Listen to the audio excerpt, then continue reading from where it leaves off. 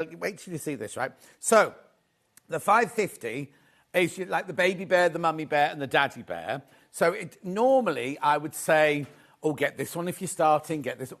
I'm going to change that completely today. I'm going to tell you not to check out on anything until you've seen all the graphics of all three. So what I'm going to do to start with is put the 550 graphics in. This machine here, now I always say it's not an entry-level machine because it's a bit higher up than an entry-level machine, but it is the baby of the three. And what you get on this, if you look at the front of the machine on this one, you get the locking stitch, you get the needle up, needle down, you've got the go faster, go slower, you've got your reverse button, you've got your start button, you can drop the feed dogs, you've got a button, a needle threader, and you've got your buttonhole guide there. Now, it comes with 50 stitches on the machine. So your normal price for this would be $520. Now, I'm going to tell you, don't check out on any of these yet. Don't buy any of them yet, right? We're on 5-way split pay, excuse me. 5-way split pay. You wait till you see what Hayley did.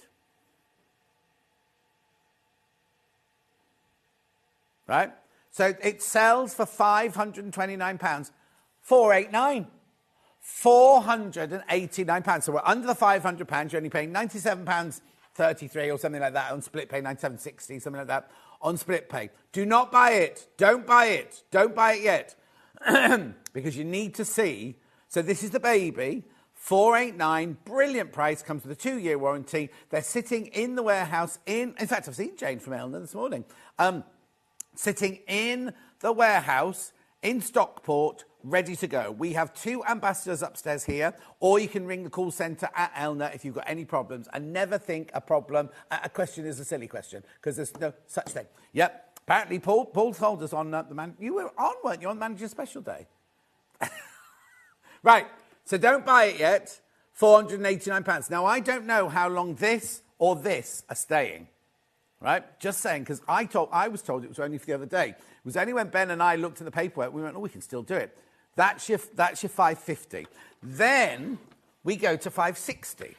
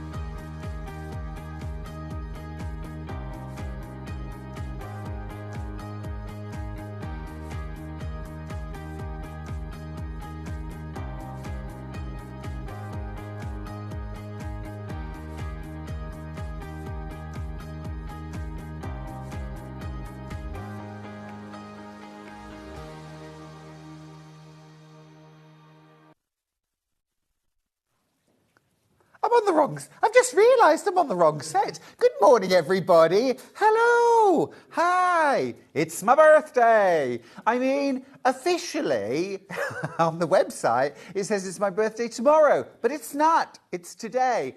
But, you know, since I turned 21, I just decided that I was going to have a whole birthday month. So, hey, it doesn't matter, really. Anyway, good morning, everybody. I'm on the right set now. Hi, everybody.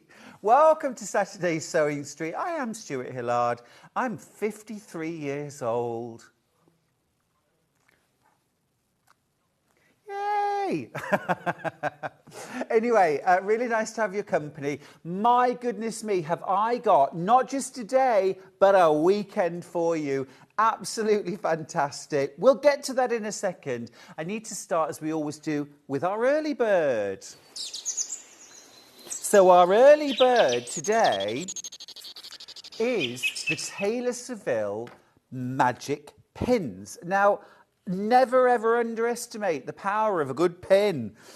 Pinning is the way to go. I used to think pinning wasn't that cool, and then I had to unpick lots of things and re-sew lots of things, and I thought, maybe pinning's a good idea after all. Now, the Taylor Seville pins have never been reduced before, not like this anyway. Are you ready for this? Should be $19.99. Should be $19.99. $14.99 today. 25% saving. 25% saving. You're saving a £5 on these. These are beautiful. You get 100.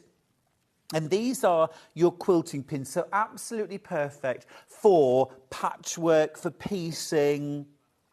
So many of these have leapt into baskets. It's a very busy start to the day, and my goodness me, have I got some loveliness for you. These are beautiful quality pins. These are the kind of pins you are going to love using. They have a special silicone gripper, like a comfort grip handle. You can see here, I don't know, have a little close look there. It's got sort of special little sort of ridges along there, which make it very easy to hold on to and comfortable. Also, they're heat resistant. So if you glance the iron onto these pins, they're not going to melt. They're not going to stick to your iron. I mean, obviously, don't sit the iron on them. You know, it's an offer, not a challenge, as we say. But they are brilliant and beautiful quality, fine, very sharp, just beautiful to use. Beautiful to use. I do need to say some good mornings, some lovely messages. May's got in touch. Morning, happy birthday, Stuart Hillard. Pam says happy birthday, lovely. Claire says morning, Stuart and all. Happy birthday. Jan says good morning and happy birthday, Stuart. Christine says morning, gorgeous Stuart Hillard. Happy 21st birthday. 53, proudly 53. Jan says happy birthday. Ange says happy birthday. Looking fabulous. Lots of love. Thank you, darling. Hilary says, morning, sweetheart. Happy birthday. Have a fabulous day. Tracy says, happy birthday. 21 again? Nope. 53. 53. Laurie says, happy birthday, Stuart. Have a great day. Thank you. Messages along the bottom too. Can I have them on this one as well, please? Because I am definitely got 53-year-old's eyes. Happy birthday, Stuart. Have a lovely day. Thank you. That's from Heather. Another one. Jane says, morning, Stuart. Happy birthday. Have a great day. Thank you, Jane. Oh, that's lovely. Another one. More happy birthday, young Stuart. Happy birthday, young Stuart. Have a fantastic birthday. Just love watching you and learning from the team. Thank you, darling. That's lovely. And I hope there will be champagne and cake. Rosalind says, happy birthday to my favourite man on TV. Oh, you're a darling. Lots of love to you. Thank you. Ah, that's gorgeous. We'll play some more later on. Thank you very much, everyone who's messaged in. I'm going to leave that. Half the stock's gone already. I need to tell you about something very exciting. Come with me. Come with me. I'm going to sort of stand behind first of all. Now, I've got some giveaways. I've got some gorgeous giveaways. We're playing Shop to Win this weekend. Here's how it works. Every time you check out your basket, your name will be added into a prize draw, and the prize draw will be done at the end of the weekend. So you've got 2 days to shop and win. Okay, and the winners will be announced on Monday. Now, let me tell you what the prizes are, because this is super cool. There are 2 prizes of books. So you're not getting 1, you're getting 3 books. You're getting Make 100 Quilts, Simple Shapes, and Bags for Life, all 3. And I've got 2 lots of that prize. Next up, I've got these, those were donated, by the way, by my publisher, Pavilion. Now, next up, donated by Franklin's, I've got some electric scissors. These are super cool. Gorgeous, love those. They are absolutely brilliant. Powering through dressmaking, home decor. So electric scissors. Next prize will go down to the bottom. I've got 2 fabulous yarn prizes, both donated by Stylecraft. I've got a full kit for Jane Crowfoot's Eastern Jewels version of her Persian Tiles blanket. So that's absolutely beautiful. Look at that, just gorgeous. And you've got the full pattern and the full yarn kit as well there. And then I've also got a full set of my sock yarns, Walking in Nature Part 2, 6 balls of sock yarn and a limited edition tote bag. And then last but not least, a absolutely gorgeous Tilda prize. Have a look at this. So you're getting a 2.5-inch strip roll. You're getting a fat quarter bundle of chambray. You're getting a layer cake of Hometown, a fat 1/8 bundle of Blossom blenders. You're getting a fat 1/8 bundle of Chic Escape. You're also getting a Tilda cat kit to make the cat doll and the clothes. You get a pack of Gutermann thread, some scissors, and a mug. And that's all one prize. Oh, and chambray buttons as well. 2 sets of chambray buttons. Oh, all of that is another prize. So I've got 1, 2, 3, 4, 5, 6 fabulous prizes. So with that being said, what's coming up on today's show? Let me talk you through the menu.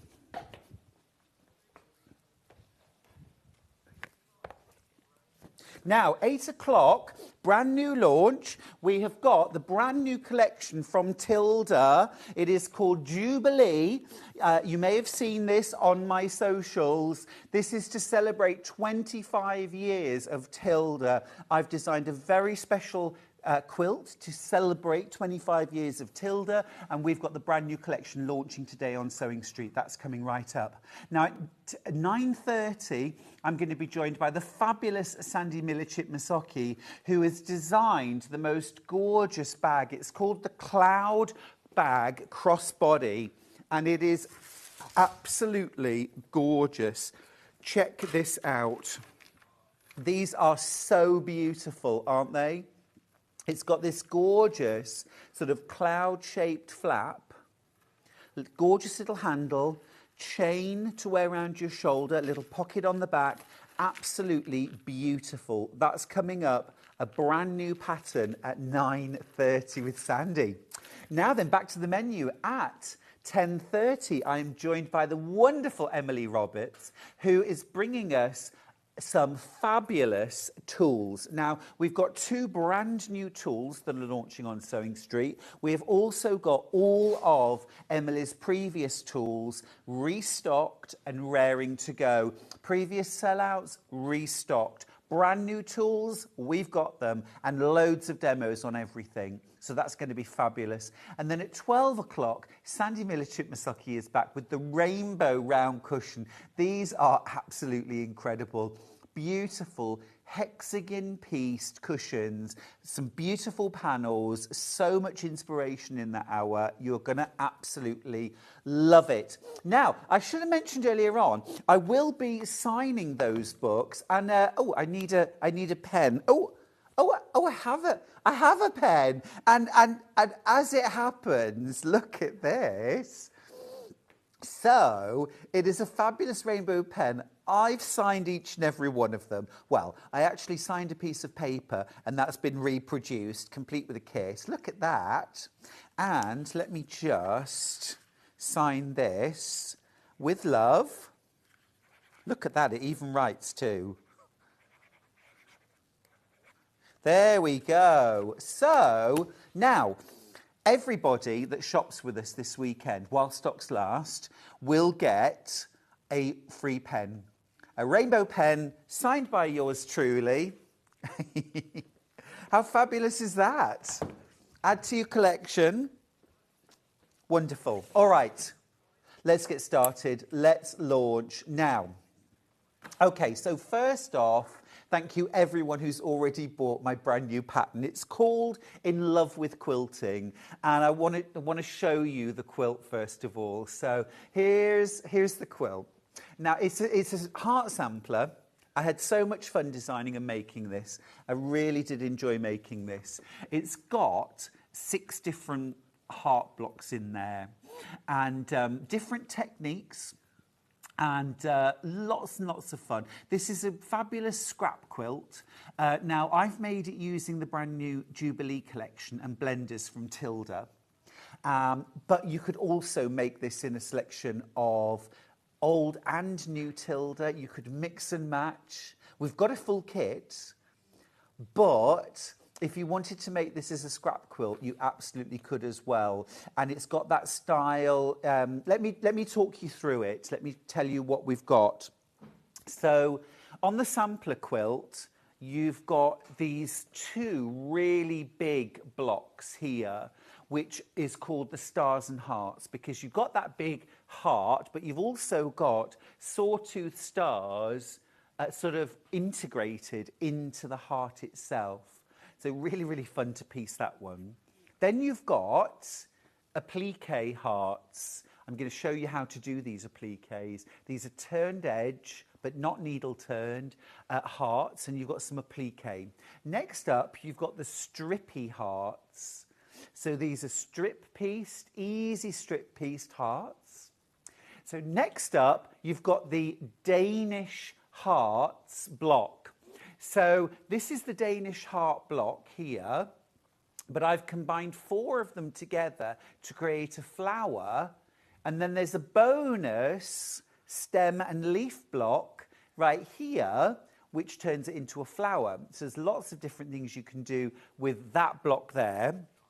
And then, last of all, you've got the layered hearts block, which is this one here, which features 2 different hearts kind of superimposed onto each other. Now, once you've got all of that together, you're going to put the border on, which is a piano key border. And I couldn't resist. The Jubilee range is a real rainbow of colour. So I couldn't resist keeping it in rainbow order. But you could also do this scrappy style with all your bits and bobs, or your Tilda collection, old and new. Now, let me tell you the real value in this pattern, because it goes way beyond that quilt. Okay, so here's the quilt, but what I've done is every single block has its own project. So let's dive in. So first of all, you've got the Danish hearts block. Here's a single block, but I've turned it into a flower. So I've combined 4, I've made stems and leaves, and boom, there's your glorious sunflowers quilt pattern. So you get this. This is a quilt pattern you can make all on its own. So that's 2 quilts now. We've got the sampler and the glorious sunflowers. Next up, we've got the heart applique, and you have the pattern to make a cushion, a 9 applique cushion using the appliques. Next up, strippy hearts. You have the pattern for how to make it. Then you've got the pattern to make a table runner using your strippy hearts.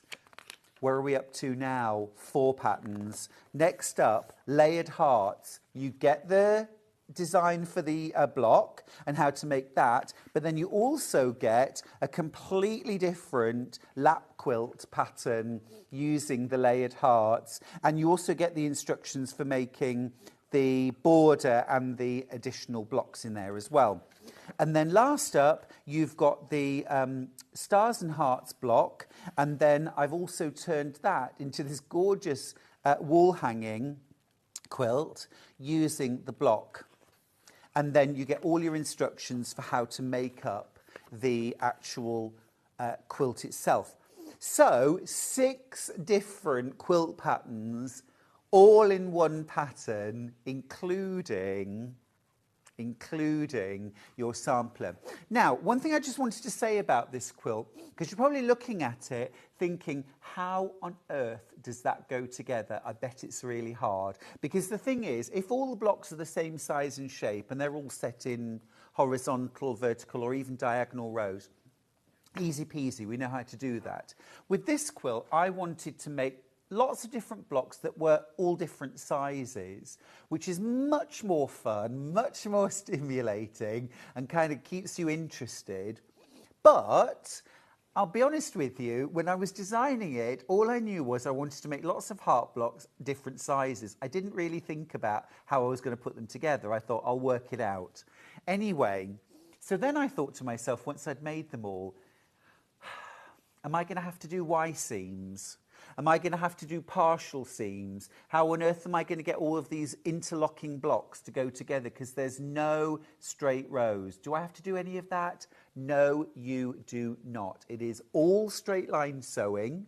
What you will do is you will piece your blocks and then you will chunk them. It's all in the pattern. And there is one extra thing that you're going to do, and it's all in the pattern. There is one block that rather than sew the whole thing together, you're going to sew that one block into 3 chunks, and a bit of each will join other chunks. Right? And then when the chunks come together, that final block, it's like a jigsaw. It's all in the pattern. It's all in the pattern. But there is only straight line sewing, no set-in seams, no Y seams at all. Super easy. Now, if you want to recreate this quilt exactly, this is made using the new Jubilee range from Tilda, and we've got a kit. Let me show you the full quilt kit. Now, this quilt kit will make the quilt that's behind me, but you will also have leftovers that you can make things like the Strippy Hearts table runner, some cushions, some other accessories, some bags. So it's a big bundle, but you need the variety, okay? So this is the bundle. You get a lot of fabric in this bundle. And if you're a real super fan of Tilda, I know you're going to want this. So what you get is the full Jubilee collection. This is the 20-piece collection of Jubilee. And I will show you all these fabrics in a second. So there's your 20 fabrics. You also get farm flowers. This is the special coordinate that goes with the Jubilee range. And I've used all of these in my quilt as well.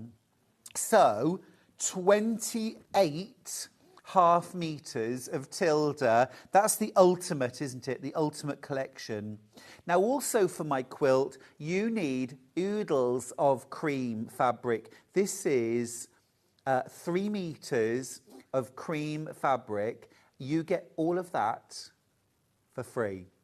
You don't pay for that. 3 meters of fabric for free. £22.74 free, okay?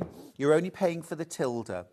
And so it is a huge and very beautiful bundle there. You also, of course, get the full instructions as well. £12.99's worth of instructions as well in there. Now, let me just mention, you can also get the 20-piece Jubilee collection as a bundle. You can also get the Farm Flowers 8-piece collection as a bundle.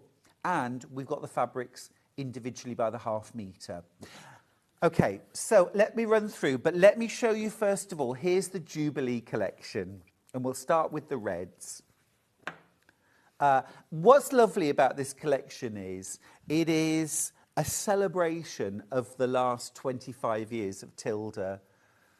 Those beautiful florals, those beautifully cute and naive animals and characters that are featured, those classic sort of 50s florals that we see. I mean, they're absolutely gorgeous. That one's one of my favourites, just absolutely beautiful.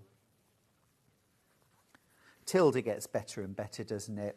Interesting. I love this turquoise teal. That floral, absolutely beautiful, isn't it? And red and teal together, well, I'd never seen that before, Tilda, but they sort of introduced me to that. I'm going to pop this pink one in there. Isn't that gorgeous? So just absolutely lovely. And what you'll probably recognise, if you're a Tilda fan, you'll recognise some of the motifs. None of these fabrics are reproductions from previous collections, but what they have done is taken... So this elephant and these characters are from the Circus range, which was probably about 6 years ago, something like that. These elements here, this is from Windy Days. Yeah, there's various different things that are taken from other collections, but the motifs have been reimagined, redrawn, recoloured, and it creates a brand new, unique collection, but that has the flavour, the element, the beautiful sort of heritage, I suppose, of Tilda. And then, of course, look at these stunning blues as well. Absolutely gorgeous. Little elements there from Tiny Farm. It's gorgeous, isn't it? Absolutely beautiful. And those wonderful florals as well. So that is the Jubilee collection. As I say, you can get the Jubilee collection on its own. It's 20 half metres, 10 metres in total. Here are the graphics for this collection on its own. Remember, this is the brand new launch. The range Jubilee actually came out on the 1st of February, so it's the 3rd today. This is its TV debut, 152.82. Now, you can take advantage of split pay if you'd like.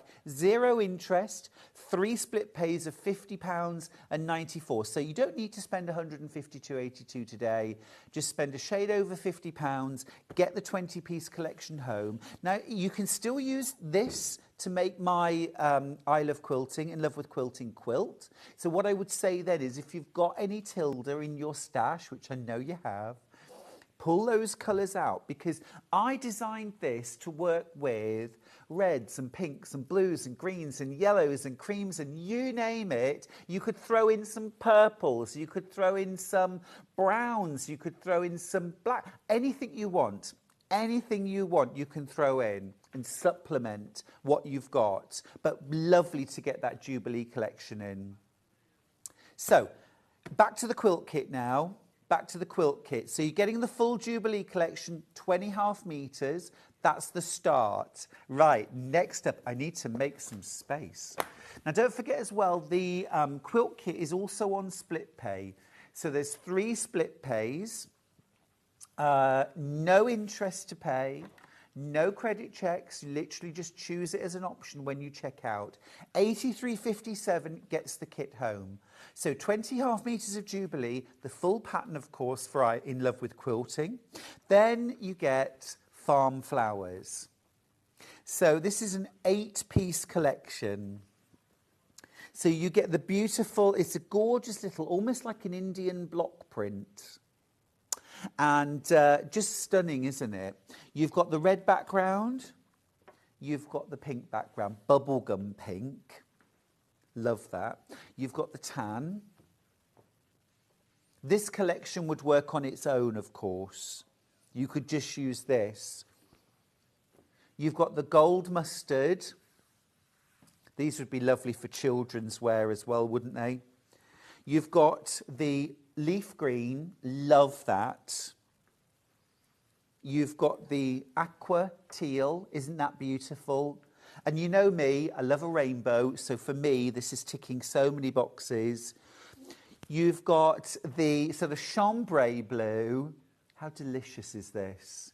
And then you've also got the deep inky blue. Look, that is stunning, isn't it? Now, just a warning, we do have this bundle on its own as well, 8 half metres, but these always sell out the first. So just a little warning there. Well, I've only got 5 of this bundle left now. You've already spotted it. Well done. 67.92. Gosh, that's a good price, isn't it? You're getting 8.5 meters of brand new Tilda Jubilee. This is the, well, they call it their coordinate, but I've used it as one of the main fabrics in my quilt. It's an absolute hero.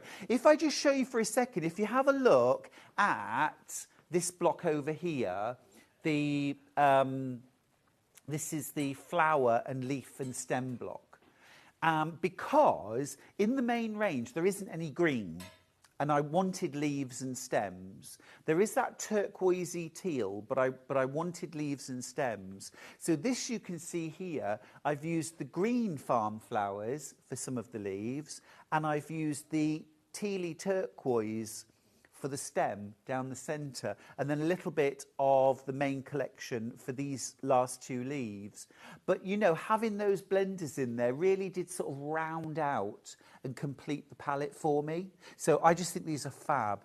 So in the main kit, remember, you're getting all of these.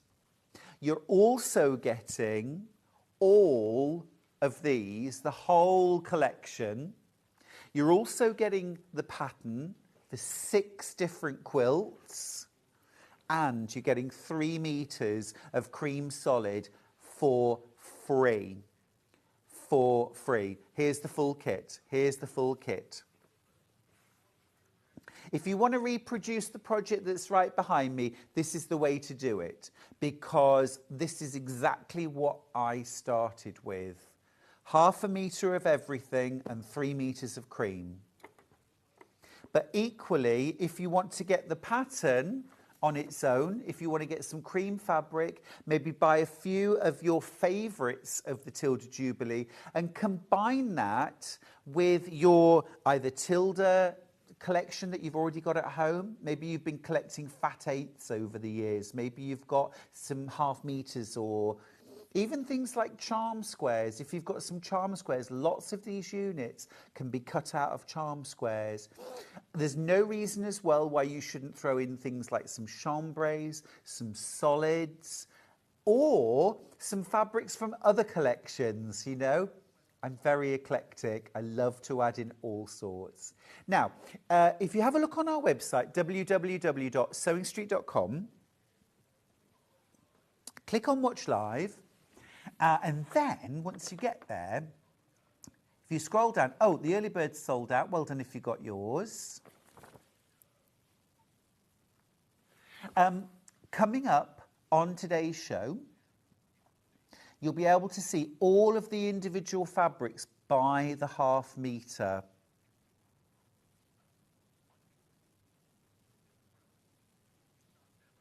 All of the fabrics there, all by the 1/2 meter. So many different options here. You've got the farm flowers bundle. You've got farm flowers individually. You can mix and match. So, for example, like I said, I thought there was a few greens that were missing from the main collection, for my quilt anyway. You could get the main 20-piece collection and then maybe get the green and the teal farm flowers to do your stems and your flowers. Lovely for dressmaking too. Oh, now stop there a second. Just go back down a little bit for me, Ben. Just go down a tiny bit more to the backing fabric. Keep going, keep going, keep going. That's it, stop there. You see that gorgeous, almost paint splatter? Just let me show you. Look, that's what I used on the back, and just perfect. That's my backing fabric. Really lovely. Right, there's a lot to think about there. There's a lot to do. So I'm going to give you a couple of minutes. We're going to take a very short break to give you time to check out. And also, never miss a show by watching on the go with the Sewing Street app. Head over to your app store now and search Sewing Street and simply download to your smartphone or tablet. You can watch the shows live and see your favourite presenters and guests. Click on the Today button to shop all of the products that are featured in today's show. Want to know what's hot? Then click here to see today's bestsellers and highlights. Have you missed a show or want to watch one back? Then click the schedule button and you can go back 7 days to watch and shop, and you can also see what's coming up over the next 7 days. Want to say hello or ask a question to our guests? Then send a message to the studio. You can also keep in touch with all the latest news, events, product launches and much more by clicking here for our social media pages. Never miss a show by watching on the go with Sewing Street.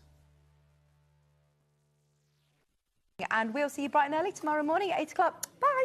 Did you know that you can continue shopping 24 hours a day, 7 days a week, even after we've finished broadcasting live?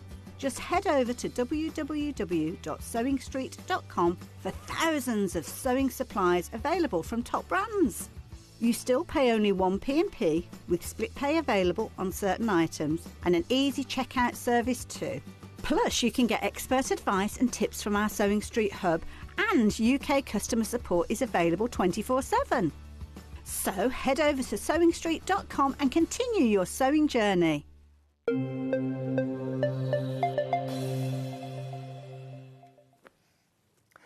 Welcome back. Well done if you've checked out your basket. Don't forget, every single one of you who shops with us today or tomorrow will get a free special limited edition pen.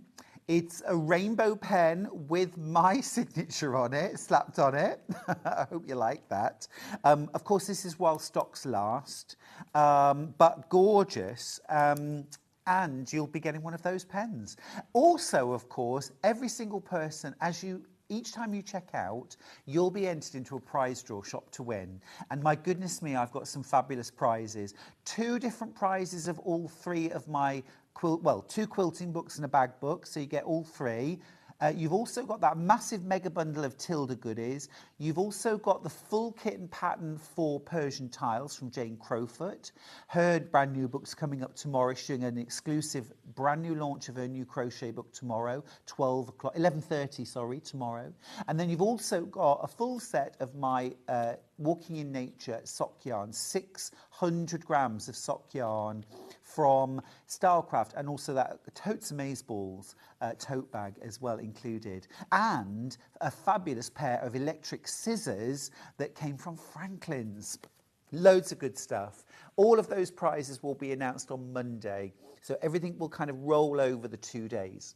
Right, let's get into a demo. I want to start off with some applique. Now, just looking at the quilt for a second, we've got 8 applique blocks, or applique, you say potato. Here they are. Turned edge applique. Now, if you want to do fusible applique with Bondeweb, you absolutely can. But I'd encourage you, a sampler quilt is a great opportunity to try a different technique or try something new. This quilt is beginner friendly, completely beginner friendly. There's nothing hard on the quilt at all. All easy skills. But this might be a skill builder for you. So, first off, you need some, I've used cereal box. Yes, this was Jordan's Country Crisp. It's delicious. That's how I start my day, mixed with hazelnuts, almonds, Brazils and pecans. I always like to start my day with nuts. Now, you cut out the finished size of the heart template, okay, which you get included on your pattern. Cut it out of cereal box card. This is the best card to use. You could use Mylar template plastic if you want, but don't use regular template plastic or it'll melt. So you've got that cut out. Next thing, you need your chosen fabric. Okay, so, and if I'm going to do something that's got lots of curves, I like to put those curves on the bias if I possibly can. Okay, next up, you could draw around the template if you want to, but I reckon most of us, if you're careful, you can cut this out by eye. So what I'm doing is I'm cutting it out with nice sharp scissors, and I'm adding on a generous 1/4 of an inch seam allowance all the way around, okay? Now, this doesn't have to be done terribly tidily, which is just as well, isn't it, with my scissor skills. Okay, I'm just going to finish off cutting round. Now, the other couple of things that you'll need are a cheap paintbrush, child's paintbrush is fine, something like that. You'll also need either some spray starch or some best press. And I've got some best press. And a little travel iron. Okay, right, so I'm going to take the lid off. And I've got my paintbrush. This was a very cheap paintbrush. Right, so I'm going to dunk it in the spray starch. And what I'm going to do is I'm keeping my template on top as a little guide. And I'm going to paint the seam allowance. So I'm really only painting the fabric, but of course some of it will get on the cardboard template. That's fine. So you want to make sure that the fabric is properly saturated, but it doesn't want to be dripping wet. So there we go. I've painted all the way around. Right, now I'm going to give that a moment or two just to let the spray starch soak in. While that's happening, excuse me, I'm going to take my iron to my cardboard template. It's a very important step. If you've got any starch on your template, you need to dry it off. Because if you leave the cardboard soggy, once you start using it to create your applique, it'll distort.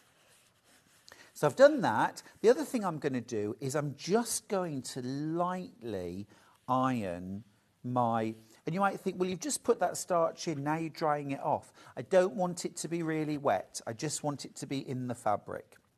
Right, template back on top, grab your iron, and now what I'm going to do is I'm going to use the edge of the iron plus my fingers, and I'm going to iron the seam allowance onto the cardboard.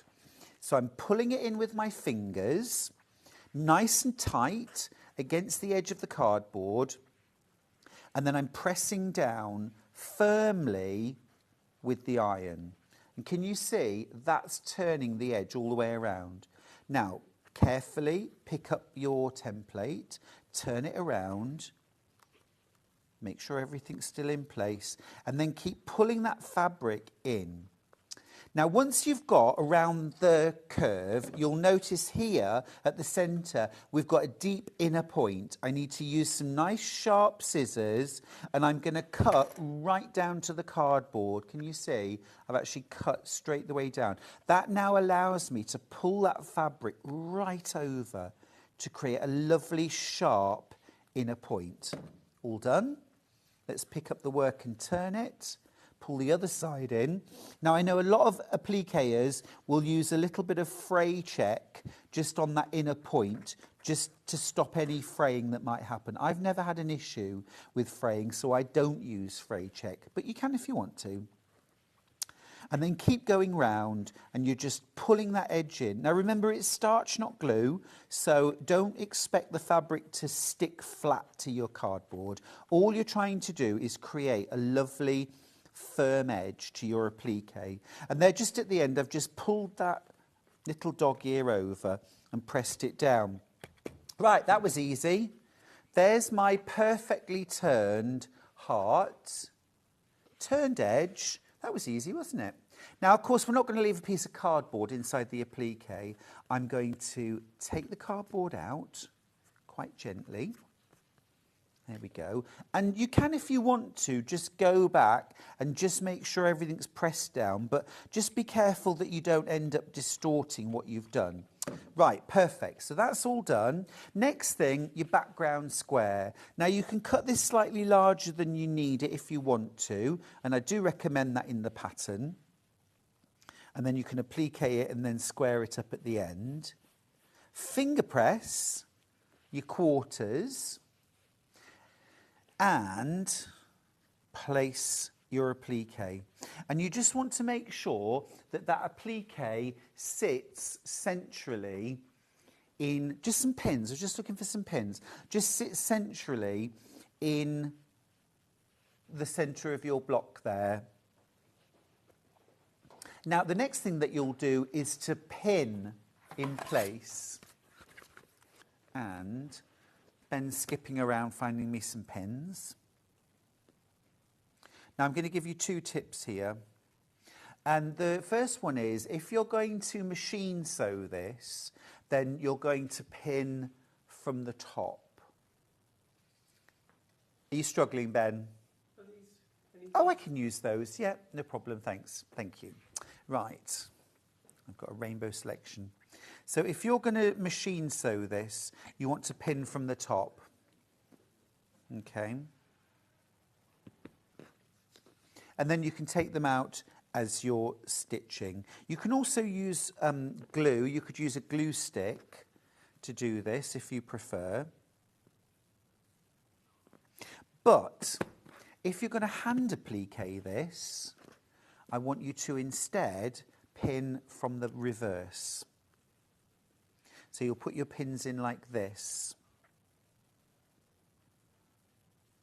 So if you're hand stitching, you pin on the back. And the reason for that is, if you're hand stitching this, your working thread is on the top.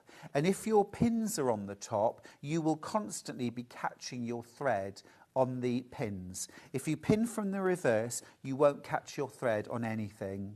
Top tip. Right, the last thing is when you come to applique this, if you are appliquing it by machine, then just use something like zigzag or a blanket stitch, or if you want a really quick finish, you can do like I'm about to, which is to do a straight stitch. So I'm going to finish this off with a straight stitch. So I've got some cream thread, and I would probably use cream thread actually for all of the appliques. That would look lovely. I'm going to use a straight stitch. I'm going to increase the stitch length to 3. And then I'm just going to sew about 1/8 of an inch. Just 1/8 of an inch from the edge of the fabric. Now I'm just going to position this very carefully. Ooh, there we go. There we go. And turn it. Oh, has something come unthreaded? Oh, yes, it's the top thread. Goody. I love threading the machine on air. While we're doing that, just need to let you know I've only got 6 of the big kits left. The big kit's been flying out. The Farm Flowers bundle has sold out. Well done if you managed to get that. Oh, was the needle... Oh, brilliant. That's it. Let me just pull this through. Yeah, the Farm Flowers bundle has sold out. So well done if you got that. Right, let's get back to sewing.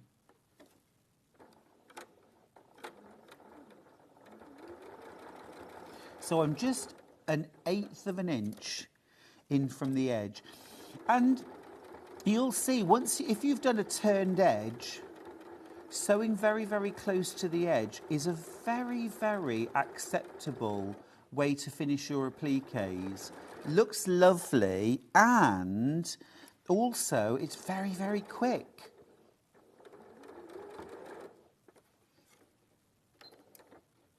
Just make sure you stay on the applique. Okay, last little bit. Don't forget, if you want the pattern on its own, you can get that. And this is the sort of ultimate stash buster and scrap buster, because you've got 6 different patterns for £12.99. You've got the heart sampler, In Love with Quilting, but you've also got 5 more quilt patterns. You've got a table runner, a cushion, you've got 3 different quilts, all patterned for you for £12.99, plus the sampler. Right, that is done. That is all appliqued, and I'm just going to show you the stitching, how the stitching looks. Can you see in there? And that's a really nice finish. And remember as well, that is not a raw edge, that is a nice turned edge and a straight stitch going all the way around. Oh, my eyes, my eyes. There we go, perfect. Great, right. There's one of the blocks made. Yeah, nice and easy. But like I say, the whole thing is beginner level. You don't have to be an advanced quilter to make this. I know it looks complicated, but it's not. That's the point of the pattern. Right, let me show you something else. So I'm going to go back to the stems and leaves block, because to make the leaves, I've used stitch and flip. And I know that we use this technique quite often. It's really successful. It's a really easy method to get beautiful accuracy. Anybody can get beautiful accuracy with stitch and flip. And it creates these leaf blocks. But I've also used it to create the strippy hearts block up here. I used the stitch and flip technique to make the heart. And I've also used it in the hearts and stars block. And I'm going to show you this one next. So there's a few stitch and flip units in this block as well. So let me show you first of all. Let's do a leaf. So you're going to start off with your leaf fabric. So you've got a square of that. And then you're going to need a couple of squares of your cream background fabric. And I've drawn a line from corner to corner using a pencil. Now next up, we're going to pin these in place on two opposite corners. Okay. Now when you make your leaf blocks, it's important that you make, for each block, 3 right-facing and 3 left-facing. So what I mean there is, this is only really important if you've got directional fabric, but you're going to put 3 of them are going to have the squares on these 2 corners, and then 3 of them are going to have the squares on these 2 corners, okay? Because if you just have one more quick look back at the quilt, you can see that you've got left-facing leaves and right-facing leaves. So when I was making these, I just sat down and I did the 3 that went one way, the 3 that went the other way, and I had them all laid out next to the sewing machine so that I wouldn't get muddled up. Please don't think that you're the only person that ever gets muddled up while you're sewing, because trust me, we all do. Ben, while you're in the room, would you mind just grabbing me the iPad, please? I don't want anyone to think I'm ignoring them. It's just on the other side of the studio. Right, so I've put those in place, and I'm going to do some stitching next. You got it there. Thanks, Ben. So you're actually going to sew directly on the line, okay? So I've got my straight stitch, centre needle position. That's very important. And one of the things that people often have problems with doing units like this, thanks, Ben, is that because you're sewing right from the corner, this is where there's no fabric for your feed dogs to grip onto, and so you can get knotting or bird's nest of thread on the back.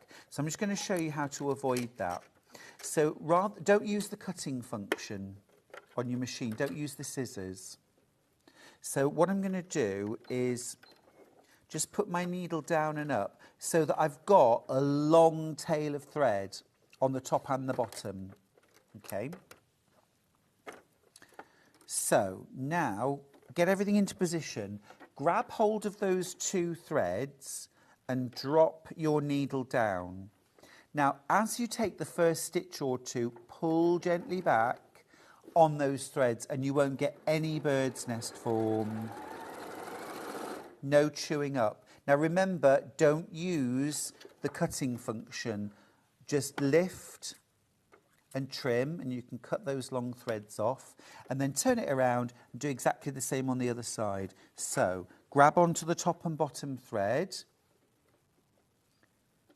drop your needle into the down position, and then as you take those first couple of stitches, just pull back on the threads and you won't get any bird's nests. Right, you can use the cutting function this time. And there you can see, perfectly sewn, no bird's nests. Right, once that's done, whip the pins out.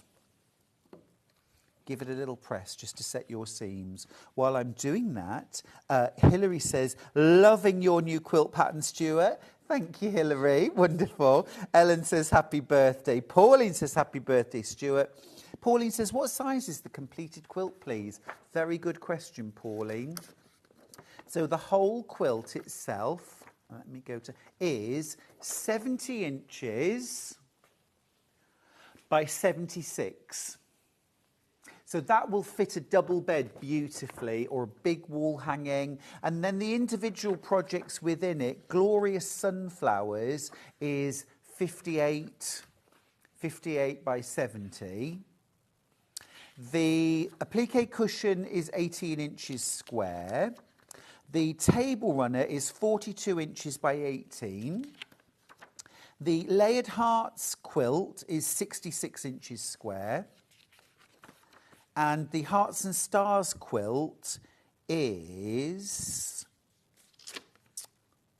have I missed off the size for that? 40, I think it's 60 inches. Oh, 63 inches square, I have put it. 63 inches square. Yeah, and then the quilt, as I say, 70 inches by 76 inches. It's a big one. Right, so, done that. Michaela says, happy birthday, Stuart. Lovely to see you. We don't see you enough. Oh, that's kind of you to say. Some people say they see too much of me, but I don't agree. Pauline says, happy birthday.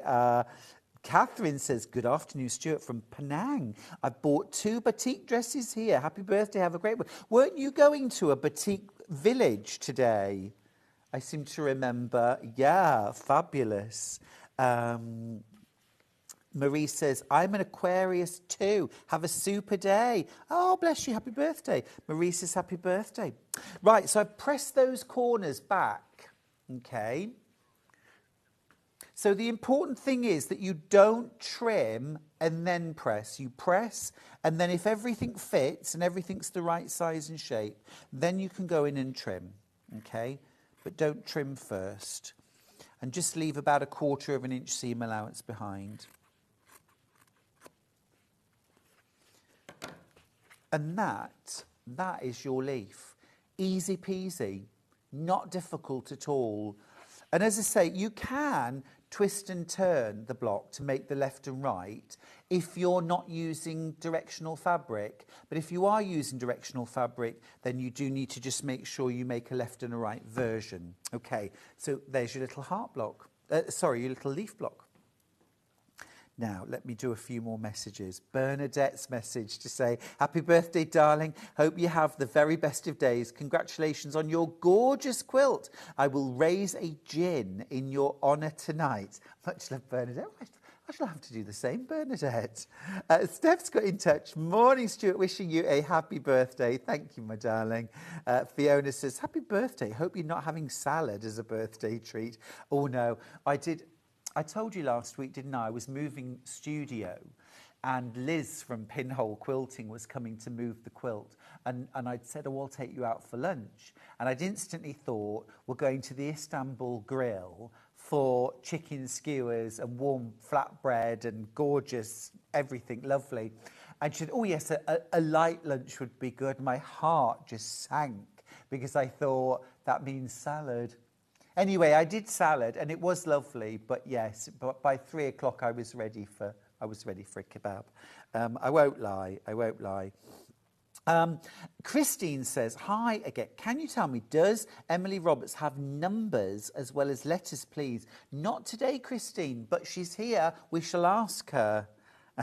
So many lovely birthday messages. Thank you, everybody. Rebecca Harrison's got in touch to say, have a wonderful birthday.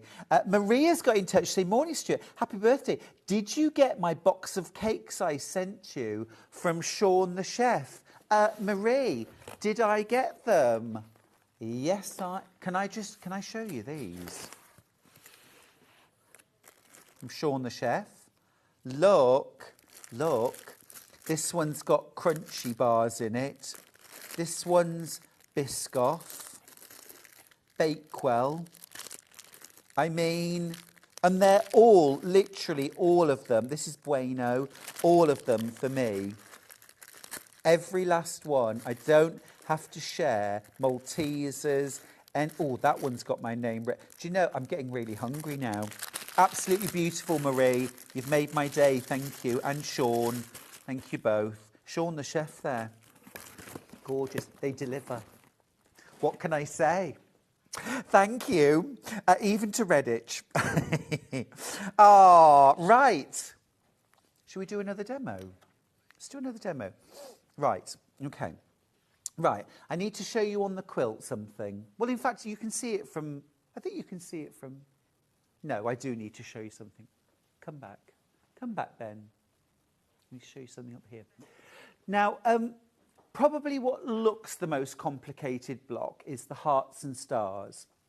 And it looks complicated because we're so used to piecing star blocks on their own and then a heart block maybe on its own. It's like, well, how do you integrate that into that?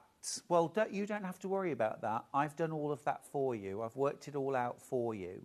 Wouldn't this be amazing done in really deep purple, inky purple batiks and fabulous, maybe Jason Yenter fabrics, and then these stars in the lightest to brightest sort of pale cream against maybe a black background. Amazing. Anyway, simple quarter square triangles and some clever little units that I'm going to show you how to make next. This is the unit here that I'm going to show you, or rather, it's this one up here, okay, which you can see consists of one large triangle, and then this other half is made up of a funny kind of wedge shape and a little triangle. But I'm going to show you how easy it is to piece this unit. Okay? Right. So, first bit of good news is you don't need a wedge shape, a chisel shape, and you don't need a triangle of anything. You need one square and two rectangles. Okay? So, what you're going to do is start by sewing those two rectangles together. Now, you might have noticed on that star, the star point is on one side on one half and on the other side on the other. If I show you on the pattern, it's this little bit here. Okay. But anyway, the principle is the same. So I'm going to sew these two rectangles together, so right sides together, and I'm going to use 1/4 inch seam allowance. So we'll start with that.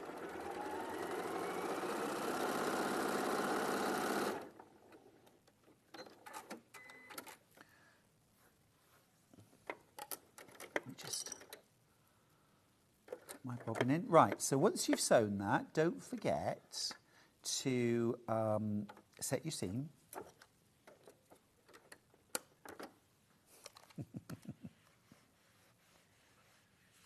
So I've set my seam, and then press your seam allowance one way or the other. Do you know, I've got to tell you a quick funny story. When I came in this morning, everyone was already in the studio. Dan and Charlie and Ben. I call them the A-team. Anyway, they were all in. And I came in and I said, oh, well, hi, everybody, expecting everyone to say, happy birthday. And everyone just went, oh, you're right. Hiya. Yeah, morning, morning. You're right. All very pleasant, but not a single happy birthday. And I thought, well, not everybody's into birthdays, no. Oh, one of them might say happy birthday. Anyway, we got about halfway in, and Charlie said to me, oh, we're going to have some cake tomorrow. And I went, tomorrow? And he went, yeah, for your birthday. And then everyone said, yeah, your birthday's tomorrow, isn't it? And I said, no, it's today. And they said, oh, because on the schedule, tomorrow it's all happy birthday, Stuart. And I was like, no. Anyway, so then they all said, happy birthday. But it was too late by then. I was crying. I wasn't. Right. Okay, here we go. So, sewn your two together, and then you've got a square. Now, you do need to make sure at this point, and it is worth doing, check that your square and your two rectangles sewn together are the same size and shape. This would be an indication that perhaps your seam allowance was a little bit out, you know, if they weren't the same size and shape. So do be careful there. Anyway, mine are fine. So what we're going to do is we're going to use the stitch and flip method again. So I'll grab some pins, stitch and flip.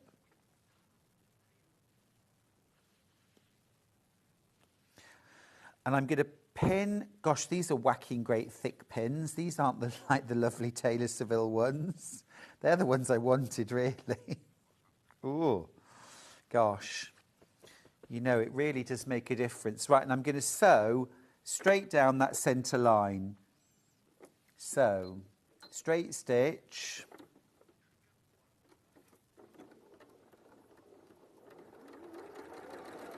And sew.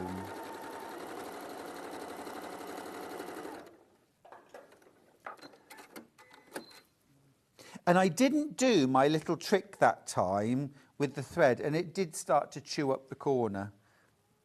So it is worth doing. Right, let's give this a little press. Completely beginner level this. Now, depending on which side you flip back, the right block, the wrong block. Because what we don't want a little star point in green. It's supposed to be yellow. So you will have a right and a wrong. So just make sure before you start pressing that you've got it on the right side, okay? Because if you haven't got it on the right side, you can just unpick that seam and re-sew it. But if you've already trimmed, you know you've committed yourself. So don't do that. Fiona says, it's your birthday. You can cry if you want to. You should have worn a big badge. I know, normally I would. I'd wear the big, it's my birthday badge. But I don't know, for some reason this year I thought maybe at 53 I ought to grow up. I don't think so. Trim that across. And there you've got your little star point. And this is part of the heart, or it would be, you know. And that's your block. Easy peasy. Don't throw these bits away, by the way. Take these to your sewing machine. 1/4 inch seam allowance. And stitch. Because you'll make a few of these, so it's worth keeping them. I would press this seam open just to distribute the bulk.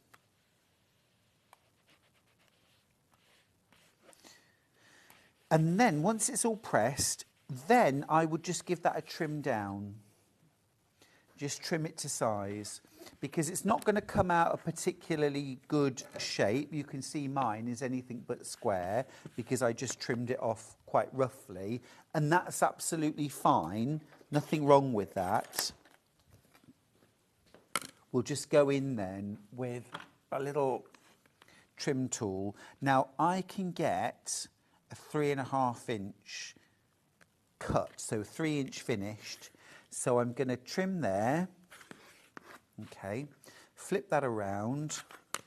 And all I'm doing here is lining up that diagonal 45-degree line on my ruler with the diagonal piecing line. So it started off a very funny size and shape, and now it's a perfect 3 inch finished half square triangle. So that is the only waste from that method. So that's better, isn't it? We don't waste our fabric, do we? It's beautiful. We need to make the most of every square inch of it. So it's a bit of a 2-for-1, that. So you could save those up and use those in a little pillow that goes with your quilt. So there we go, another little demo for you.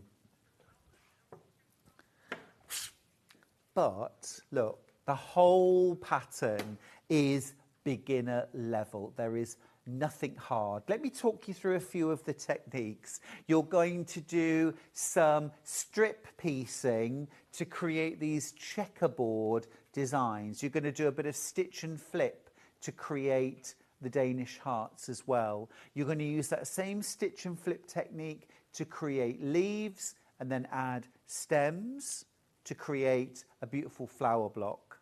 Now your strippy hearts, you're going to make those by simply sewing strips together to make a big square, and then you're going to use stitch and flip to add the corners. So again, easy peasy, beginner level.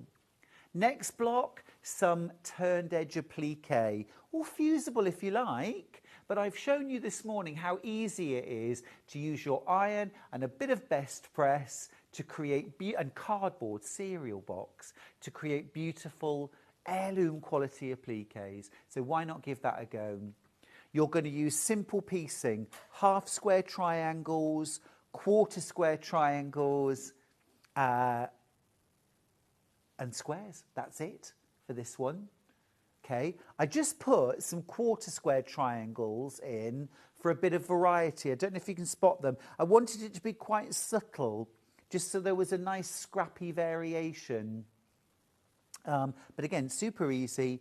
And then the last block, of course, is the stars and hearts. And that consists of squares, half square triangles, quarter square triangles, and that special stitch and flip block that I've just shown you, just in a few different colour combinations. The key to putting the whole quilt together, even though they're all different, weird and wonderful sizes, different sizes, is how you chunk it. So, just a point, make sure you read through the whole pattern before you start making your blocks, because there is one block in that quilt which isn't made as a whole block. Most of them, you just make the block, save them up, and then put it all together. But there's one block that you're just going to join into 3 chunks, and that is the key to making everything fit together with no Y seams, no partial seams, just straight sewing. Super easy. Now, remember, the pattern doesn't feature one quilt pattern. Why would it? You've got the sampler quilt. That's your first pattern. You've got glorious sunflowers. That's pattern number 2. You've got applique heart cushion. That's your 3rd pattern. Hello. You've got the strippy hearts block and table runner. That's number 4. You've got the layered hearts, and you've got the lap quilt. That's pattern number 5. And you've got the hearts and stars block, and you've got the 63-inch square wool quilt. That's pattern number 6. So all of your requirements, it's all there for £12.99. Morning, Vicky Carroll. Vicky Carroll's watching. Good morning, my darling. How are you? Jill says, good morning, Stuart. Happy birthday. Vicky says, happy birthday, Stuart. Thank you, darling. Thank you. Elaine says, happy birthday. Maureen says, happy birthday, Stuart. Have a lovely day. It's my daughter-in-law's birthday today, and would have been my mum's 100th birthday. A very special day. Oh, well, happy birthday. And also anyone else whose birthday is today or yesterday or tomorrow or even this week, happy birthday to you. Have a wonderful, wonderful week, won't you? Marie says, Stuart, keep the brownies in the fridge. Maria, they won't be around long enough to need to go into a fridge, but good advice, my love. Thank you for that. Right, shall we recap the kit? Have we got any kits left? 1 kit left, that's all. Wow. Okay, let me grab the fabrics. There's so much beautiful fabric. Now, of course, you're not going to use every scrap of fabric from this whole bundle to make the quilt. You will have leftovers. But, of course, that's wonderful, because you can use the same blocks to create maybe a table runner, some cushions, you know, adapt the pattern. But you get 20 half meters. This is the full Jubilee collection. Okay, this is the start of your kit. 20 fabulous half meters.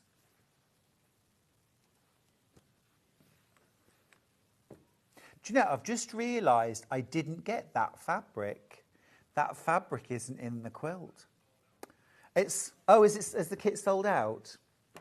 Okay, you can still get the Jubilee Mega Bundle, so I'm going to carry on showing you this. Let me show you this. So, in the Jubilee Mega Bundle, you get all 20 fabrics from the collection. Here's the first 5, all in reds, but got that gorgeous extra pink and blues in there. Then the teals. Absolutely love these. I think probably my favourite print in the whole collection is this little rose print. I just think it's adorable. Hold me closer, tiny rose. That's my favourite Elton John song. Yeah. Beautiful. Charlie sings Your Song at karaoke. And, oh, it's just lovely, just beautifully. Hold me closer, tiny dancer. Where are my glasses when I need them? These gorgeous golds and mustards. Oh, it's delicious, isn't it? Absolutely delicious. And then you also get the blues. Remember, the Farm Flowers bundle sold out. So this is my only bundle left. Just lovely. I actually used this fabric to bind my quilt with. Isn't that lush? Isn't that lush? Absolutely beautiful. Now, we have also got all of these fabrics individually, and I would just say that to make the quilt behind me exactly as I've done, I've used that bundle.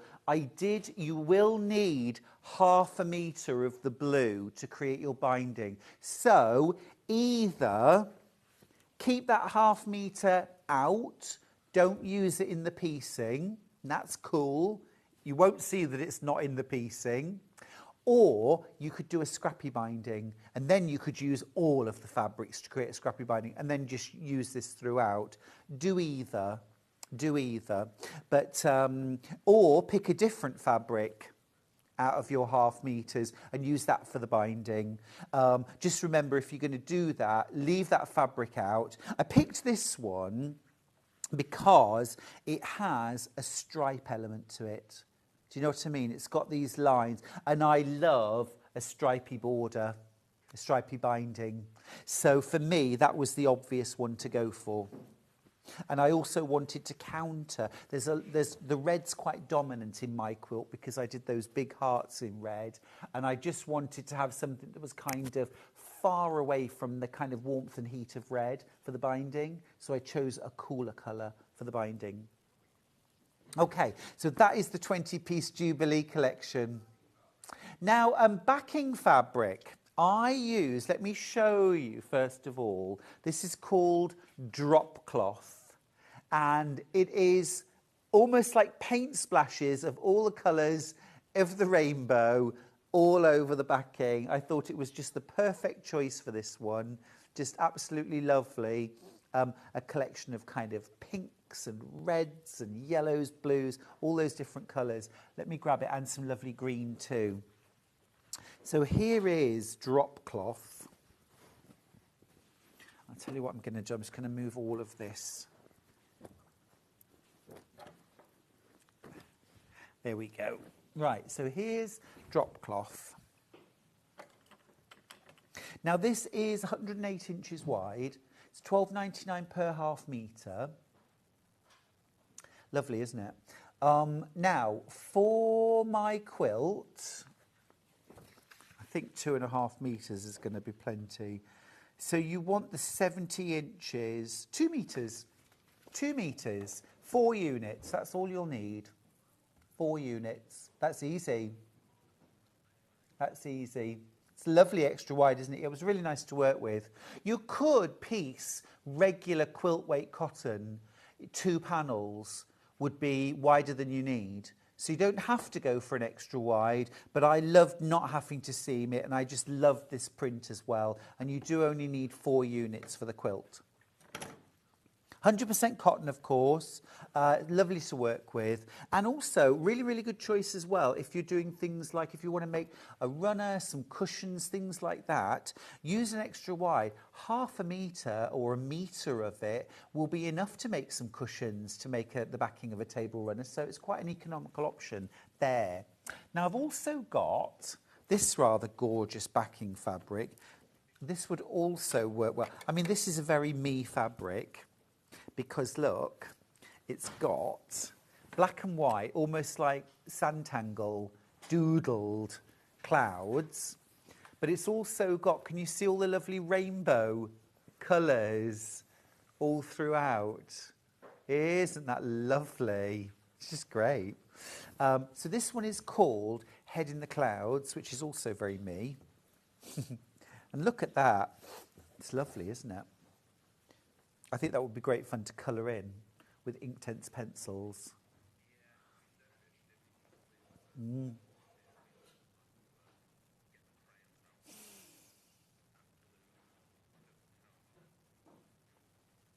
Ah, Sarah's got in touch to say, happy birthday, Stuart. Many thanks for your help with my first quilt, Floating Stars. Beautiful, you're welcome anytime. I've just ordered this one as my second quilt. Ah, I'm really proud, well done. Jill's got in touch. She says, happy birthday from everyone in Tewkesbury. Ah, that's my hometown. Thank you, that's really nice. Vicky says, oh, the quilt behind looks amazing. Thank you very much. Mo says, huge happy birthday, handsome. I'll take that, thank you. Oh, so many lovely messages. Really appreciate it. Thank you. Yeah, let's just recap the pattern. So it's a brand new pattern from me. And I wanted to do a sampler quilt for Sewing Street for ages. And as soon as I saw the Jubilee range, I knew I wanted to do a sampler and I wanted to do heart samplers. Because I tell you what, there's a few reasons. Originally, I was going to call this quilt I Love Tilda, because that was the sort of my thought process. I thought, when I think of Tilda, what do I think? I thought I'd just think of all the love there is for the Tilda brand. And those 25 years have flown by. So I wanted to do hearts, I wanted to do a sampler. But as I was making it, I just thought, gosh, this would work with so many different styles of fabric. It would work well as a scrappy quilt. So I decided to call it In Love with Quilting, because I am, and I think you probably are too. And it just great fun to make it. I knew I wanted to keep the piecing easy, beginner level, because I love that. So it is easy and it is beginner level. You're going to work making blocks. You're going to learn different techniques as you go. But also I wanted more value than that. And I thought, well, as we're doing 5 different blocks in the quilt, why not create a quilt or a project using each individual block as well? So that's what I've done. Out of all of them, my favourite is the sampler quilt. My favourite is the sampler quilt. But if I had to pick a favourite secondary one, it would be Glorious Sunflowers. It would be Glorious Sunflowers, because it's so striking, it's so dramatic, and also it looks so completely different, because I've done this black and white checkerboard centre for the sunflowers and done sort of 3 lots of the leaves to create these tall sunflowers. It's great fun, isn't it? That would actually be really nice to make a height chart out of. So imagine one of those on a thin quilt, and then you could stitch a tape measure down one side or something like that. So you could have it as a height chart, and you could put little labels of where people were. That's on the next pattern, maybe. But yeah, that one I do. But I enjoyed designing everything, and the quilt itself was an absolute joy to make. Absolute joy to make. Well done if you've got your pattern. I shall really look forward to seeing what you make. There are hundreds of you with this in your basket. I do need you to check those baskets out, because I don't want you to miss out, and the patterns do sell out. Now, Ben's just telling me I've got 1 bundle of the Tilda main collection, Jubilee. The Jubilee main collection. Only 1 bundle left. Remember, that features all 20 fabrics from the Jubilee range. You've got the blues, you've got the golds and the mustard yellows and the creams. You've got the beautiful teals and pinks, and those glorious reds. 20 of them, half a metre of each. You get a whole metre of that for free, by the way. Amazing. Right. Wow, what a start to the day. We are going to take a short break now. When we come back, I'm going to be joined by Sandy Milichit-Masaki, who's going to be here bringing her own brand of fabulous and a brand new bag. It's called the Cloud, a crossbody bag. It is beautiful. We've got some gorgeous kits.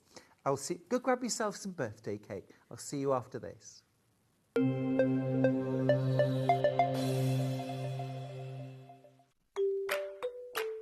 Hello everyone, I'm Delphine Brooks. I've been part of the Sewing Street family now for over a year and it's been the most incredible journey so far. Some of you may already know that I like all things sewing, anything from quilting to toy making, needle felting and of course applique, which is my favourite. The best thing about being part of the show is being able to share with you my imagination and bringing you new ideas and new designs and patterns and seeing how you interpret those designs and make your own work and then sharing your images of those is the most rewarding part for me. I'm currently working on lots of new ideas and exciting projects that I cannot wait to bring to the show and share with you all. But in the meantime, take care everyone and happy sewing! Shopping with Sewing Street couldn't be easier. You can shop via our website at www.sewingstreet.com, where you can watch our live shows and see all the products from that day. We also have a huge amount of products on our website, from your sewing room essentials to fabrics, sewing machines and much more. You can download and shop on the go with our Sewing Street app. Simply head over to your app store and search Sewing Street. Alternatively, you can contact our UK-based call centre 24 hours a day on 0800 001 4433. Shopping made easy at Sewing Street. Never miss a show by watching on the go with the Sewing Street app. Head over to your app store now and search Sewing Street and simply download to your smartphone or tablet. You can watch the shows live and see your favourite presenters and guests. Click on the Today button to shop all of the products that are featured in today's show. Want to know what's hot? Then click here to see today's bestsellers and highlights. Have you missed a show or want to watch one back? Then click the schedule button and you can go back 7 days to watch and shop, and you can also see what's coming up over the next 7 days.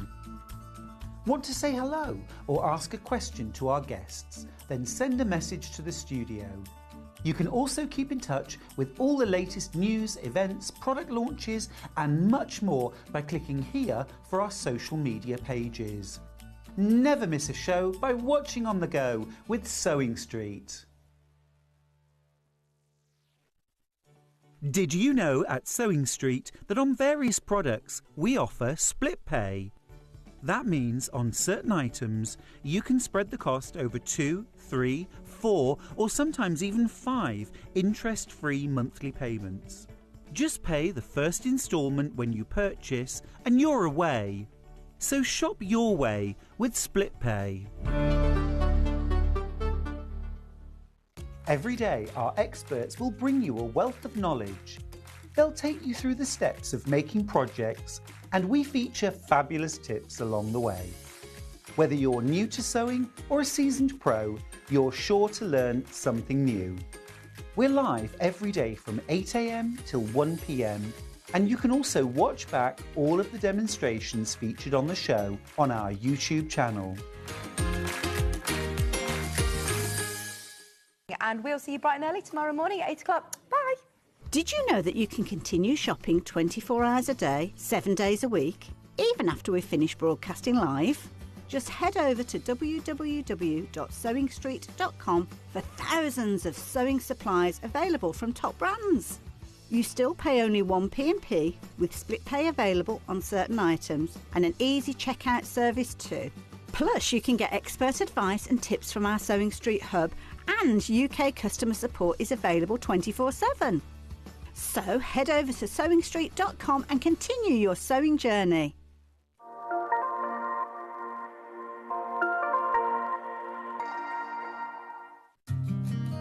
Did you know that we can deliver to over 20 different countries worldwide, spanning 4 continents from the UK to Australia?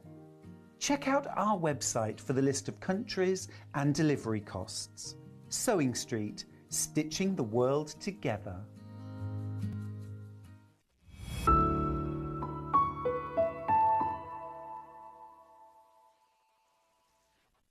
Are you having trouble finding the ideal gift for that someone special? Then why not treat them to a Sewing Street gift card? Simply head over to the website and scroll down to the bottom of the page and click where it says gift cards. You can decide between posting the card or delivery by email, then decide the value that you would like to send. Whether it's for a birthday, a special occasion, or just a way to say thank you, the Sewing Street gift card is the perfect answer. Our UK-based call centre is always on hand to assist you 24 hours a day, 7 days a week.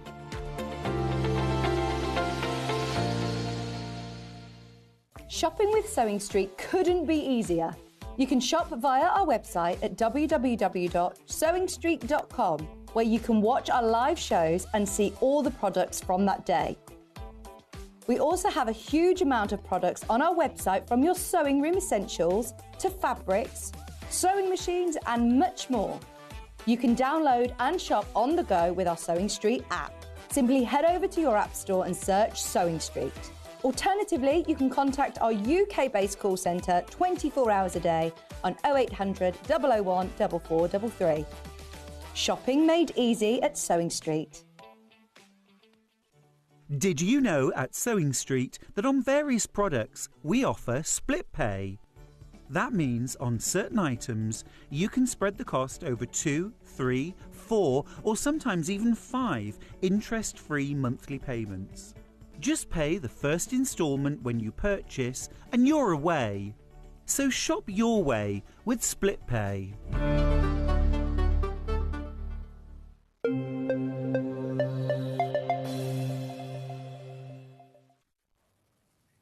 It is wonderful to have your company on this very, very special weekend. It's my birthday today, and I needed a bit of glamour with me today, so it comes in the form of Sandy. I was going to say, why did you invite me? Stop it. Happy birthday. You are wonderful. I love you to bits. Sandy Milichip Masaki, everybody. Hi, everyone. Providing the glamour and the expertise this morning. Sandy, I just wanted to show everyone and remind everyone, we've got some very, very special happy birthday giveaways today. 6 gorgeous prizes. It's a shop to win. Every time you check out your basket, you will get another entry into the prize draw, and it rolls over the whole weekend. So don't feel like you shop today, you've only got certain prizes. You could win any of these prizes, and it will be sort of added up tomorrow evening or midnight tomorrow night. And then Monday, the winners will be announced. Now, here are the prizes. You could have a selection of my sewing books from Pavilion. So you've got 100, make 100 quilts, stunning shapes, simple shapes, stunning quilts, bags for life. You win all 3 books. And I've got 2 sets of those to give away.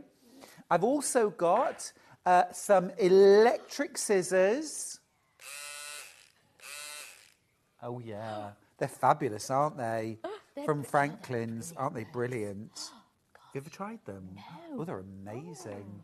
Now, I've also got a mega bundle of Tilda. Check all this out. You get a full cat kilt, Gutterman thread, Chic Escape Fat 8th bundle, 2 lots of chambray buttons, a full layer cake from Hometown. You've got a beautiful bundle, Fat 8th bundle of coordinates, some embroidery scissors, a full jelly roll of Tilda, a full, look at this fat quarter bundle of chambrays, full collection of chambrays there, and a sewing themed mug. All of that is one prize. And then I've also got a full kit for Persian tiles from Jane Crowfoot. That was donated by Stylecraft. And also a full set of my Walking in Nature sock yarns. So all of those prizes will be given away. It's shop to win, and you could be winning one of those prizes. But also don't forget that every single person that shops with us today and tomorrow will be getting a rainbow pen It's rainbow coloured, and then it has my signature on it. I didn't sign every single one. I signed a piece of paper, and then it's been printed. That's the magic, Sandy. It's magic. That's beautiful. Yeah. Little pen. You want a pen? Have a pen. Oh, thank Have a you. pen. Oh, look at You did buy something this morning, I didn't you? did, Good, yes. that's all right then. I Good. always buy something. Obviously, that is while stocks last. Fingers and toes. Right, let's get started. Sandy. Yes. It's a beautiful bag. Thank you. The cloud. This is so beautiful. A gorgeous kind of evening bag, or it could just be just a gorgeous little bag that you throw over your shoulder on the chain or hold in your hand. I mean, it's absolutely beautiful. It even has a little pocket on the back. For secret things. The secret things. Yeah. Let's see. We've got a pattern on its own. We've also got 5 kits. Let's start with the William Morris. Should we start with the blue? Let's start with the Willie Mo. Right, so these are all velvets on the outside. So this is, or velours. This is a William Morris velour fabric. It's beautiful, isn't it? It is absolutely gorgeous. And lovely to sew with as well. Is it good to sew with? Yeah, Easy it's to sew easy with? to sew with. Not stretchy, is it? It's No, completely it does stable. a little bit. You can use a walking foot, but I didn't use a walking foot with No. mine. If you stabilise them, if you put your interfacings Yep. on, they're wonderful to sew with. Perfect. So you're getting 1/2 metre of the William Morris velvet outer, and you get 1/2 metre of your coordinating lining fabric, plus the pattern, full instructions for making the cloud bag. So that's a fabulous deal. $22.99. That's phenomenal. How much is the pattern on its own, Ben? $9.99. So we're just paying 12. And you could make 12 2 pounds. bags out of that velvet. I'll show you. Really? I've cut the pink one out, and you're left, because it's so wide, Yes. you're left with an awful lot. You'd probably need more lining, Right. but you could definitely cut another bag that's out of that as well. amazing. That's to make really 2 good bags, value. just need some more lining. That's really So good it's value. such good value, isn't it? Really good value. So you're getting all of that fabric just for an additional, what, £13? Yes, yeah. Amazing, amazing. So there's the first William Morris. Beautiful, gorgeous. I've got a second William Morris, which is a design called Evenload or Evenload. Never quite sure how to pronounce it, but it's super pretty. Again, this is that wonderful sort of velvet velour. It's so feelable. Tactile, isn't Tactile. it? Really tactile. I said feelable, Yes, you said Alice. tactile. Love how you've picked out that colour, that lavendery lilac colour. That's Well, they're beautiful. very fashionable this year. So you've got like almost the Pantone colour there with the peach and the very pale pink. And then you've got the Gorgeous. lovely sort of pale colours to go with it Yeah, as well. it's yummy. That's absolutely gorgeous, isn't it? So this is our second kit, $22.99. Gets you all the fabric and the pattern as well. Full instructions for a brand new bag from Sandy Millerchip Masocki. I just like saying your name. And you say it very well as well. Thank you. And try. Now, that's that. Now, next up, shall we do the soft pink? You're going to demo in going this to one, demo in aren't this one. you? Yeah, I love this one. It's Lovely. one of my favourites. So this is really pretty. It's like a very soft. Look at that. Isn't that beautiful? So that's your gorgeous outer velour velvet. But then look, the lining, that's Liberty. That's Liberty. That is stunning. And those colours would go with anything as well, wouldn't they? You could Yeah, just they pop really those would. with a pair of jeans or with a pair of black trousers, and you'd go with blue, navy, black, brown, all sorts of colours. So it's That's a very... gorgeous. I like that idea. Yeah, it's beautiful. It's almost a nude, isn't it? It is, yes. Yeah, Yeah. yeah, stunning, really stunning. Love the Liberty. And again, look at the price. I thought the price was going to go up because we've got Liberty lining, but it hasn't. It's $22.99 for your beautiful velvet outer in that soft, soft antique blush pink, and then your beautiful Liberty lining fabric and full pattern from Family Comforts for the cloud bag. What phenomenal value this morning. It's a birthday special. It's a birthday treat for you. It really is. And you designed this specially, I didn't you? did, yes. So, I feel very honoured. I feel very honoured. Thank you. Can we do the purple next? I think you'll like this one very much. This is, oh, look at the colour of that. Oh, this has been the most popular, Sandy. Look at the lining. Hello, lovely. Whoa, that's divine. Stunning, isn't it? Yeah. It's gorgeous. You like that? I do like that. Yeah. Again, it would go with anything, wouldn't it? You could put that with all sorts of Yeah, because it's a statement bag at the end of the day. People think, oh, velvet, it's just for an evening. You can go out for lunch and wear a pair of jeans and pop that sort of bag on as well. And if you just want... If we went for lunch, would you do that? I would wear that, definitely. I would, yes. We'd have to go somewhere pretty classy. Would we just go for kebab or salad? Salad. Sorry. What is it? What is it? Does anybody want to go out for lunch for a kebab? Anybody, Dan? Yeah? Good. Fine. I'll have steak and a salad. No. No, it's got to be a kebab. No. Can't eat the pizza bread, though. You're not invited anymore, Sandy. Sorry. Can I cry now? Sorry. I think it was fairly obvious what answer I wanted from you. Sorry. Maybe kebab and salad? Is it too late?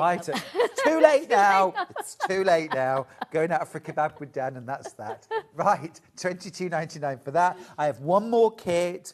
Divine. Look at this. I don't think it gets better than navy blue velvet. It's just the most beautiful classic colour in velvet. Delicious. And then look, a beautiful, playful Liberty lining. And this actually, here it is made up. How beautiful. And I mean, as you say, classy, but every day as well if you want. Yes. You could use that every single day. And the nights for taking away on holiday as well, because if you want to take a bag out in the evening, you can squash that in your suitcase. Of course you can. And you could make a couple to go with some of the outfits that you've got to go on holiday. Really lovely. Yeah. Did you see this as well? Sandy's got the green machine, and look, she's used those little jewel rivets. Look, that's a lovely touch. Really I like a bit of bling. That. I do like a bit of bling. Yeah, me too. Me too. And you could even, this edge here, you could add a little bit of extra bling, couldn't you? I was going to put the little studs all the way around. I thought, is that too much or not? So maybe I should have done. Sandy. The birthday bling, I know. We're working together. Of course it's not too much. A message. Bring them in. Morning. I think it's pronounced even load, as in deep and crisp and even load. Yeah, I get that. It's near Kelmscott, Willie Moe's home in the Cotswolds. Have a great day. Claire, you're a superstar. Thank you. And I love that you've taken on board the Willie Moe. Yes. Everyone says Willie Moe now. Wonderful. Did Charlie create that? Did Charlie say Willie Moe first? It was one of those two. Bound to be, yes.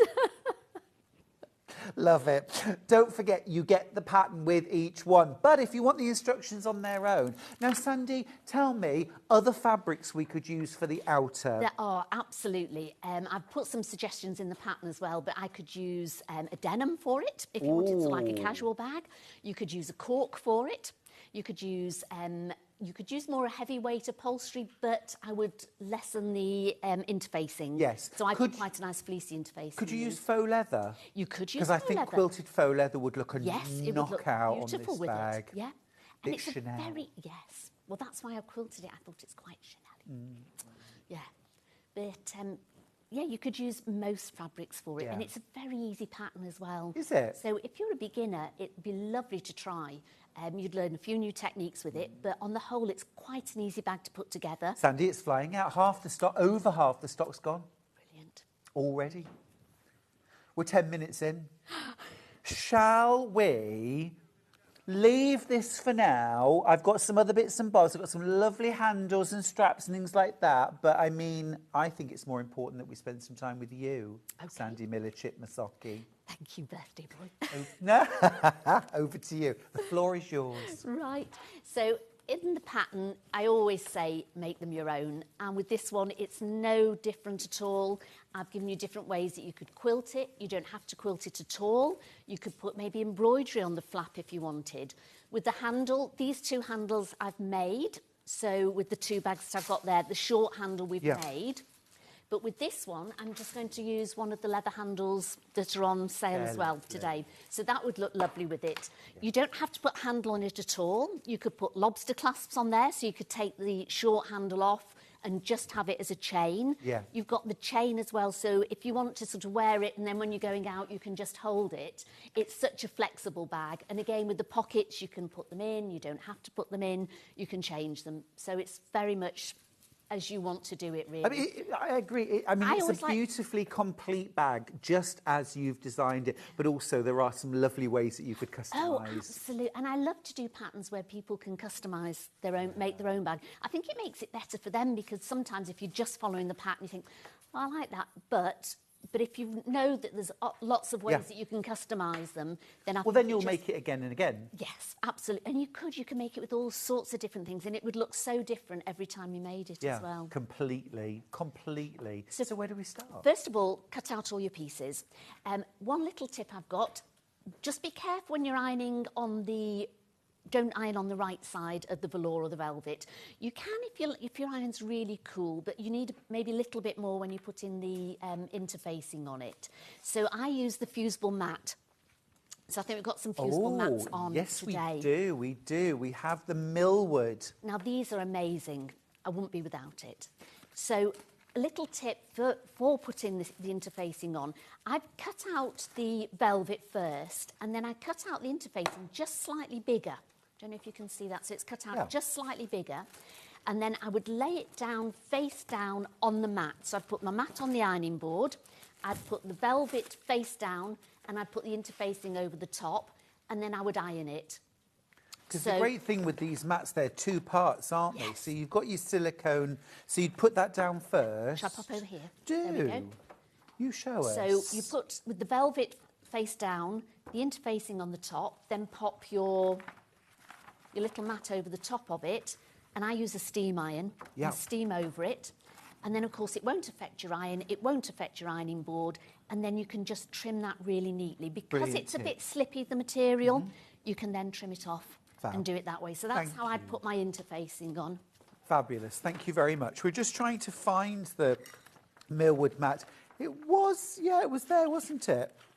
Because they're brilliant to have. They are I've brilliant. always got one. So you want to put all your interfacing, and it'll tell you on the pattern exactly which interfacings to put on it. And did you use, it looks like H640 It is, to me. yes. I used H640 on here as well. Fabulous. Yes. And then on the lining, you can use, just on the gusset on the lining, I've used the finer interfacing, which I think we've got as well.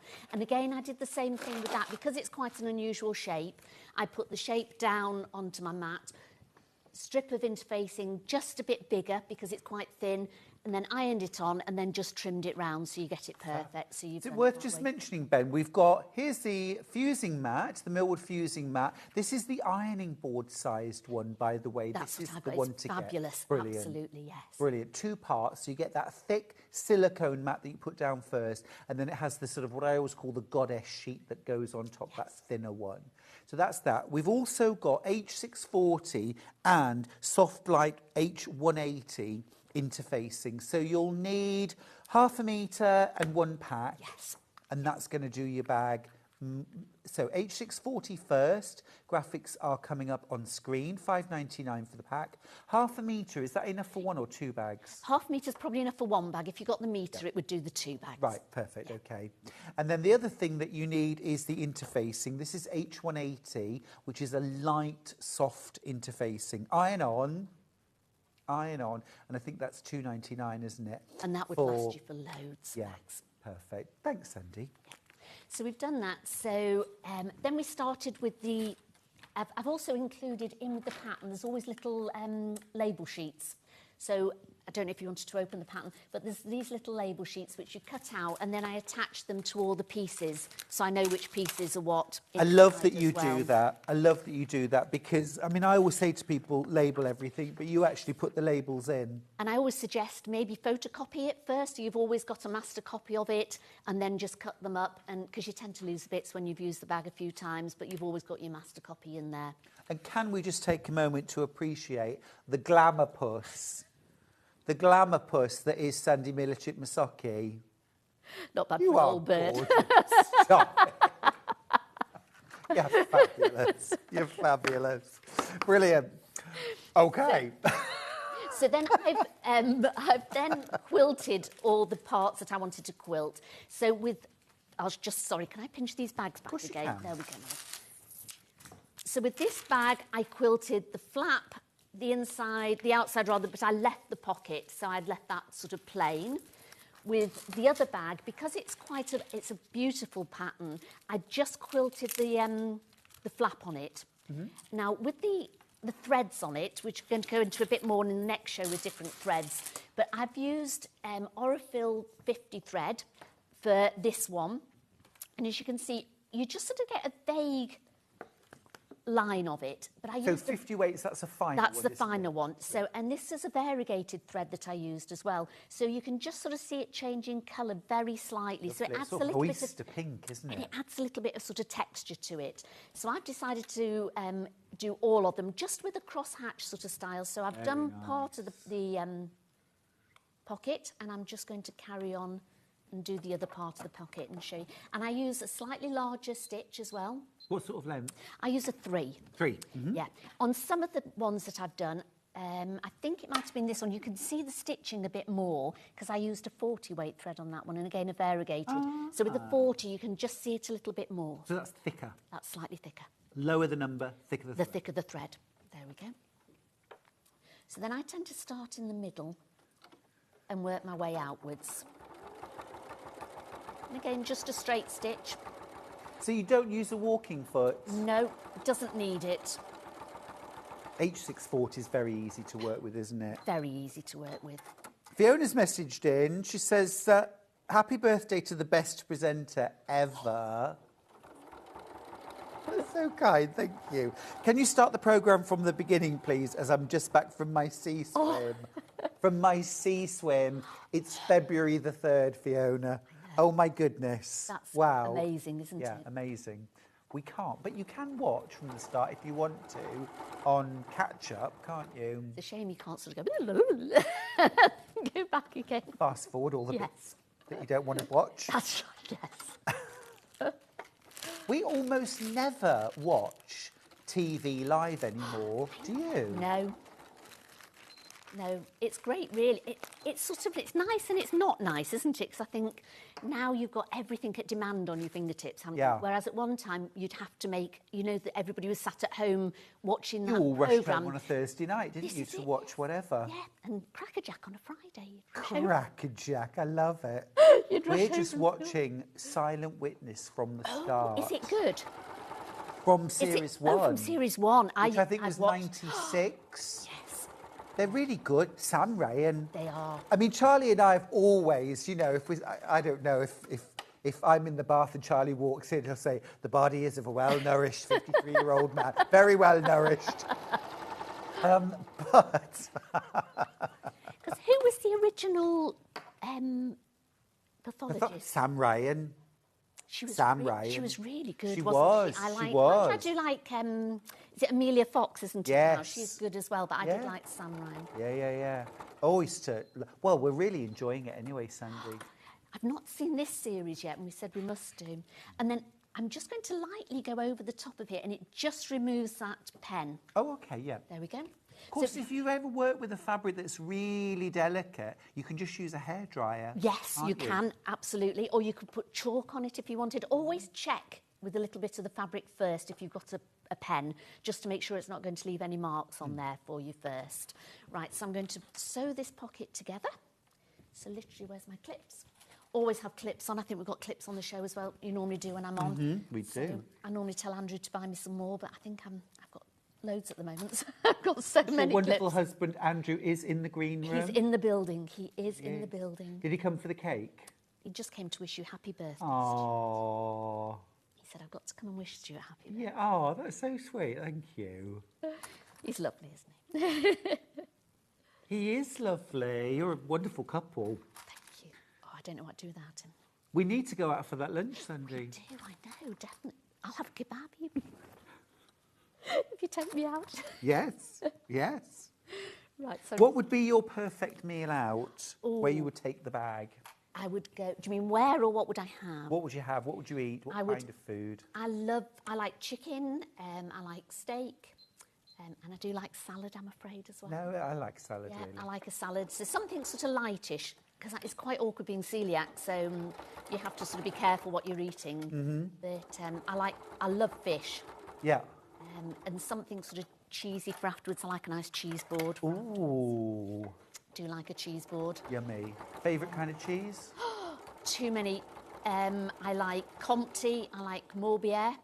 We went to the factory in You're a France. bit posh, aren't you? I was expecting cheddar or... No, we went to the factory once in France where they make the Morbier and the Comté. Oh, Right. we came out of there going, we're never going to eat any more cheese. I think I was oozing cheese out of my pores. We were just, it was amazing. So we actually stayed the night in the cheese factory, or just outside. What, did you get locked in? No, You're banging on the doors. It was like, no, we're still here. You wouldn't bang on the doors to get out, would you, of a cheese factory? No, they had spaces in their car park, and because we've got our camper van, they let you stay there. Oh. Cheese for breakfast as well. So. Oh, nothing wrong with that. Du pain, du vin, du bon fin. And especially with a nice little bottle of wine as well. So. That's actually all the French I can speak. Is it? It's very good, though. I don't speak an awful lot more myself. I do try. And then we're just going to clip round here. Oops, yeah, that should be okay. Mine just, I didn't put that on properly, so just ignore me. I'm just going to do that a little bit in so it doesn't... Never ignore you. Thank you. There we go. Oh, Fran, thank you. She's messaged in and says, hope it's a great day, birthday boy. Thank you, Fran. Certainly having fun so far. Fiona says, you must be like a kid in a candy shop when you get let loose in the warehouse. Do you know, we never actually get let loose in the warehouse, do we? No. I said to Becky one time, we ought to do a show from the warehouse.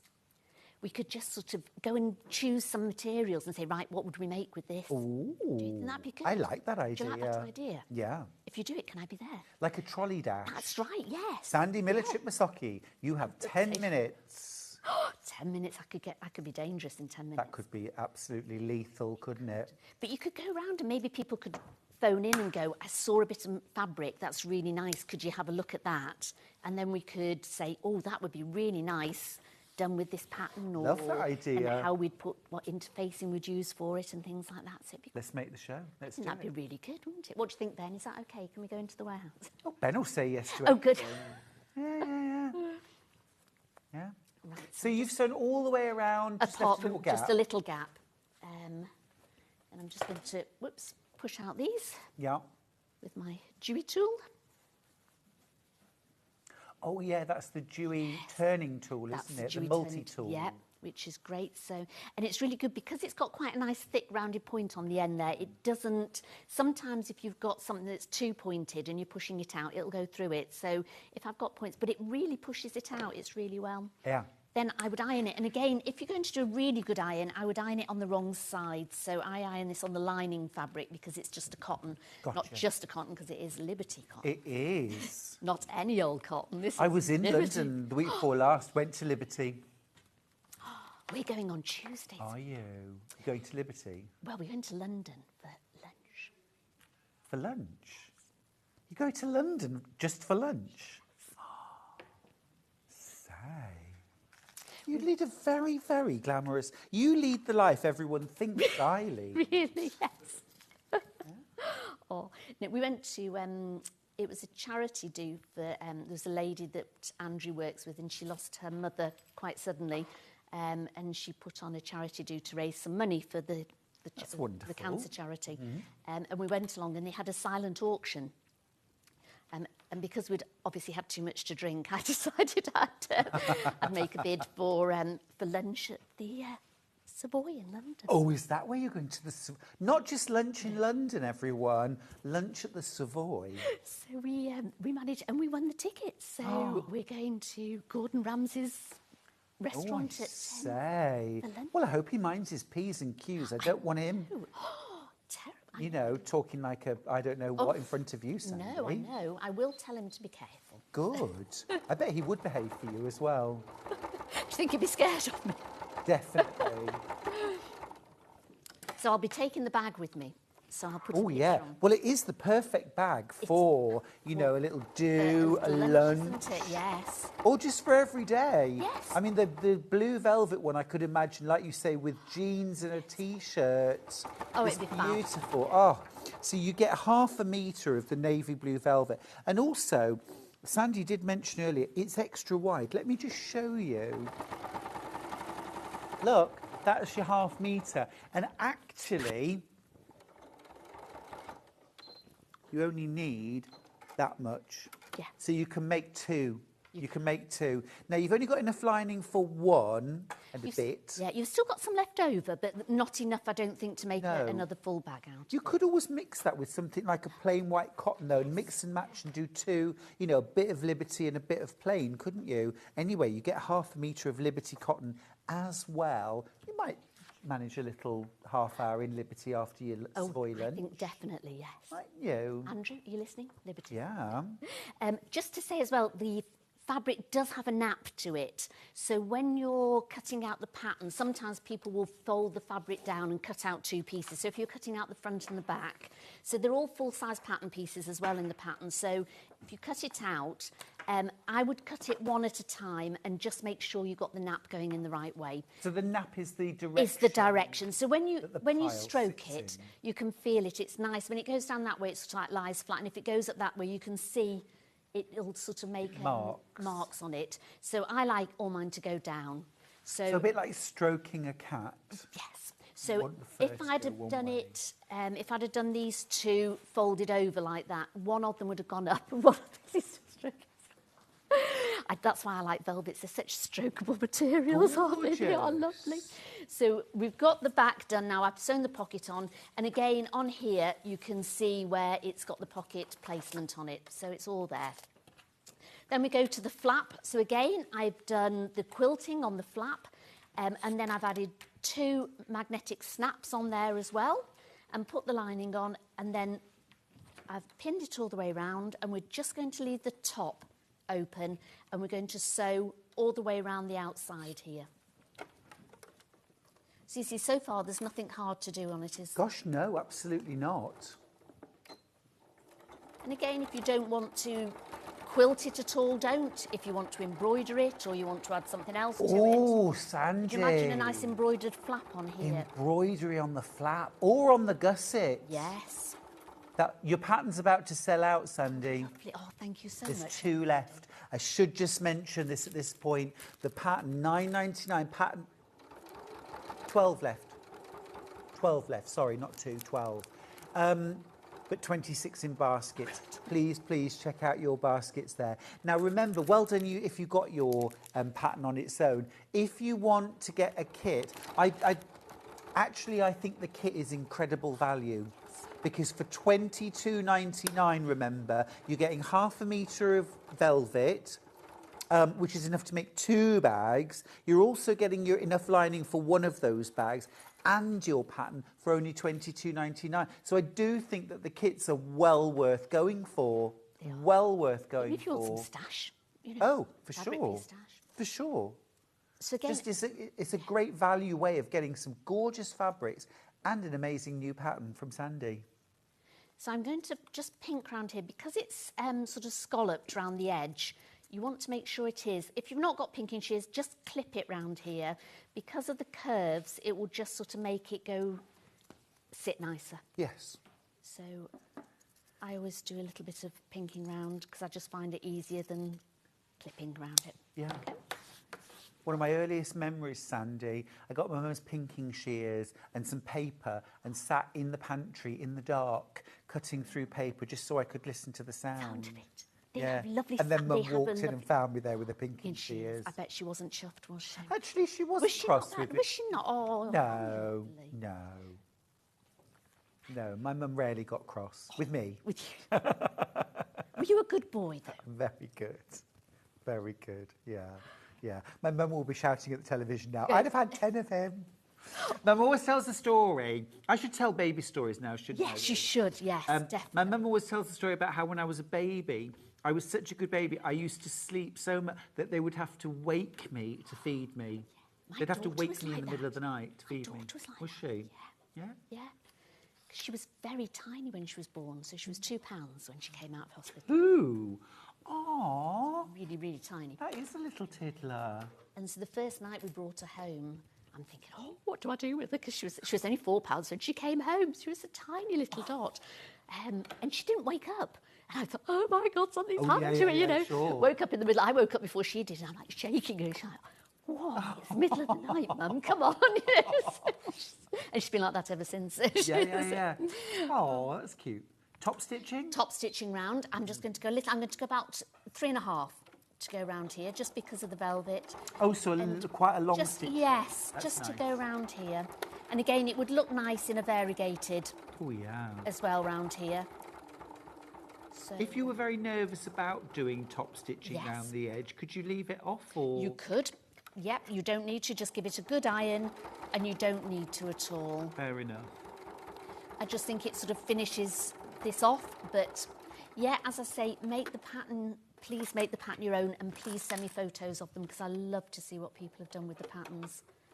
You're a great machine embroiderer, Sandy. Yes, I love doing embroidery. Yeah. If you were going to machine embroider the flap, Yes.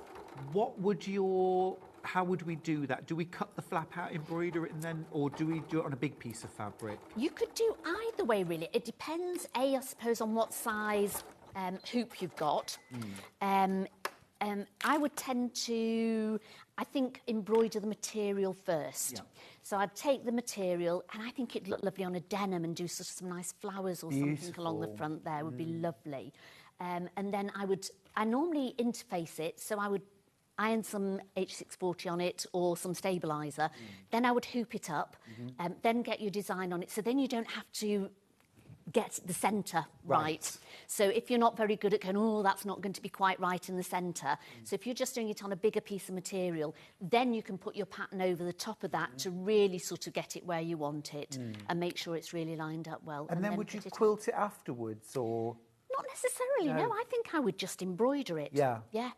But through H640? Yes, yeah. Lovely. Yes, So many different possibilities. So then we're going to put this on the back of the bag. So you can see it's just slightly smaller than the back, the flap, so that we can sew down the sides. Yes. And I'm just going to clip that on. It's coming together quickly, isn't it? Sort of bag you could make in a day and wear out in the evening.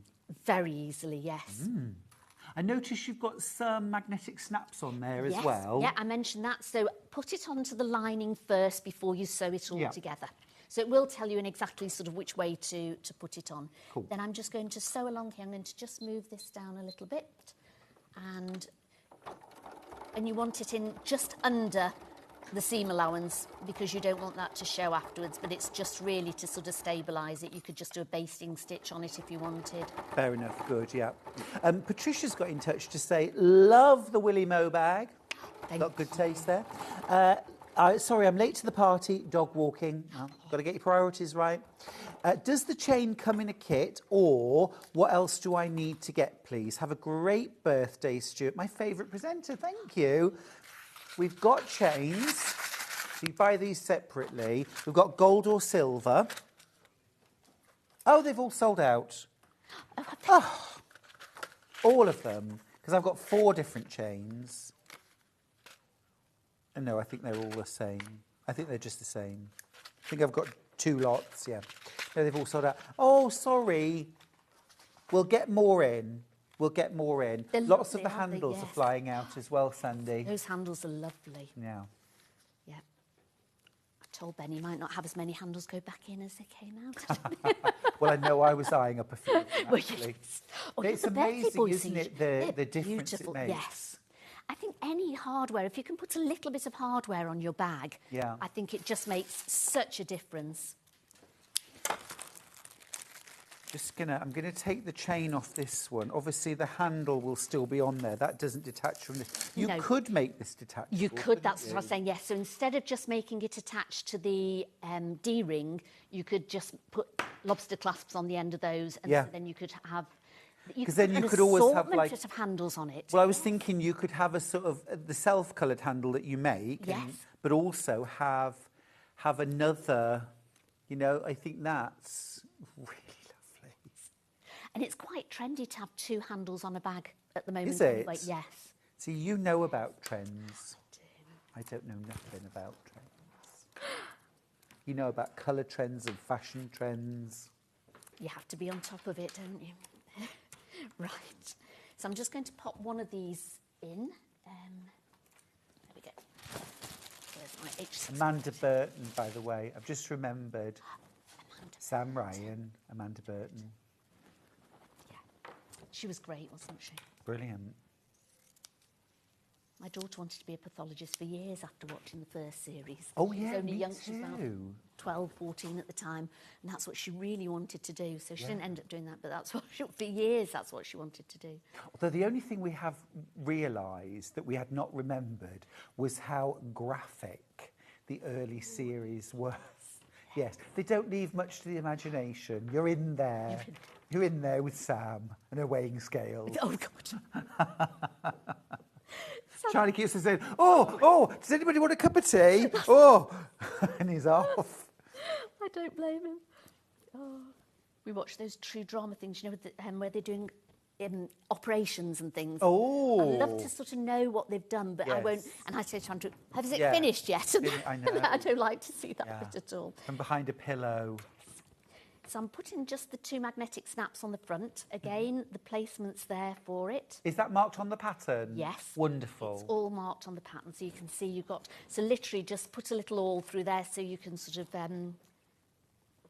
put it on your placement and put... I just use a heat erasable pen and then pop your magnetic snap through there. Cool. Don't forget, of course, Sandy is a bag sewing supremo, so if you've got any bag making questions or embroidery questions, these are real sort of areas of specialism for you, aren't they, Sandy? So do get your questions in while we've got Sandy in the house.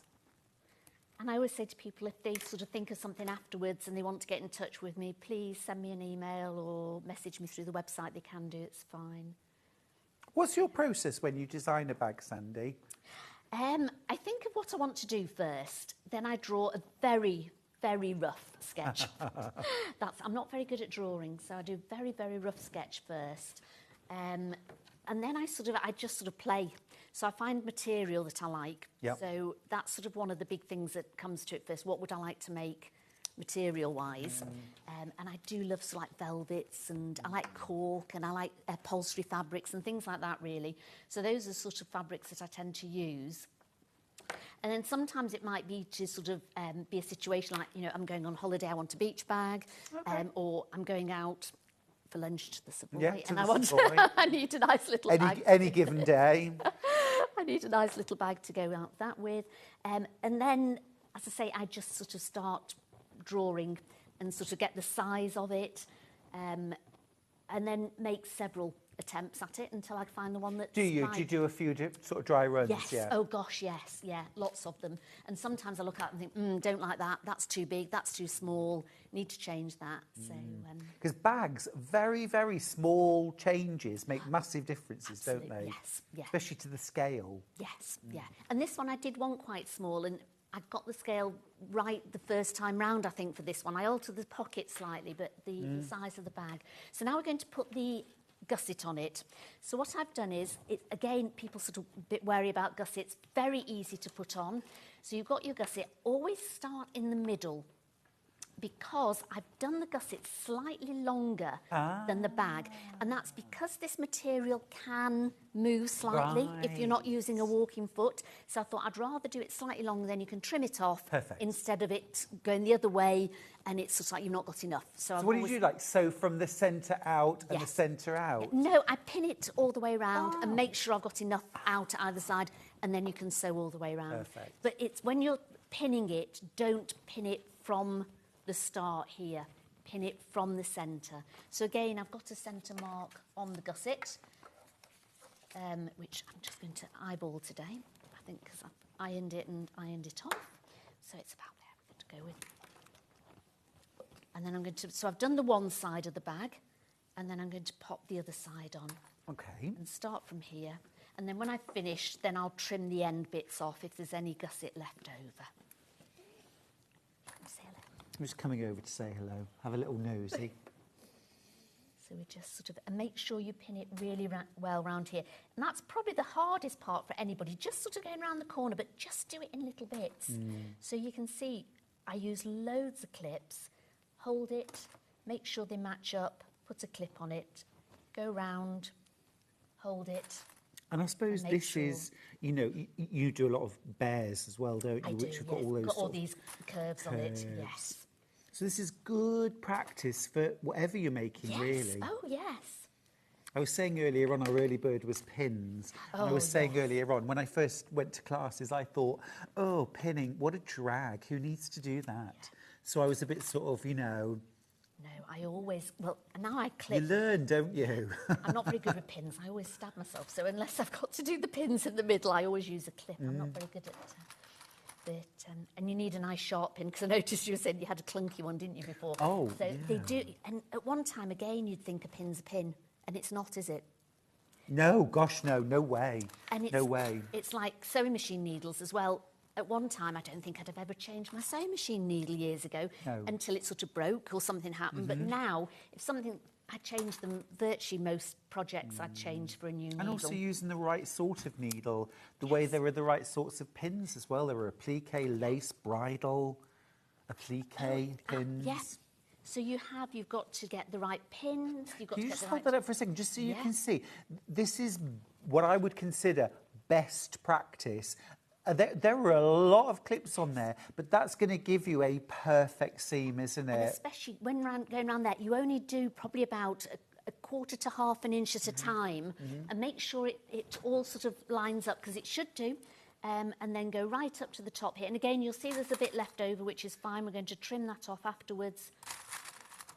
And then we'll take it back to the sew machine and then just gently do it. You know, it's fine. So put it underneath. And don't be afraid to sort of crush down the rest of the bag No, to make it absolutely nice not. and flat, you know. And don't feel like, so many of us get into that sort of idea that we've got to be kind of, whoa, whizzing it through the machine. You know, your sewing machine can just do 2 or 3 stitches, stop, rearrange, you know, take your time. You'll be much more successful. I know I see some people, and I'm not always very fast on the machine. I often go quite slowly, just to make sure you do get it all round. Obviously, we go a bit quicker on here because you want to make sure that things are done properly. You know, we get as much done as we can. But normally, and especially around the corners, make sure that the rest of the gusset is pulled back underneath. I see that. There, it's pulled back, and then just take. As you're coming along, I would take that next clip out, make sure you hold it, and then just make sure your foot follows the edge of the bag. Understood. Great. Because you've matched those edges so well, you want to keep them together. I mean, if you wanted to, you could always tack it as well. I mean, I was always taught to pin tack sew with everything. And then people sort of, it became unfashionable, didn't it, really? Oh, you don't want to do all that. Very much. But sometimes I think you just need to.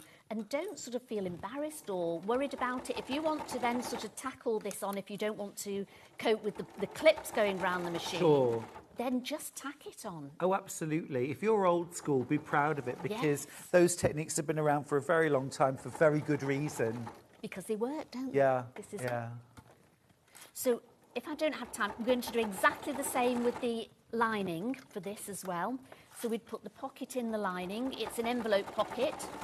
And again, all the instructions are there in the bag. So it's got a nice little zip on it inside. Yes. I'll just show you that, actually. It's lovely. I'm going to turn the bag inside out for a second. And there you go. There's that little zipper. Now, just to let you know, Emily Brooks, have you seen her tools? Well, I used hers with my zippers because zip jig the is jig. brilliant. But have you seen her zips around? No, I'm going to watch it. Oh, it's a brand new one, tool, isn't it? and it would work so nicely for this. Yeah, I think you're going to want some tools today. Yes, I have got a few of Emily's tools. They're lovely, I know. That's the only trouble. So there we go. So that's your bag outer. Oh, It's done, it's really. absolutely gorgeous. Then the D-rings, I'll just go very quickly onto a D-ring. Because of the velvet, I would normally iron that. And you can't get a good press with this material. No. So What would you I would do? fold it in half and finger press it, then open it out. I put a little bit of interfacing to make it sort of firmer. Then I fold it in half and I put a clip right on the edge here and then one in a little bit, so about there. Okay. Then I fold this over here to the centre and I would put one right on the edge on that side and one in the middle there. Then fold it over You are and where your clever. clips meet there, clip that there, Immaculate. clip that there and clip that there. That's and then a you top would just tip. sew all the way around Brilliant. Love that. So it just sort of and sits- this, and that's- look, there we go. look how just classy and gorgeous that looks. If you've got your green machine, by the way, oh my goodness, aren't they fabulous? Do you love yours? Yes, I do. Just, Yes. I love mine. That's actually a Chicago screw that you can just screw in. And then these ones, I've used the lovely jewels on it because I Absolutely do like brill. We've only got, is it 7 of the green machine left? They're, as far as I'm concerned, they're a must-have if you're I've into had your mine bag for making. about 7 years. You? My dad bought me mine. Did he? Yeah, before he passed away. He said, I think you need one of those. He'd see one somewhere. And I was going, Dad, this would be lovely. He knew you so well, Sandy. No, That's adorable. very well, yeah. That's adorable. So when we've finished with the D-ring, I'll just show you on the one side. So you can sew along there, and then it should be just the right size to go on here. And then I would then again just clip it and sew that onto the bag. Then if you make the lining up in exactly how we're doing for time-wise, are we all right for a We're little doing bit? good. We've got Okay, about 10 right. minutes. So, so I'll roughly go, I'll do this bit I do for have an you. important question for you Yes. before you do that, though. Yep. Bex has got in touch to say, lovely birthday, boy. And Sandy, I mostly make bags. I love this pattern, Sandy. Would you recommend I got myself an embroidery machine or an overlocker? She mostly makes bags. Very different tools. Very different tools. I don't tend to use my overlock very much when I'm making bags. Because they're mostly lined, aren't Yes, but I do use the embroidery machine a lot for bags. So I think I would go with the embroidery machine. That's what I would, Yeah. I think, go with, definitely. Yes. I tend to use my overlocker mainly for cushions. I don't do an awful lot of dressmaking, but if I do make anything dressmaking-wise, or very stretchy fabrics, sort of like, you know, if you're doing baby grows and things like that, you'd need the overlocker. But I would definitely... I think to enhance embroidery your bag machine would- making, the embroidery. because you could use it on so many things. You could do it on the handle. You put something nice down the centre of the handle. Or down the flaps, shoulder strap. down the shoulder strap, yes. Linear design. Oh, or beautiful, yes, yeah. And as you said, even on the gusset, so you could put something all just down the side of each side of the gusset would be beautiful. Yeah. So I think you would probably get more use Yes. as a bag maker on an embroidery machine. Yes. And let me know if you buy one. Oh, yeah, definitely. Do you have a brother? I do. Me too. Yes. Brother embroidery machines, fabulous. I was going I'm to in love get with a mine. joint one, but then I didn't because I think it's a bit like a washer-dryer. Sometimes you want to be doing both, so you can actually set your embroidery machine up, but you can still be using your You're sewing telling me machine. you've only got one sewing machine, Sandy? But if you did only have one, something. No, I know what you mean. I've got a combo machine, but of course I have got 8 other sewing machines. Oh, I've not got that many. Can you tell Andrew that you've got 8 machines? I just get another machine and then I don't get rid of any others, so they just keep growing. I am after another machine. So, I started by saying, well, I need to keep the old one because when the new one's going in for a service, I'll want a machine. But that doesn't really work when you've got 9 machines. I don't do what I've done. I've just cut the bag. So I put that underneath it and cut it. Oh. So don't do what I do. Do what I say instead. Absolutely. I thought that's really hard going through there. Why is It's that really thick, And I had that crunch. because I'd pinned it together to show you. So don't look at that. I have, but it's quite easy. Thank you. If you could just take that away and... But if you got your embroidery machine out, you could always embroider. No, I'm not. No, I'm not. You could always embroider over that or You sash could. go over Well, like a or word that something. says something like, whoops, Absolutely. I meant to do this. This is, yeah, this isn't a mistake. This is, what am I like? Oh, once, Sandy, when I was quilting a Tilda quilt, a precious Tilda quilt, Oh, no. I set the long arm to move to this new start position while I'd still got the needle down. And so the machine just moved across and it just tore a gash straight through the quilt. What did you do? After you've cried? Well, I stitched it all together and then I appliqued a butterfly. Did you over the top of it? I did. If I ever see to show a butterfly or a flower where I wouldn't expect one, I think. Well, there's going to be a nice butterfly inside this bag. Lovely. So I've put the pocket lining onto one of the lining sides. Can you see? Shall I move this over a bit? There we go. And then I flipped it through. That's why it's called a post box or letterbox. Yes. This is just sort of, you're posting it through. And then I've not got time because I want to try and rush and do things. So, but really spend some time just doing, I tend to iron up to it first. So you're almost just like setting it. And I also use a lot smaller stitch when I sew round it. So that if you do, hopefully you're not going to cut into the corners or cut anything silly. I wouldn't do anything like that. It's just you've got more chance of not cutting it if it's a really small stitch. So I tend to do a small stitch. And if it's quite a fray fabric, which I put in the pattern, I often put a little blob of fray check in the corners there as well, because you do have to cut quite close into those corners to get it right. And if you just put that little blob of fray check in there, it just helps. So there we go. So that's... Now I have another important question for you, Sandy. This is from Fran, who says, to embellish the bag, for example, seed beads or hand applique, or would it be better to do this when the bag is in pieces, or as you go, or after completing it? Again, I think it depends upon what you would be doing.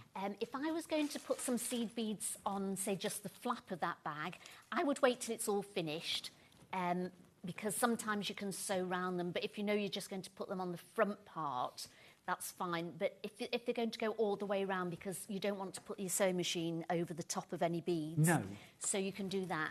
And then if it's sort of like maybe more chunky things, I would do the flap first before you sew it on, so then you've not got it on the lining. So you've only, so if you're going to sew sort of stuff along here, either leave a good gap around it so that the sewing machine isn't going to go over anything.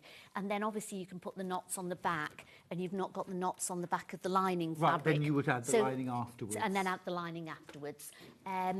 So it would depend, I think, upon what you wanted to do. So I think with here, I mean, it'd be It's a really quite good question, nice, though, isn't it? Really good. I mean, it'd be quite nice here to put like a little sequin. Do you know, I was just thinking the same, a little seed bead where they just where they join would be lovely. So I would do that on at this stage, because then you've done your seams, you can see where you want to put your seed beads, and then you can just do it. And again, you do it before you put the lining in, so that the lining hides any threads underneath it or any any knots underneath it. So I would do it at that stage. That would be lovely. Why didn't I think of that? But you could, but even just like, I mean, I on a bag, I love doing like you know, maybe a patterned fabric in the gusset, or a bit of decoration on the gusset. Yeah. It's one of those parts of a bag which it's not right there in front for all to see, but it's more when you turn, you get that little flash. Yeah. I mean, this would look lovely with a different coloured gusset on it. So, I mean, you could always do... So with this one, you could maybe do a plain gusset on it, so it really shows the front and the back of the bag. You could put a plain flap on the front as well if you wanted to. So you could mix and match. And because it doesn't take up an awful lot of material, if you've got stash and you think, oh, I'd just like to do a small bag. Yes. See, probably a fat quarter, just maybe over a fat quarter, depending on how wide it is, would, you know, sort of make one of these little bags. If you wanted to sort of do the flap and the sides in a different colour, and maybe you just had a little bit of beautiful material left and you just wanted to do that front bit in it. So it or maybe... Sandy, very fine piping. Yes. Yeah, you could do piping all the way around there as well. Contrast piping. Would be beautiful. Yes, that would look lovely. So there's so much you can do with them. There really is. It's a stunning bag. Thank you. Absolutely beautiful. And it's taking skills that you may well already have, probably already have. It's just using them in a different way. It's things like adding that beautiful cloud-shaped curve. Absolutely lovely. Now, the William Morris, the tulip... now, what's it called? Tulip and something. Tulip and willow. There are only 5 kits left. That's this one. This is the velour velvet, and then you've got your ½ metre of lining. You also get your all-important pattern. Only way you can get the pattern now, sold out on its own, £22.99. We've also got the even load, which is also Willy Mo. Here it is. This has got a bit more of a kind of Jacobean look to it, hasn't it? It's almost like Jacobean embroidery. Yeah. 10 of those left. And there you've got your lining as well. Fantastic value, because you can make 2 outer bags from the velvet. It's fab, isn't it? Absolutely brilliant. And then the purple, have we still got some of these left, Ben? The purple. Because this was definitely in the lead. Oh, okay. A few of these left. You've got your purple outer velvet, then your K facet lining. Again, the price is incredible. You're getting ½ metre of K facet, ½ metre of extra wide velvet, and that's actually £13 for that. Value, isn't it? It's really good value. Really good value. Especially when you consider you can make 2 of the outer bags. And then we've also got that beautiful soft blush pink, which is the one that Sandy's using.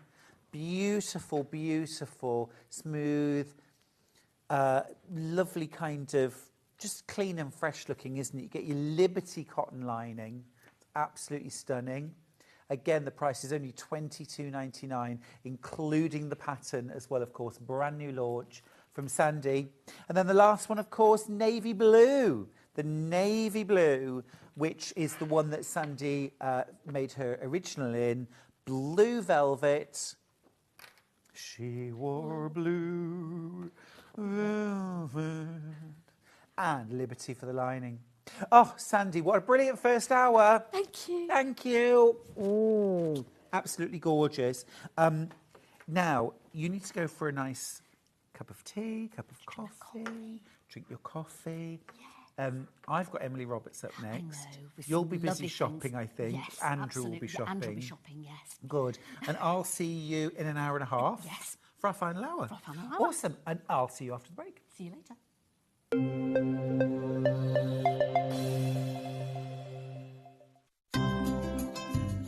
Hi, I'm Becky. I'm the soft craft expert for Crafter's Companion. I come from London and I've been sewing pretty much all my life. I particularly enjoy doing embroidery. I'm really keen on that, but my background is dressmaking and also sort of patchwork and quilting. So I do an awful lot of sewing for all sorts of different things. I suppose once you start sewing, you start doing lots of other kinds of sewing. So I particularly got into needlepoint during lockdown, but I suppose embroidery is probably my real passion. My mum was a costume designer, so we were always sort of surrounded by bits of fabric and material and ribbons and that kind of thing. And I was always making teddies and my dolls' clothes as a small child. So it was just something that was quite natural. And in fact, I've got so used to being able to sew, it's just become a natural sort of part of what I do. I'm always fiddling around with fabric, as my husband puts it, making something new, trying something out. Always measure twice, cut once. I'm a great one for not doing that, and I always regret it. And making sure that you've got an iron to hand is really important. I use a tiny little, sort of almost like a travel iron that I have right next to my desk when I'm working, so it doesn't take up too much space.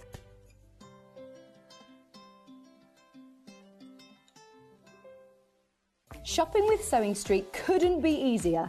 You can shop via our website at www.sewingstreet.com, where you can watch our live shows and see all the products from that day. We also have a huge amount of products on our website, from your sewing room essentials to fabrics, sewing machines and much more. You can download and shop on the go with our Sewing Street app.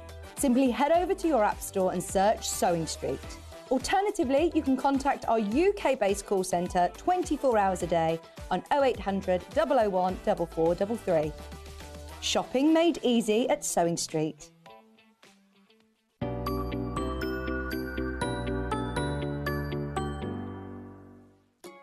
you having trouble finding the ideal gift for that someone special?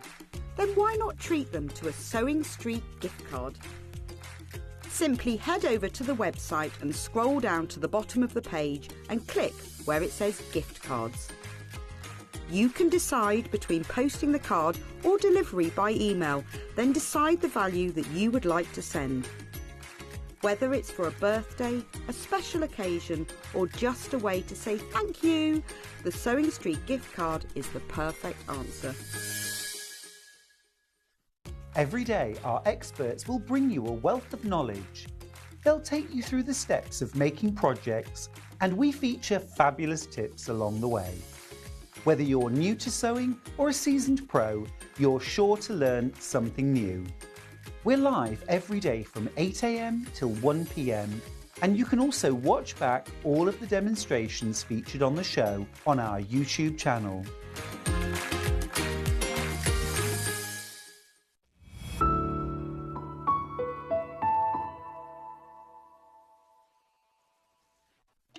Here at Sewing Street, we only charge 1 P&P throughout the day. You can add as many items to your basket and check out and still only be charged once. Once you've checked out the first time and want to order again, you simply add the item to the basket and click on the Combine Order button. Remember, standard P&P is £3.95. Charges may differ for outside the UK. Or upgrade to our premium option for £5.95 on certain items. Shopping made easy at Sewing Street. Our UK-based call centre is always on hand to assist you 24 hours a day, 7 days a week.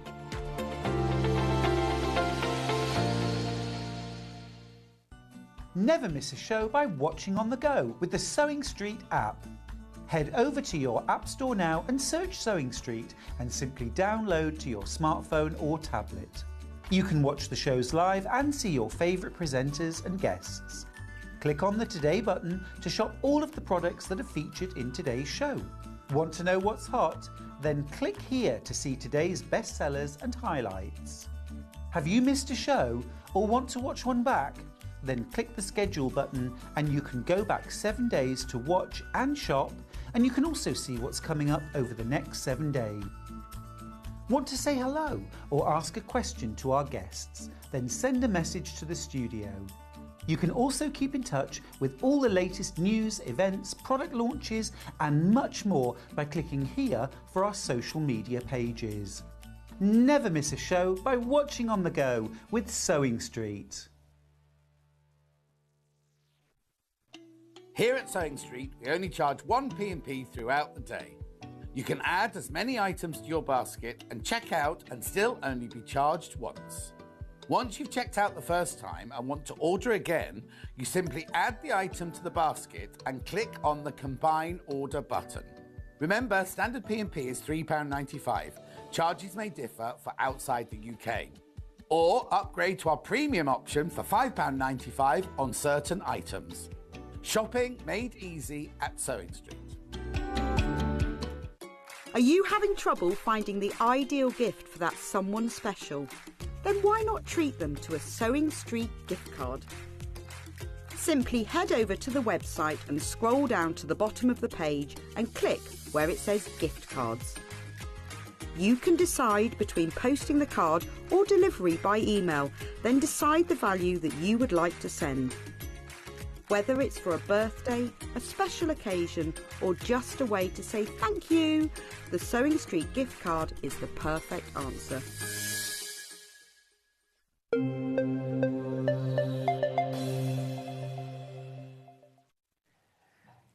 Hello you. Hello you. Hello. It's Emily Roberts, everybody. Yeah. That's your stage name Stage now, name, isn't that, guys. it? Yes, it's really strange hearing it now because I've got used to my new name now. Mrs. Gillett. Mrs. Gillett, yeah. Yeah. But not today. You're Emily Roberts. Alter egos out today. Sewing superstar. And we were just talking, Emily's entrepreneurial skills and ambition is just fabulous. Oh, we were just thank talking. you. You do all the manufacturing, you do the designing. I'm super proud of what it's just you. brilliant. Absolutely Print brilliant. all the packaging myself, pack it up. Well, I have had help packing them up. I can't take all the credit for that, actually. Is that your dad? No, my mum's helped pack some Very up. good. Who's out there, isn't she? She's here today with me, and then Sam's packed some up. for Very me as well. good. So good husband. Very good husband. Well done. Right, we've got a real mixture of tools from Emily, including some well-loved tools that you've seen before but have been out of stock. We've got them back in stock for today. It's taken you several months to get everything back in stock. Yes, it does, because I manufacture myself, it does take a while, but it's worth it. It really is. Yes. But we've also got some brand new tools today. So we are going to start very special birthday tools with the alphabet stencils. This is exciting. Yeah. Love this. So I'm just going to move that slightly out of the way. So we have got alphabet stencils. So tell me about these. So I've had alphabet stencils myself before. I'm very much someone that likes to jazz up a project in whatever way I can. Ooh, and yeah. I've had some before, but they were a bit more flimsier. And obviously, something I like with my tools is that they're very sturdy. I'd like to think you can't break them. So that was kind of the idea behind these. And size-wise, for me, these aren't too big, they aren't too small. So although these are the only sizes I'm doing at the moment, I think they're like just the right size for. If you want to sort of put names and things on makeup bags, you know, if you're making like a little lunch bag, personalised, pencil cases for kids or for yourself. Yeah, just whatever takes your fancy, really. Brilliant. Just doing my own little... Oh, love that. Love that. Gorgeous. And of course, as well, if you're cutting out for fusible applique, then you can easily flip them, do the reverse. Yeah, and I've got the instructions with them as well. So although you can use them in whatever way you like, I have done the instructions as if I were using like a heat and bond fusible. Perfect. That's kind of how I tend to do like applique letters. So that's on the instructions within It's the a pack brilliant as well. idea. It's a brilliant idea. We want to personalise things all the time, don't we? Absolutely. And I'm thinking that, you know, this sort of scale, this is about 2.5 inches wide, about 2 3/4 inches tall. This is the perfect size. Imagine those on something like a baby's bib. Imagine these on Christmas stocking or on quilts. The scale is perfect. Absolutely, that's what I thought when I was designing. Not too big, not too small. Absolutely Right. brilliant. And also as well, not fancy fiddly, hard to sew around, easy to sew around. And obviously you could hand sew them, machine sew them, just kind of whatever takes your fancy, really. Yeah, with these. absolutely fantastic. Brilliant. And £17 for the full set. This is 26 letters. Should be. All That's 26. as many letters in the alphabet then, yeah. Now, who knows what will change? Oh, wow, half the stock's gone. Oh, wow. Half the stock's fantastic. gone already. Well done. Wow. That didn't take long. It didn't take long at all. Well, I think everybody needs these, don't they? They're a staple, I think. Absolute staple. Like I said, wall hangings. I mean, you could try breaking Stop it. We have got a history, haven't we? Like we should have a blooper reel. Of me breaking your stuff. Weren't you there, We're Charlie? off already, yeah. Can I tell the story very quickly? Oh, please do, yeah. Emily did her very first live show with me. I was given the task of giving you your trophy, yeah. which I gave over perfectly well, didn't I? did. No issues at all. Fantastic. Then I made the mistake of saying, give it back to me for safekeeping. Yeah. And then later on in the show, the director asked me to show it to camera so everyone could see and said, just tilt it forward slightly. And it was still in the box. And I tilted it and it fell out the box. Yeah. And broke on the Kind of weren't table. completely your fault, in all honesty, were it? But it's fixed and you would never know. So You'd never know. Do you know what, though? I kind of love that happened because I will always remember that. And it's nice to remember it like in a Is funny it? way. I think so, yeah. I don't think I could have hoped for a better guess than you then, if it was going to I happen. thought it was funny. That's really... So, I'm not going to try and break these letters, but I think it would be very difficult. I think it would be very difficult. Very yeah. I'd be sturdy. They'll impressed, last your actually. lifetime. Yeah, I think I'd be impressed if you broke them. Not even going to try. You get full instructions as well for how to do fusible applique with them, but also think about doing them with things like denim, cork, faux leather. Oh, yeah, and then obviously you've not got the chance of sort of fraying happening as much with that as No, well. So, you could just do a straight stitch around them. That would look really, really cool, Any wouldn't fabrics it? really, and they're great for scraps of fabric. So I often sort of save quite a lot of little bits, and I'm terrible really because I think, oh, I'll use them, but then when I do things like this, I get my scrap box out. Yeah, because for obviously sure. you can just use tiny little pieces. Oh, so. well, if you've got things like maybe really precious Liberty scraps or Yes. something Oh, like you don't that, want to little bin charm those. packs. Yeah. Use them. Absolutely Oh. gorgeous. Do I detect compostable packaging? I think it is. That is, I think it is. Very nice, yeah. like it. Right, so that's a newie. You will need to be quick on that. Now, I've got another newie for you. It's the zip overlay tool. Now, you pick your colour for this. You can have pink or you can have green, and this is how you do it. When you get, it's one item number, but when you get there, you'll see there's a box that says colour. Is the green all sold out? I think it does disappear, doesn't it, when it sells out, I think. I'm posh. I don't think anybody else has this kind of setup on their products. No, this with is the colour. posh. This is is special. special for Emily, this. Yeah, I think so. I feel honoured. Now, tell me what these do then. In So, fact, yes, show you get the me. little sample. It's the with the tulip pink fabric, that pinky Gotcha. one. So, when you're doing zip pockets, if you want to kind of add, again, a little bit of fanciness around it. So the new tools are all about adding a little bit of fanciness in your life. So it kind of adds this little border around, just to highlight your zip, really. Yeah. And obviously, if I didn't have that there, that would kind of blend in quite well with the fabric, which is, if that's what you want, that's perfect. But I think adding that border around adds what's a very simple tote bag design into something a bit more special. Designer. It's a designer It's touch. a designer touch. It really is. Yeah. So, in the packaging, you actually get three sizes, don't Yes. you? So there's size 7-inch, 8-inch and 9-inch. But again, what you'll notice, what I do with most of my tools is I never make them the full width because obviously I like to keep my costs low. I do it half the size and show you how you would make it the full size, like the mirror image. And again, all the instructions are in there to show you how to do it. And obviously, we'll do a demo for these. It's really ones as cool. well. I really like that. And it's a chance of just getting a little bit of something else into a bag, isn't it? Yes. I kind of look at when I'm designing tools, like all the different elements of a bag and how I can make that step easier with a tool. Yeah. And so you can sort of start designing your own bags. Well, yeah, and also just, yes, exactly, like using a pattern you've already got. Yeah, for a base. Customise it. Yeah. Love that. And they work perfectly, the sizes as well, with the zip pocket tool. So the zip pocket tool's 7, 8 and 9-inch. We can look at that next. And that We can works look at that perfectly next. with that. Love that. Amazing price as well, £9.99. And I like the fact that it's half the size because it's easier to store. It's easier to store. If you go to classes, it's easy to take with you. You're not taking kind of everything with you that's too bulky. Because I know a lot of these rulers that we tend to use in sewing can be quite big and bulky. Yep. Whereas the idea behind a lot of mine is that they're easy to transport around with you. Like it. Now, you said they work perfectly with the zip pocket tool. tool. So Let's number do this one, the size. 7, 8, 9-inch Yeah. zip pocket tool. So this is a tool for creating those windows. So to create the windows, and obviously the instructions as well show you how to put the zip behind that window and create the full pocket. So just again, essentially, the measurements are there for you.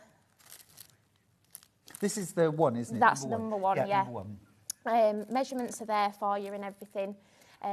Instead of having to use a ruler, and you're going to get accurate measurements every time with this because it's the same measurements each time. I've taught the envelope zip pocket many, many times, and a lot of people do struggle with the marking and the measuring out. If you get that bit wrong, the sewing bit's going to go a little bit wrong, isn't it? So by getting this bit right, you're going to have an easier time. Yeah, totally agree with you. Now, if you go to the website, you can make your choice because this is available in pink or green, pink or teal, beg your pardon. So there you go, you just pick, and the picture won't change, but there you go. Pink, there we go. I want it in the teal. There we go, now it's teal. So when you click on Add to Basket, that's the colour, whatever's showing in the box. Perfect. But it's exactly the same. So you've got spaces there for a 7-inch, an 8-inch and a 9-inch Yes, zip. and again, it's half the size, but instructions cover all that, and hopefully we'll get to do the demo for that one as well. Presumably as well, though, you've also got the option then, because like in a small bag, we might have a 3.5-inch, a 4-inch or a 4.5-inch Yes, zip. if you're very frugal and thrifty, then Which I am. absolutely. Get your money's worth out of it then. Yeah, so you could do smaller zips. Yeah, definitely, absolutely. Double the value. And then you could do the same with the zip overlay tools then as well. You could kind of fathom it to use you them. could. Yeah. Absolutely. That'll be in the instructions next time you print them. It will, yeah. Now, we've also got the Zip Pocket Tool 2, which is a 6, a 10 and an 11. Like this. Yes, it's just sizes.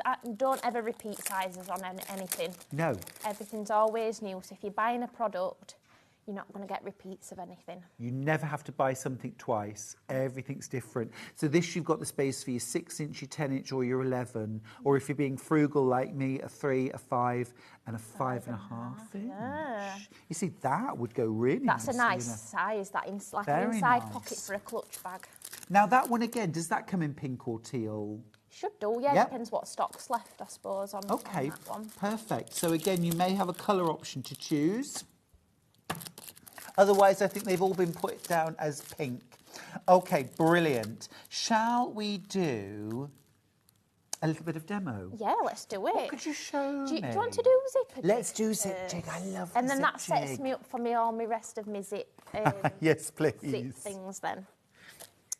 Okay. So this is always super popular, this one, the zipper jig. Love mine. So if you use separate zip tape and zip pulls, then this is the tool for you. You don't have to use your fork, or there's some right contraptions you people use in their house to get zip pulls on. I could never fathom it myself personally. No need to now. Yeah, no need to. So I don't know which is best way to. I suppose I can do it that way, can't I? With overhead. We'll do overhead. So I've got the back of the zip pull here, and I'm going to put that. We were saying earlier, this never always goes to plan when you're live on TV. No. So that's sort of slid on there. So I'm looking at the back of the zip pull there. Gotcha. And then you want to separate your zip. So you've got 2 pieces of tape. Mm-hmm. And you want to hold it so your zip, the coil of your zip's on the inside, and you've got tape on the edge. And you just start to feed it in. And once you've started doing that... It literally is as simple as that. You just pull it through, don't you? And obviously this as well's got a hole so you can screw it to your desk. So if you want it as a permanent fixture, that's even better because you're not going to kind of get it wiggling around. Although obviously I didn't have much wiggle. No. But I will just do it again, just to prove it weren't a fluke. And obviously that's, is that number 3? It's number 3 zip, yeah, but I've had people successfully use number 5 as well on I've it. done number 5 zips lots of times on mine, Yeah.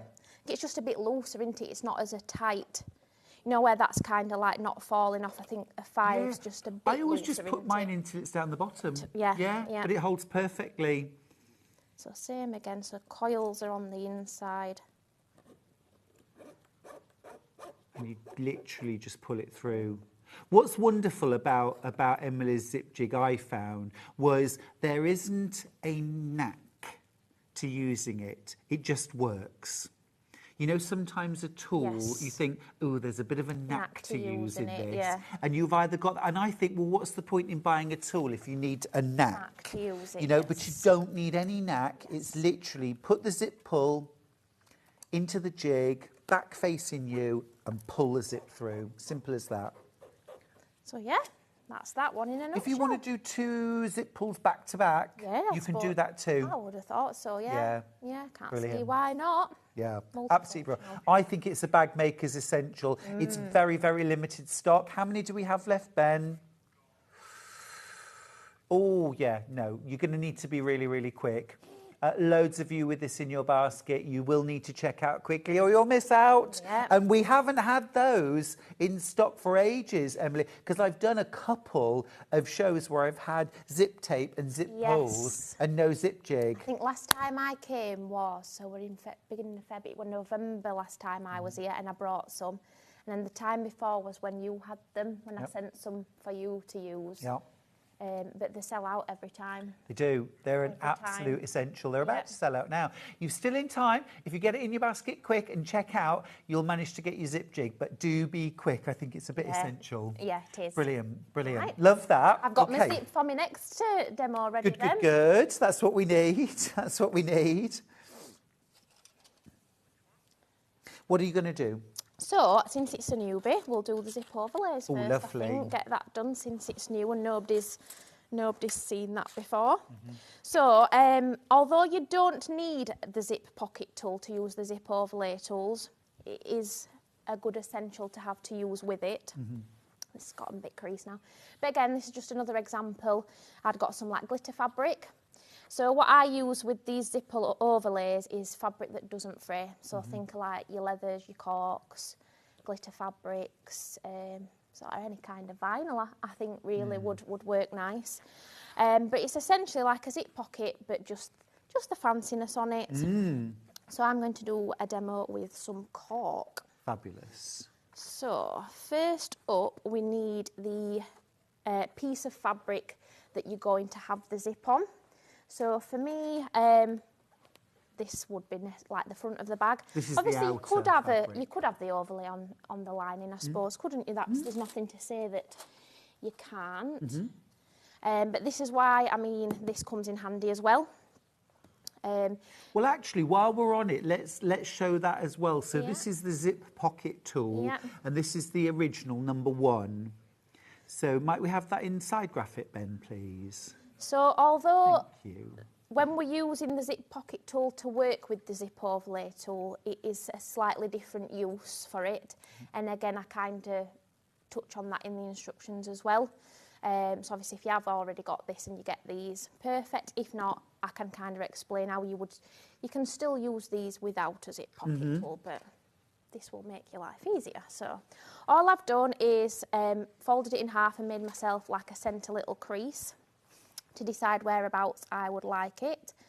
I'm going to go for the 8-inch. So what I'm going to do is the side of the 8-inch, I'm going to put on the halfway line. And using an erasable pen, I'm going to draw the box on, and then there's some little notches at the side that I'm going to use then so I can move this along and draw the other side. That's what I'm going to do, match all that up.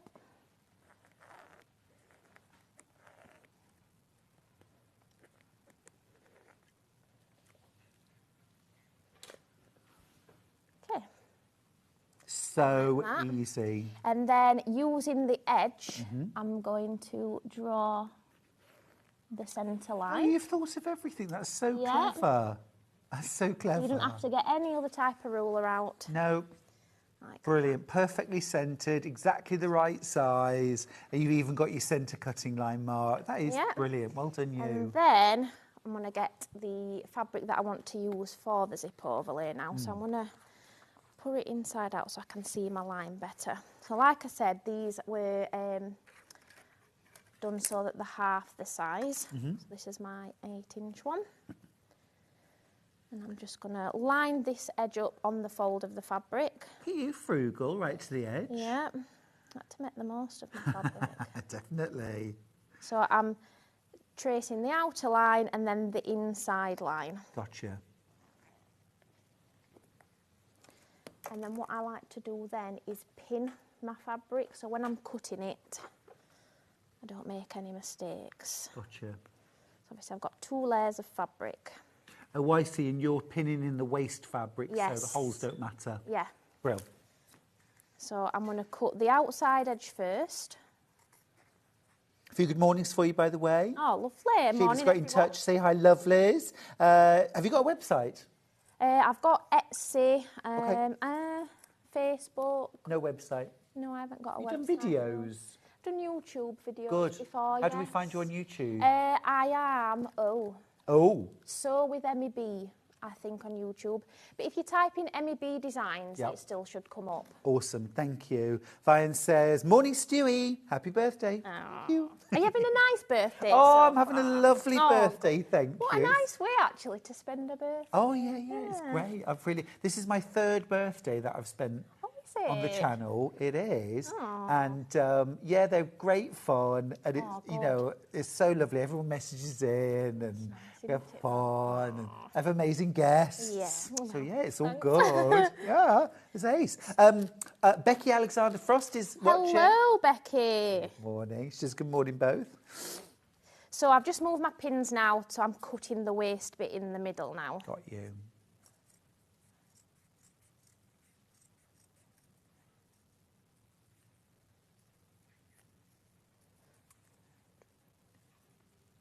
There we go.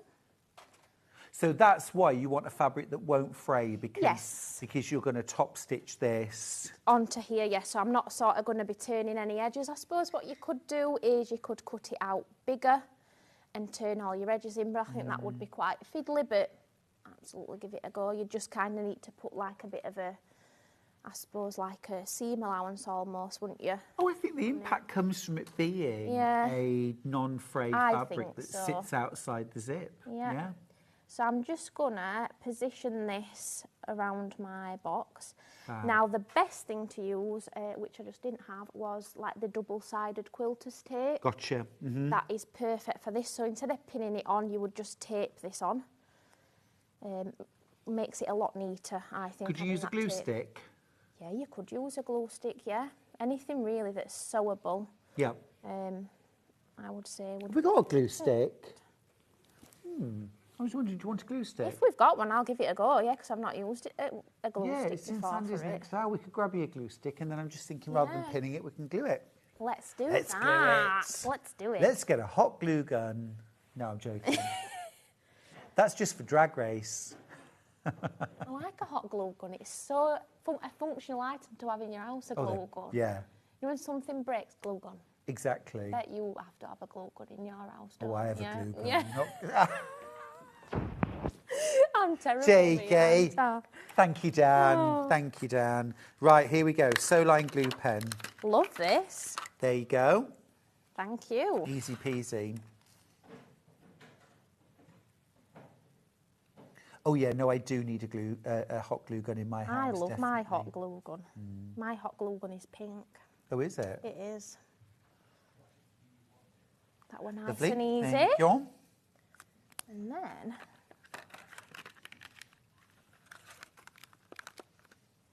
just getting it all nice and centred then.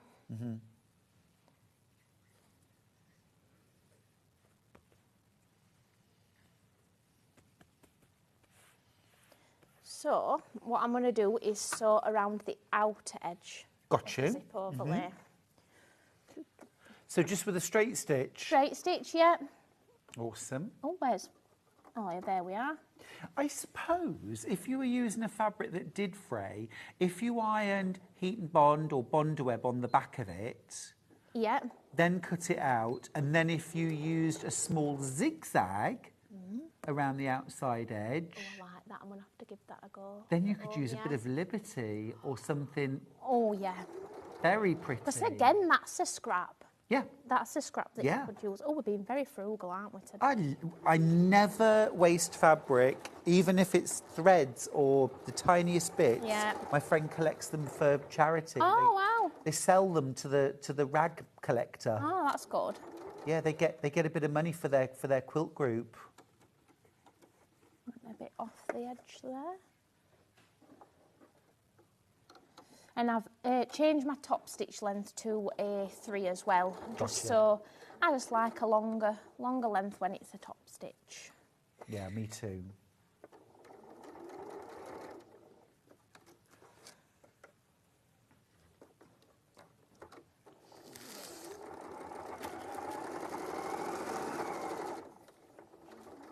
Oh, that glue stick's much better than pins.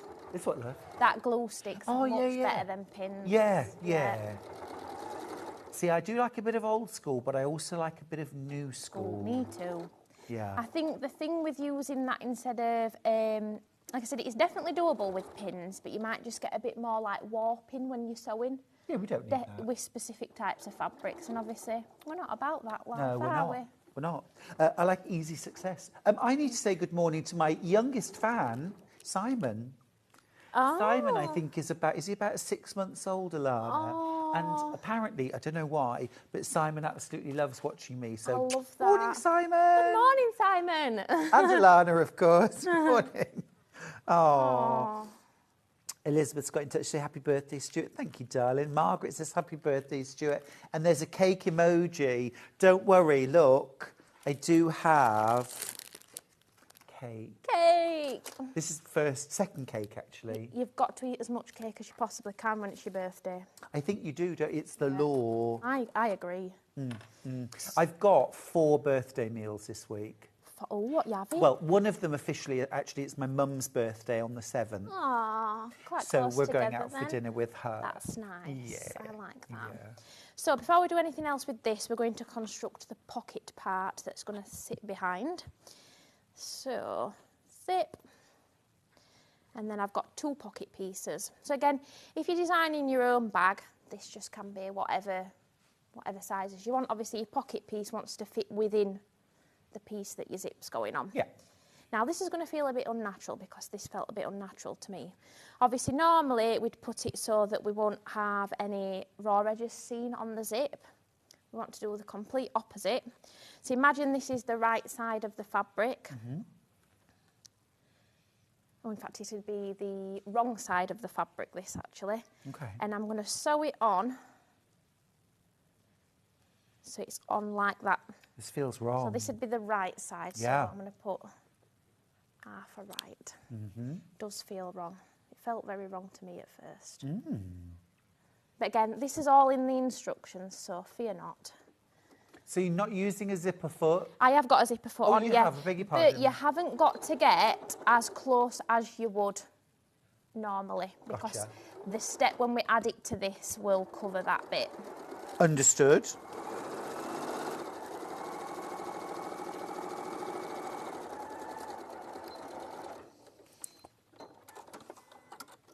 Oh, Karen's message. Karen, I was going to mention you this morning because I was looking through Facebook the other day and I saw your birthday was on the 7th. She says, I share a birthday with your lovely mum, Stuart. I noticed that. Happy birthday for Wednesday, Karen. Oh, and yes, Simon is 6 months old. Oh, Our lovely. youngest fan. Love that. Yeah. Start 'em young. I agree. I agree. So I'm doing We're going to the get Simon same- onto the sewing machine pretty soon. Oh, I think we should. That's a good idea. So I'll show you. I've done the other side. Okay. That was with the second piece of fabric. Yes. So I'll show you what it's looking like. So you can see I've got the raw edge of the fabric. That's the right side of the zip. So it kind of feels a bit unnatural at this point. So can I just open that out for a second? So this is the wrong side of the fabric. Yes. This is the wrong side of the Yeah. fabric, but it's the right side of the zip. Yes. Okay, I got it. Right, now we're going to do what I think is the scariest bit, but it's fine, it's going to be fine. We're going to cut this centre line that I drew earlier. So I'm going to start by folding it in half to get me started. Just do a little snip. And then I'm going to open it back up. So that's what the centre line is for. Then when I get towards the end, I'm going to cut into the corners like this. I'm going to flip it around and do this side.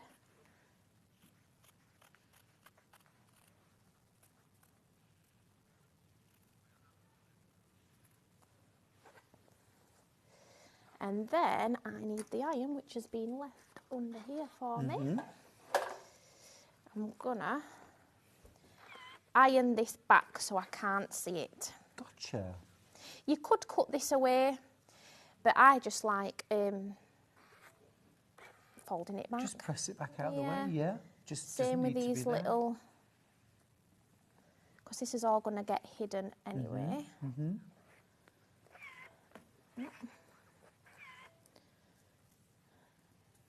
I always forget how clever that iron is. Oh, it catches me out. Yeah. It catches me out. You just want to make sure all that material is well hidden. So you might have to cut. Now the zip overlay tool has sold out. Well done. Ooh. Brilliant sellout. Brilliant sellout. The zip overlay has sold out. The zip pocket tool, available in 2 sizes. You've got the original, that does a 7, an 8 and a 9-inch zip. But remember as well, if you're a bit crafty, you can use it for a 3.5, a 4-inch and a 4.5-inch in a pocket. Oh, that looks really cool. Look at that. That's really nice. Looks good, doesn't it? It looks really And especially good. like on a plain fabric, like that really makes it stand out, doesn't it? It does. It makes we it much more often special. use plain fabrics on the inside of his bags, don't we? And I think we could start using them on there. Yeah, we could. Have we got that glue pen again, please? I would love to use it again. Do? All right then. You'll let me. Well. So, I've laid this out flat. Yep. And I'm going to pop this over. Got you. And we're going to end up stitching the inner. Of course, of course. So I'm going to put some of this glue on the zip tape. Again, you could be using the double-sided tape here. Double-sided, yeah. You could, or like I said, pins, but this is much easier. Like that. Love the fact as well that with an envelope zip or a letterbox zip, you get to sort of enjoy the zip. Yeah, as opposed to hiding it away, because we often like want it just the coil of the zip, don't we? Whereas it's quite nice to have it, because obviously this coordinates nice then with the... But if it contrasted, I mean, maybe even better. So I'm now going to sew the inner portion of the zip overlay. Got you. So this is a plain rectangle we're sewing around now. So I'm making sure that the zip pieces are laid flat underneath and they're not folded over. Understood. And still using your zipper foot so you can get nice and close. Cool. Christine says, I've just returned from the dog walk and called in at my favourite cafe, Bespoke, and got some beautiful cakes so I can eat them and celebrate your birthday at home and enjoy the show. That's lovely. Christine, what a great way of celebrating my birthday. That means literally I could eat cake every single day because it's somebody's birthday somewhere. I like that way of thinking. I like that way of thinking a lot. That's smart, that is. Those are my kind of people. Will you be bringing larger letters and numbers, please, Emily? This would be perfect for birthday bunting. Yes, I think I probably will. Yeah, yes. Larger and lowercase. Lowercase, as well. We also want numbers. Yeah, and probably I'm going to try doing like a different style of font as well. Punctuation, exclamation. Yes. Hashtag. That'll probably be, I think I'll probably do that in with the numbers. Nice. Oh, yeah, perfect. Perfect. Barbara says, happy birthday, Stuart. Thank you, my lovely. Really kind. Thank you, everyone who's messaged in. Don't forget also as well that anybody who makes a purchase, I'm rubbing my chest here just to check it's still there, Emily. No, I gave it to Sandy.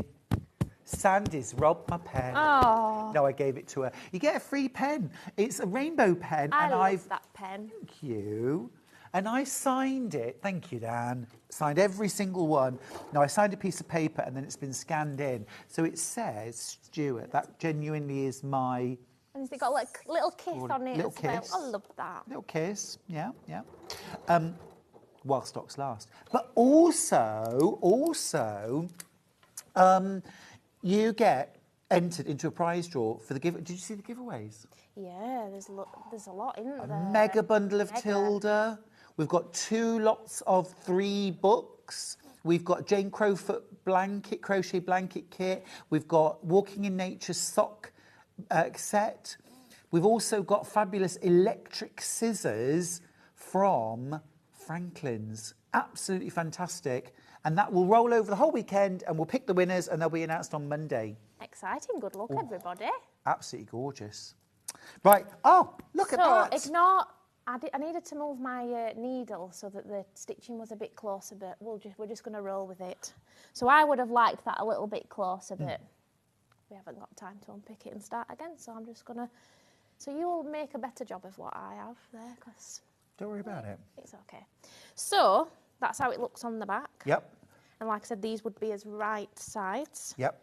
Because obviously you want to see the pretty side of your pocket when it comes to be sewn Oh, together. now it makes sense. And then we're going to drop this down. You will probably have to trim your Mm-hmm. pieces, because obviously where it kind of then falls over. So I'm just going to quickly, you can obviously be a bit neater about trimming it. You can use a rotary cutter rule or whatever floats your boat for that bit. And all I'm going to do is sew down the side, across the bottom, back up to the top, just the pocket fabric, making sure I'm not catching that. Perfect. So I'll quickly whip Very that. clever. Very, very clever. Think of all the opportunities. I mean, that's sold out, but brilliant tool, absolutely superb. We'll need that back really soon. Yep. We've had a few sellouts. Let me tell you what's sold out. The zipper jig sold out. The alphabet sold out too. Well done. Also, the zip overlays have sold out as well. The zip overlay tool, yeah. 7, 8 and 9 inch zips, yep, sold out. So let me get rid of these things. Whack, whack, whack. Oh, Aww. but also brilliant. Well done, Emily. Thank you, everybody. Now, I'm going to grab the Boxy bag tool Yeah. because this is another brilliant tool and it's in danger. Now, we've got 3 different sizes. We've got the original Boxy bag tool. We've got the Boxy bag 2.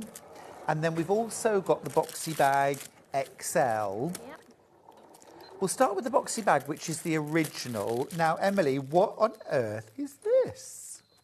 The Boxy bag tool. So that was the first ever tool that I designed. That is where this all spiralled out of control after this point. Good. I love making bags. I like to do all sorts of different sewing. I like dressmaking. I like bits of everything. But bag making, I always come back to bag making. Yeah. Because you can sit in a day, an afternoon, morning, whatever, and make a bag, can't Yeah, you? you can, start to finish. I like to design my own, so I often like to start out with squares, rectangles of fabric, and then I used to cut the corners at the bottom, sew the sides and the base, and then form that together. Obviously, I'll do a little demo so you know what I'm talking about, because I might be talking rubbish at this point.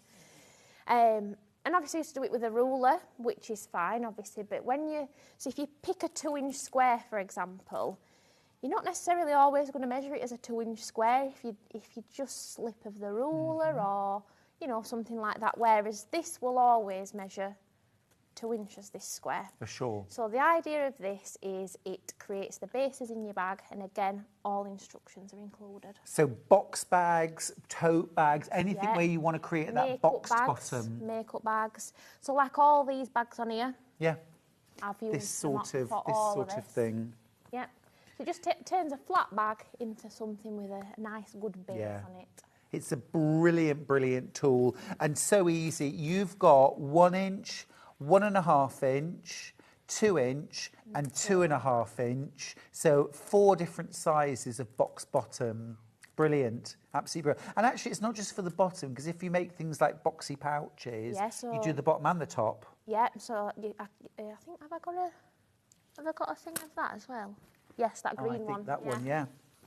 A bit squished, that sample, but But you'll there get you the can gist. see, Or if you're making like little fabric baskets to store things in, yes. you could use it for that. So again, lots of top and different bottom. uses for that one. Yeah, really clever. So that's the original Boxy bag tool, but since then you've brought out 2 more sizes. I have. So Boxy bag 2, so this one has got a little smaller and those sort of Bigger. in between and Yeah, bigger as well. Yeah, there's 5 different sizes. So what sizes does this one have? So it goes from 0.75 inches, and then we've got 1.25 inches, 1.75, 2.25 and 2.75 inches. Brilliant. So that one plus this one together gives us everything from 3/4 of an inch Yep. up to 2 3/4 inches, Yep. everything in between. So nothing's duplicated at all. I like that a lot. Duplicate sizes on it. I like that a lot. To me, that's as well, all three are the perfect tools. If you're a keen bag maker, get all three and then you've got every Everything. size Yeah. covered. Yeah. Speaking of which, we've got the big boy. The XL Boxy bag. This is the XL. Yep, so there's only 3 sizes on this. We've got the 3-inch, 3.5-inch and 4-inch. But what I did to not kind of waste use of the area that I'd got, I made like a little bias 45-degree angle on there. Right. So you can make your own bias binding, which obviously is quite nice sometimes, maybe for around the top of a bag or like to bind a pocket. So again, the instructions included show you how you'd make your own bias binding, just because otherwise it'd have just been a bit of a waste of space. Well, also as well, I'm just thinking, when I join my binding strips, I cut straight strips, but I join them with a diagonal seam. Yes. And a big rotary cutting ruler is too cumbersome to grab Right, okay, to yeah. mark that line. Yeah. So that is perfect. Ah, there you go. Little marking tool. Love this. We're coming up with all these ideas. I like it. So much value in each of these tools, isn't there? So much value. And of course, you do get full instructions included on how to use your tool as well. They're simple, but you've got full instructions, so nothing's left to chance. No, absolutely. Really good. I would go for all 3, and then you've got everything from a 3/4 inch box bottom right through to a 4-inch, which would be a big shopping bag. Yeah, like overnight bag maybe you Yeah. could make with that. But again, like your makeup bags, your fabric baskets. What size bottom is that one? Oh, that's a good question, that. I think this is one of the samples I started last time I was here. So I'm going to say it's the 2.75, So, yeah. So that one's using the Boxy bag tool too. Yeah, but that obviously, it's not an overly big bag, as you can see. Oh no, but that lunch bag, It's a nice, yes. that would make a brilliant lunch bag, wouldn't Yeah. it? So for anybody that's got your Applique letters as well, you could put lunch on there, couldn't you? So what's could. a very plain bag? Stuart's lunch, do not touch. Stuart's lunch, leave alone. Fab. Yeah, Like that. that's that. Brill. Now, more tools, more tools. Shall we do the Pleat? Pleat bag. The Pleat bag tool. Yeah. I really like this because this is almost for making darts, isn't it? Yes, it I love is. darts in a bag. This is beautiful. So the idea behind this was clutch bag kind of territory. I think there's a made one on there as well. This was a half. That same material I think I've used as what I've got in. Yeah. That's the one.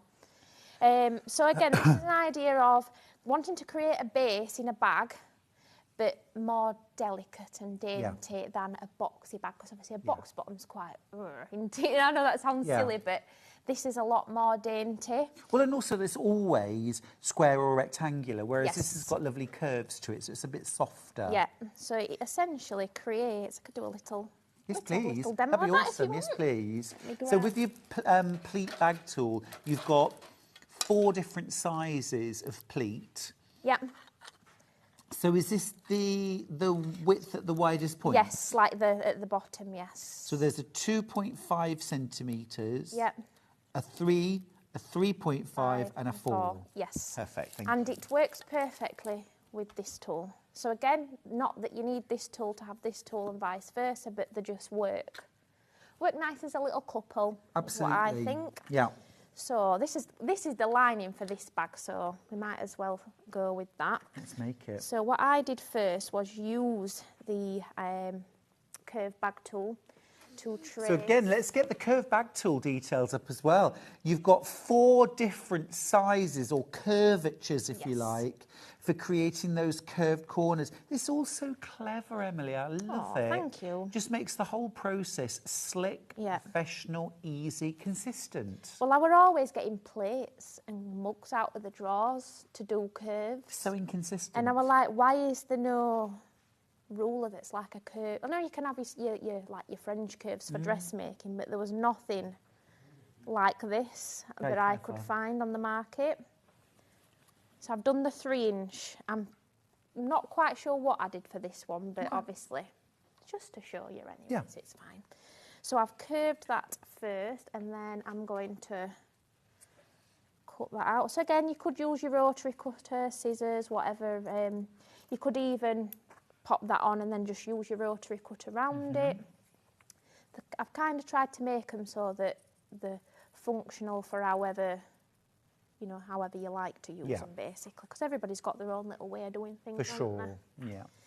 So what I did then was half it like so, and let's go with, we'll do the 3 centimetre we're going to go for. So why do we have different sizes of dart? What does each size do? More of same as the Boxy bag, really. It kind of makes a bit more of this depth at the bottom here. Got you. So the bigger the dart, the fuller the bag. Yeah, and the more noticeable it is, I would say. Like it's a bit more noticeable. So there's kind of no specific way of doing this. It can be wherever you want it to be. I kind of think it just needs to be off the curve. So obviously the curve there, where it kind of flattens out, if that makes sense, is kind of where I'm going to do it. As long as it's the same on both sides, which is why I've halved it. So I'm going to cut it out at the same time, so I know that they're nice and even. Gotcha.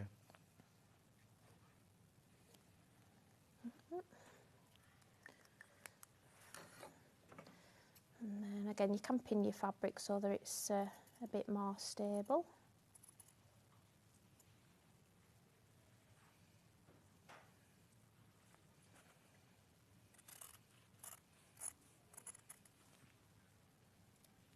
There we go. So then you end up with something that looks like this. Got you. So we would do exactly the same with this one as well. And then in terms of sewing it together, just kind of like you would with a dart in dressmaking, except obviously with dressmaking you kind of want to make sure you've not got points, because of obviously where darts tend to end up, you don't want pointy darts, do you? But there's not so much faff, I suppose, we on a bag. So I'm just going to fold it in half to match that gap together, and I'm just going to sew from bottom to top. Okay. Seam allowance wise, you can just, I tend to always just go for a small seam allowance here. And do you keep that seam allowance straight the whole way, or do you taper off as you get to I the would point? taper off still as I get to the point, yeah. Yeah.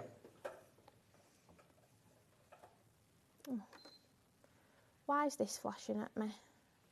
Why is it beeping? Yeah. Just press the foot up and back down again. You might have to. Should I turn it off? And I would. Where is the switch there? It's something to do with cutter, weren't it? We're back to normal. Back to normal. Just needed a minute, didn't it? It did. It's tired. I've used it. Sandy's used it. You've used it. Oh, I've got a bit bunched up there.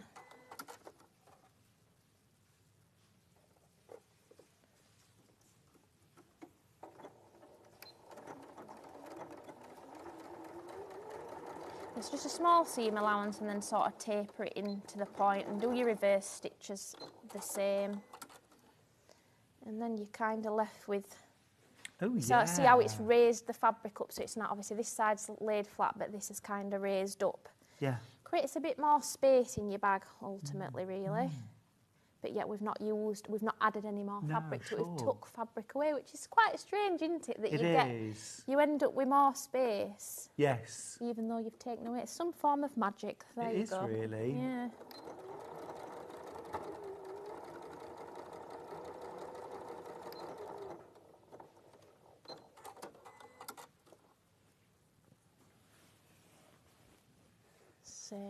There it is, look at that. That's really clever. Absolutely brilliant. Without having to sew a curved gusset into the bag. It's sort of created a base and sides just from one piece of fabric. Yeah. So you would do the exact same. Do you want me to do the other side? Or do you want to completely Ben? up to you? No, we're good. We're good. Yeah, carry on, Yeah. Right, so I'm going to do exactly the same now on this piece. So same again, 3 inches. I suppose you could even layer up 2 pieces of fabric and do all this in one step, couldn't you? Yeah, definitely. Love the fact that this would work from everything from a clutch bag to a tote bag. Yep. You could actually do this on pockets. Have you ever done these as pockets on the front of a bag?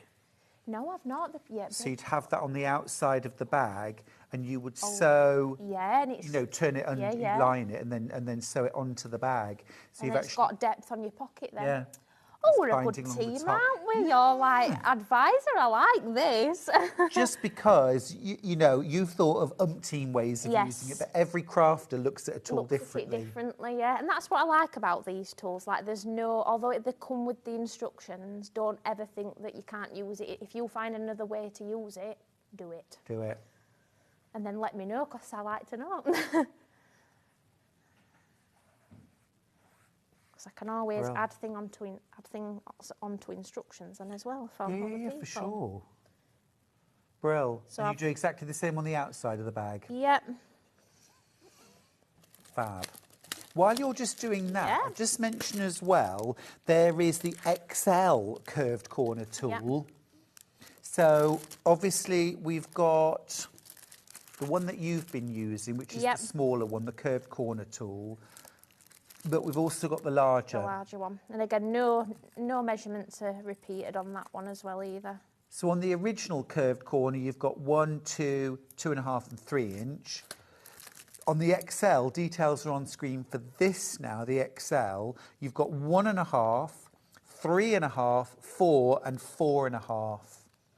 So not necessarily for larger bags. You could be using this just to create a deeper curve, yeah.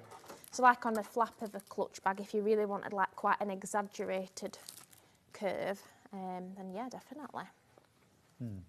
Very nice, very nice. And just to show you as well, you know, what is, you know, really simple purse, front and back, little flap, but look at the extra style and class that's been added with this curved flap and curved edges on the bottom. Just a really lovely bag made in PU. That's gorgeous. It's nice. I like the faux leathers, especially for like a little clutch bag. Quite gorgeous. Nice. So in terms of sewing these together then, we're going to put them right sides together. I'm going to get some clips. And I'm going to make sure that these, I mean, I didn't quite measure them up, to be fair, to match exactly, but you would if you were at home, so. Oh, that one matches up perfectly, so I've clearly done that on a purpose. 1 out of 2 ain't bad. Yeah, it's better than none, isn't it, really? Yeah. I was guesting one day and I forgot how to put a zip in. Do you know, I've said to my mum out there, and she laughed at me, but I said, I don't get nervous.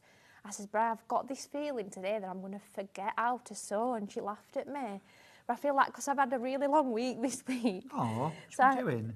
So I'm just getting all this ready, basically. Oh. And I've not... It's just as well you did, because most of it's sold out, Emily. Yeah, it's a good job. It's worth it in the end, isn't it? But I just said, I feel like I'm going to forget how to speak, how to... Whenever I lie down when I get home. Do it. Do it. Sleep all the way home.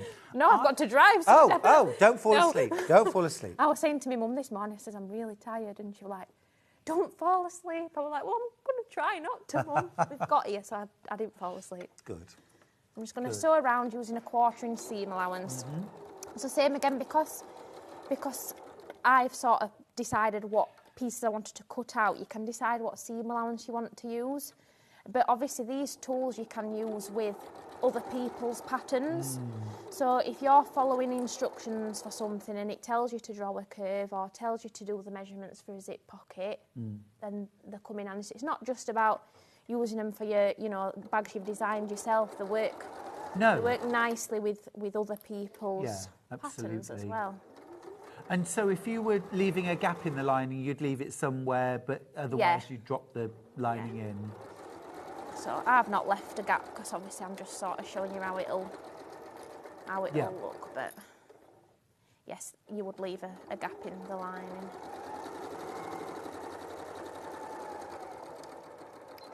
Yeah, so I have had to remind myself how to like sew. And there we go. Love that. You can sort of see it gives you Yeah. just that little bit of space in the Love bottom of your that. bag. Yeah. It looks nice and classy. Really I cool, like a that. little bit of class. Yeah, it is. And again, it creates a lot of sophisticated shape without having to do anything particularly fancy. Yes, definitely. It's a very easy thing to do, but it's added a real extra va-va-voom to the bag. Va-va-voom, I like that. Va-va-voom, yes. So that's how you would use curve bag tool, pleat bag tool. Brilliant. Absolutely brilliant. What next? Now, I have got the zip panel tool. I need this. This is really, really cool. Have you got the bag there, or have I got the bag? I think you've got the bag. I think it's the Is it this Aztec one? fabric, yes. This is... Now, I love a tote bag, and I love designing them, but so often we say, oh, I don't want it open at the top. I want a closure. Yeah. And this is, isn't it, such a brilliant closure. So you've got, if I pull it out, you've got this panel here with zip. Just another way of putting a fastening on a bag that's not a magnetic snap. Because I often go for magnetic snaps because it's the easiest option, isn't it, often? Do you know, I heard the reason for this bit. Well, somebody's told me this. Is Have it for they? a brolly? Umbrella, Yeah. yeah. Oh, told me this. Sit an umbrella I think in. it was last time I were here, somebody said it. Yeah. Oh, and I've remembered. Oh, good memory. Today's a good day. It's a good day. You're firing on all cylinders. So this is the zip panel tool. So this does 6-inch, Yep. 7-inch and 8-inch panels Yep. for the zip, but it also has a section for the zip tabs. tab. Yes, so the zip tabs on the end. And, because we like being, frugal, it will also do double those sizes. And I do think I mentioned this on these instructions. Because obviously I think this here is a 6-inch one. Which is only obviously for quite a small bag really, or you could still put it in a big bag, but then you would have, excess space. You kind of want them to go the width of the bag. So yeah, you could, sort of when I explain how you cut it out, you can kind of have this edge here on the fold of your course you fabric. could. And it would then be Brill. 12-inch, 14-inch, 16-inch. That sounds very, very good value to me. How do we use it? Right, so I will explain how you cut it out, but I have already prepped and cut out just so we could get as much squeezed in as possible. Brilliant. Yeah, I really appreciate it. So every zip panel you do, regardless of what size, you need 6 pieces altogether. Well, 4 pieces for the panel, 2 pieces for the tabs. So these pieces here are the main panel part. These are going to be the little tabs on the end, which, to be fair, are optional. You don't always have to put them on. It just kind of is a nice little touch. Nice classy touch. So all it is, this one, I've done the 8-inch zip here. So all I've done is draw all the way around the outer edge. If I were doing 7-inch, I'd do these 3 edges and then draw this centre line. You need... How I've had to do this one, because obviously I didn't want these gaps to be too big or else the measurements would be off, if that makes sense. You need quite a long nibbed pen, if that makes sense, or pencil, whatever it is you use. Or you can either mark the sides and then join it up if you've not got a pen that will fit in Something that. like a propeller pencil would be ideal, wouldn't it? When I was doing it bigger, the measurements then All wrong. don't work out, But obviously, if you wanted a 16-inch zip, you'd do your fabric folded and you would have, so like for example, you would have your fabric folded and you would have this edge on the fold of your fabric, but still the same cutting out. Gotcha. And then tab is the sort of same size for whatever size you're doing. And you do this outer edge and then inside here again, or again, just mark your little ends and then join that little box up as well. So I've only got 20 of this tool left. first job is some pressing that we're going to do. So I'm going to flip these to...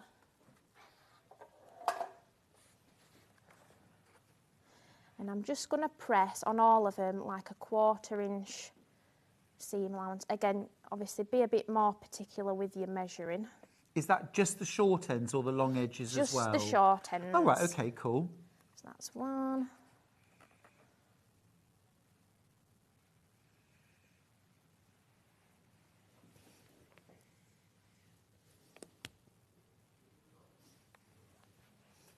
So this does the outer and the lining then, all in one? Yes, all in one, yes. Gotcha. So 2 of the pieces are for, obviously, the outer, what you're going to see, and then 2 of them, the lining. So obviously you could do it 2 separate fabrics if you wanted. Obviously I've just done them all the same.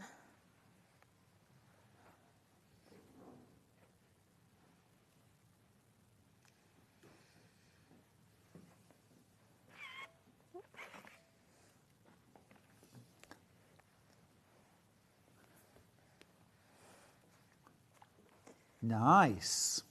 Right, so we need the zip, and we're going to start lining it all up. So we're going to get one right side facing up. We're going to get the zip on top, making sure those little hems that we've just done stay under. And then we're going to get this on top so that the right side's together. And we're going to sew this side of the zip. Are you? I'm going to clip Very that in clever. place.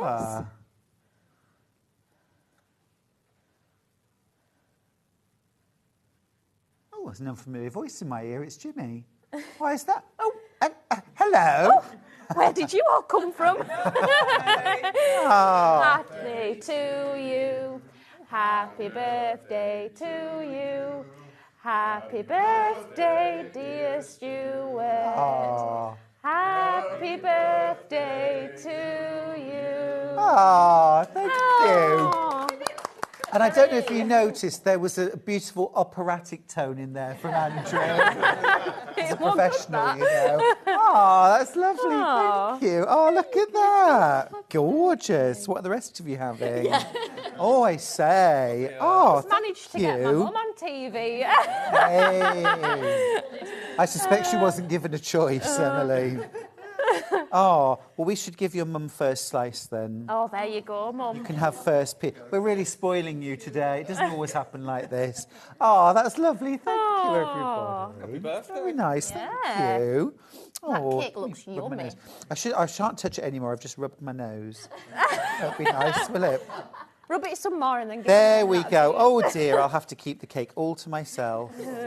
Oh, that's gorgeous. Oh, wonderful. Take the knife.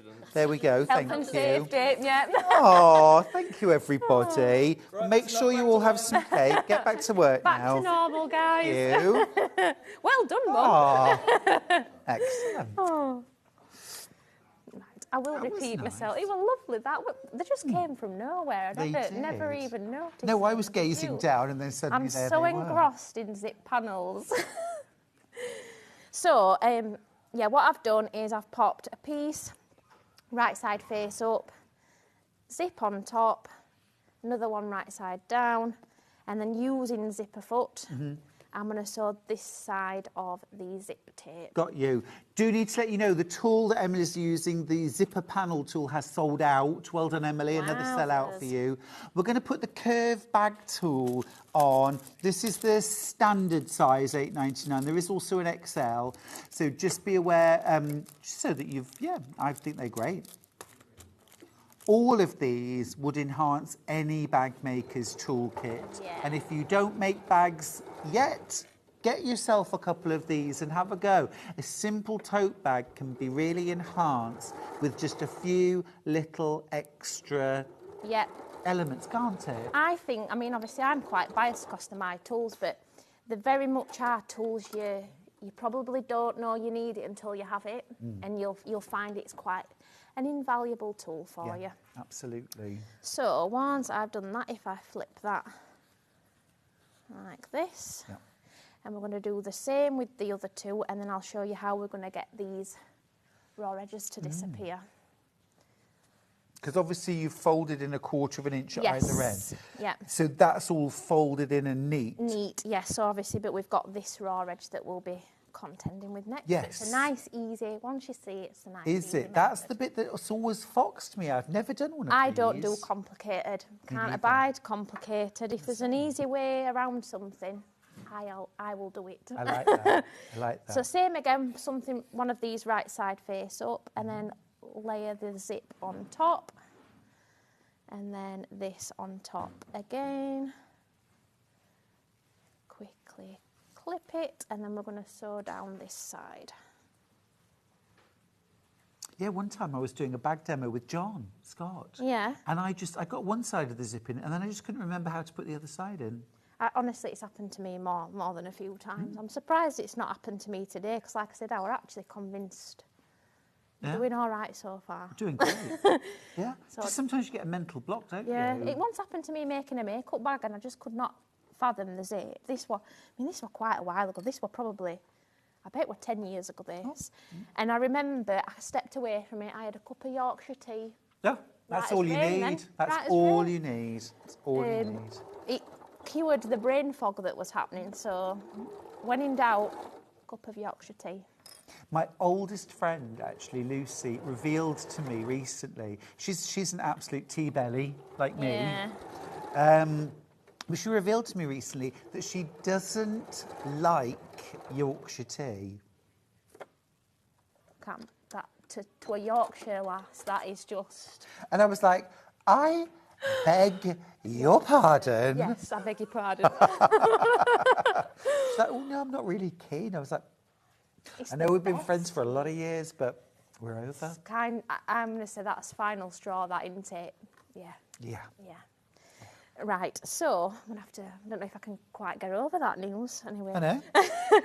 So I'm going to fold this now, so I've got 2 pieces at each side, like this. Got you. Makes absolute sense. So, best thing to do here would be to top stitch it. So, Yep. have I got time to top stitch Yeah, it? definitely. Yeah, make You it look certainly nice. do. Nice and It's good having an hour and a half, isn't it? Do you know what? I thought I would struggle to talk for that long. Clearly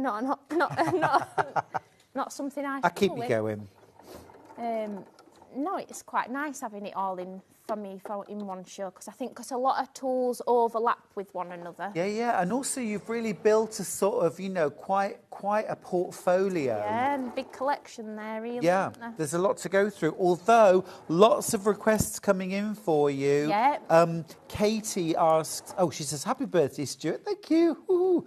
Love, Emily. Please, can we have more curved letters next time, please? Yes, I can. Something curvilicious. Certainly. Something more curved as opposed to the boxy style. I like that. Yeah. Yeah.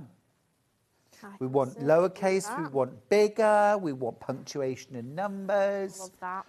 Was a very, very early sellout. It was that, weren't it?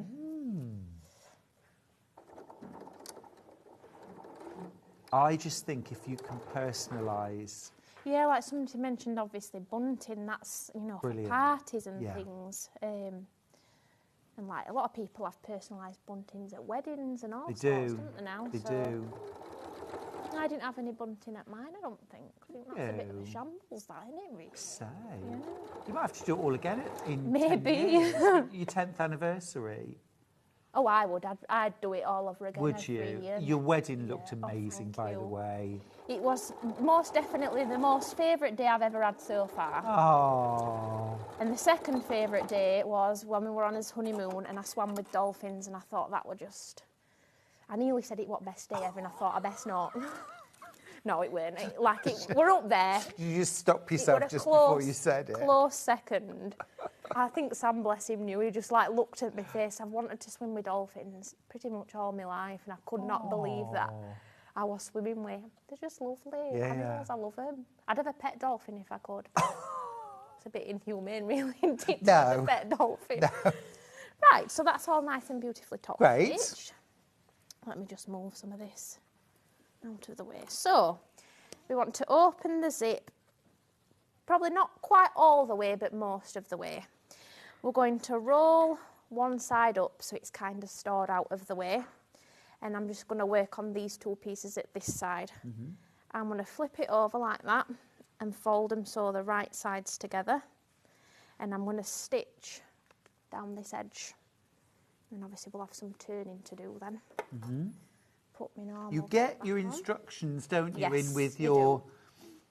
And they're all photo instructions as well, because they are quite a visual item, obviously. So I do like a good photo with me instructions. Let me, Can I ask a question? If I lost my written instructions... you could email me and Can I'll I? Is that email them. great? Yeah, that's not a problem. I'm just thinking about the kind of person I am. Yeah. That's a good point, that, to be fair. Yeah, I think I've done some videos on my Boxy bag tool before, like a video, and I think there's one on the zipper jig, because on the zipper jig there's the QR code on the box. Yes. So that takes you to a video. That's the instruction. Oh, I used it.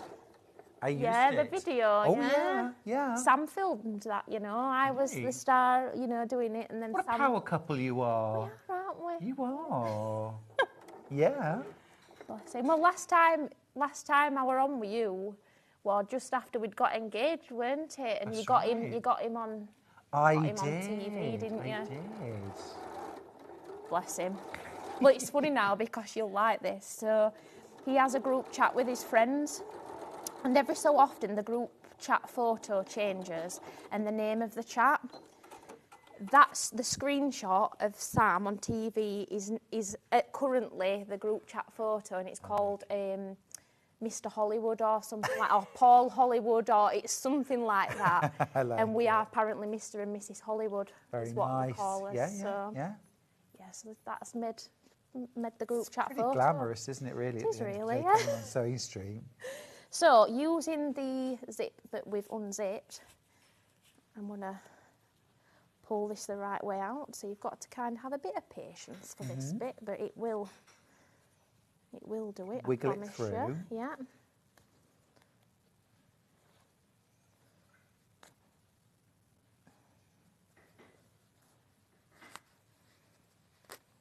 we go.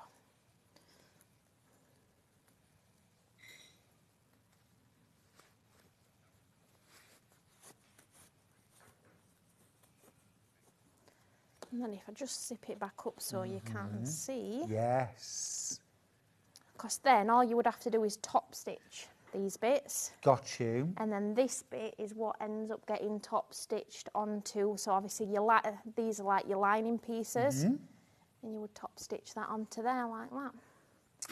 I see. So you just measure down from the top of the lining? Yeah, and make sure you just do the same on both sides, so you can have it as... I mean, obviously, you don't want it too deep down, do you? Because you're wasting your bag then. But I kind of at least say at least 2 inches from the top. It's a nice kind of size. So you do exactly the same to do the other side then? Open your zip almost, and then you'd roll that that up, side up. and then fold that around, almost burrito style. Burrito style. Love a burrito. Me too. I like any Mexican food, though. So do I. Love a good Mexican. Do you know, when I first stepped outside of, you know, the food that I was brought up, which was quite eclectic, and my mum was into things like making curries and, you know, Italian food in the 70s. But it was Mexican food that was the first kind of, I've never had this before. Yeah. How exciting. Well, we honeymooned in Mexico, and the food was just wonderful? Mexican food every night. It was marvellous. Yeah, very spoilt. I was sad I had to come back home and cook. I bet. So is that where you went for your honeymoon? Yeah, we did. Well, we were originally going to Greece, and then there was an issue with where we were going. So we changed to Mexico. My advice is you need longer than a week in Mexico, because I was that jet lagged the whole time. Like getting there, I was jet lagged, and then coming home, I'd only literally just got over the jet lag, and I was jet lagged again. Got you. But I would go back to Mexico in a heartbeat. Lovely. Whereabouts did you go? Puerto Vallarta. So it's like the Pacific side, I think, is what you call it. Very nice. The first time I'd ever been to Mexico.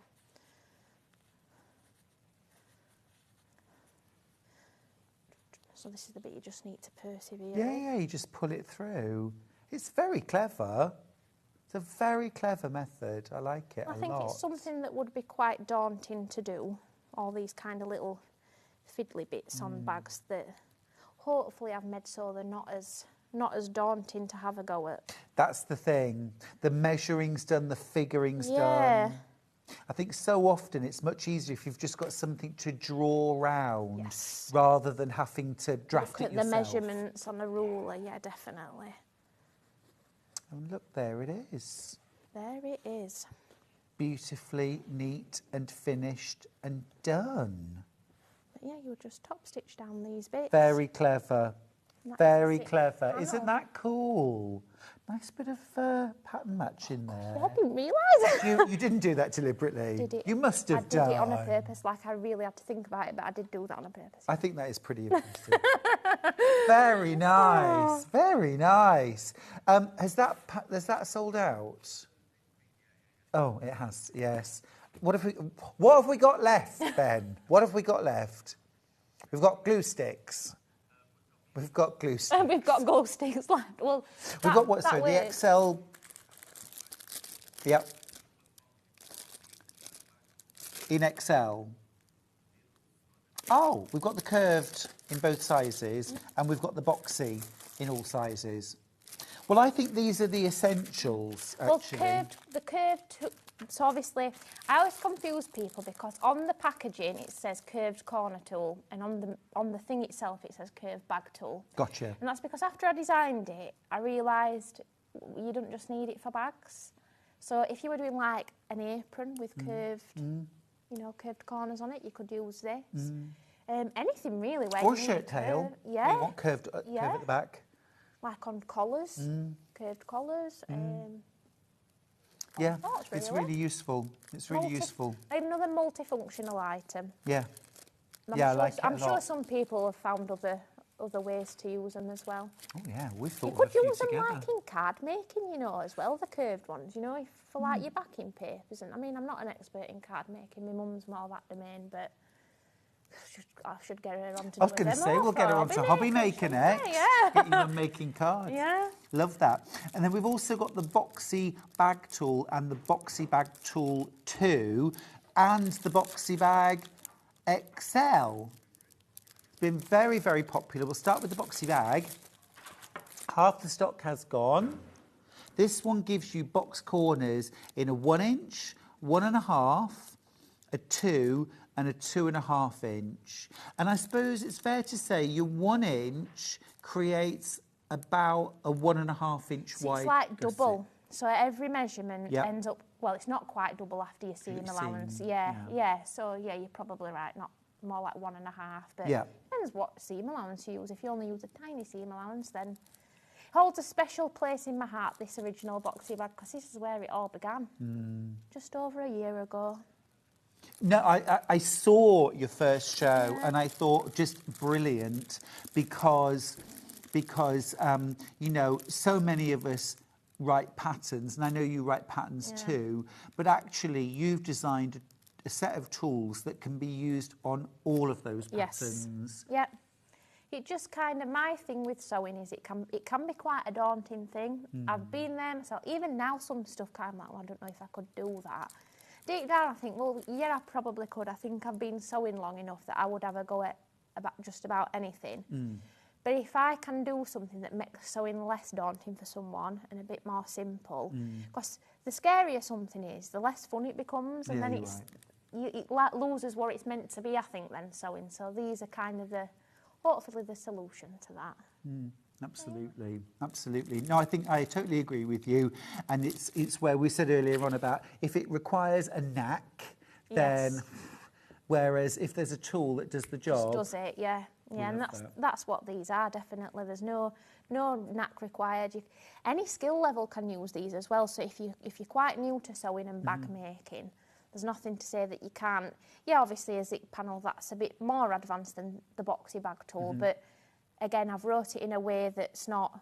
I don't use confusing jargon because it confuses me. So exactly. I'm not about to confuse myself. Yeah. But no. So any level, it doesn't matter if you're new or if you're really experienced in sewing. I think you would still use these tools. Brilliant. I think they're fab. Thank you so much. Absolutely brilliant. Thank you for spending some of my birthday with me. Thank you. It's been an absolute pleasure. What a nice Wonderful way to spend a day. Yeah. No. Thank you, and have a lovely, safe journey back as well, Thank won't you? Yep. Now, don't forget, there are 2 other really important reasons to shop with us today. One of them is that everybody who shops with us today and tomorrow will receive a free pen. It's a rainbow pen with Stuart and a kiss. While stocks last. Rather lovely pen. They are nice, aren't they? They're lovely. you like that one? Oh, I would love that one. Thank you. You have that one. Oh. I'll probably end up without one at this rate. I'm giving them Just all away. Giving them all away, yeah. The other thing is we're playing Shop to Win, which I love. We have got 6 fabulous prizes today. We've got 2 sets of 3 of my books. That's Make 100 Quilts, Simple Shape Stunning Quilts and Bags for Life. 2 prizes of that. We've got a massive Tilda bundle. There's a layer cake, a jelly roll, fat quarter bundle, fat eighth bundle. We've got buttons, we've got scissors, we've got a mug. Then we've also got a big yarn kit and pattern to make Jane Crowfoot's Persian Tiles crochet blanket, and we've also got a full set of my Walking in Nature sock yarns that I did with Starcraft, and a fabulous pair of electric scissors from Franklin's amazing prizes. And thank you very much to all of my lovely friends in the industry who gave those prizes too. Now, we are going to go to a break. You have a safe journey home. Thank you very much. Thank you everybody for watching and buying. And remember, it's my birthday, so you have to eat cake. That suits me down to a T, that does. And I'll see you after the break with Sandy Milichit-Masoki's Last Hour.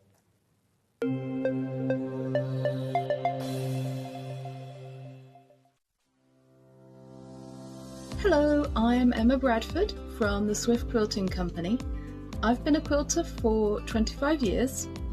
I began sewing and quilting by hand, but now I offer long arm quilting services and I run patchwork and quilting classes. You can see me regularly on Sewing Street demonstrating patchwork techniques. My top tip is there is no right or wrong way, only the way that works for you. There is no such thing as the quilting police.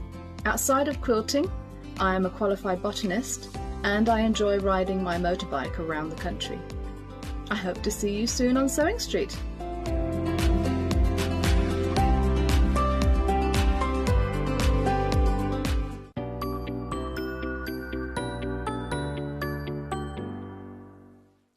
Are you having trouble finding the ideal gift for that someone special?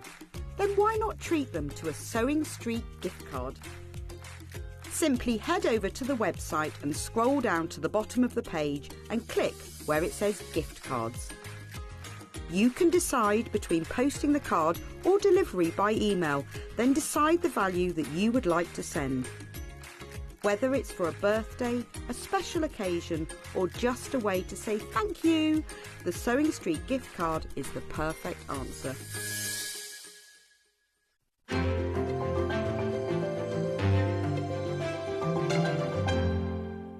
Shopping with Sewing Street couldn't be easier. You can shop via our website at www.sewingstreet.com, where you can watch our live shows and see all the products from that day. We also have a huge amount of products on our website, from your sewing room essentials to fabrics, sewing machines and much more.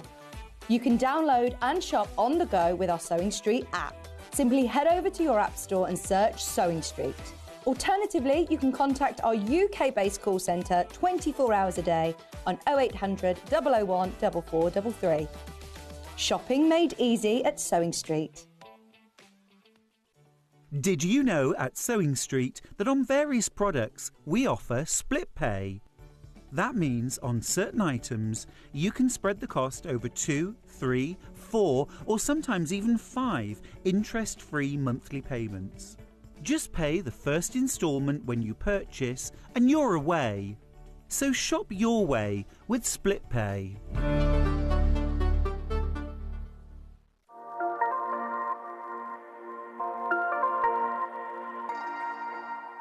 And we'll see you bright and early tomorrow morning at 8 o'clock. Bye.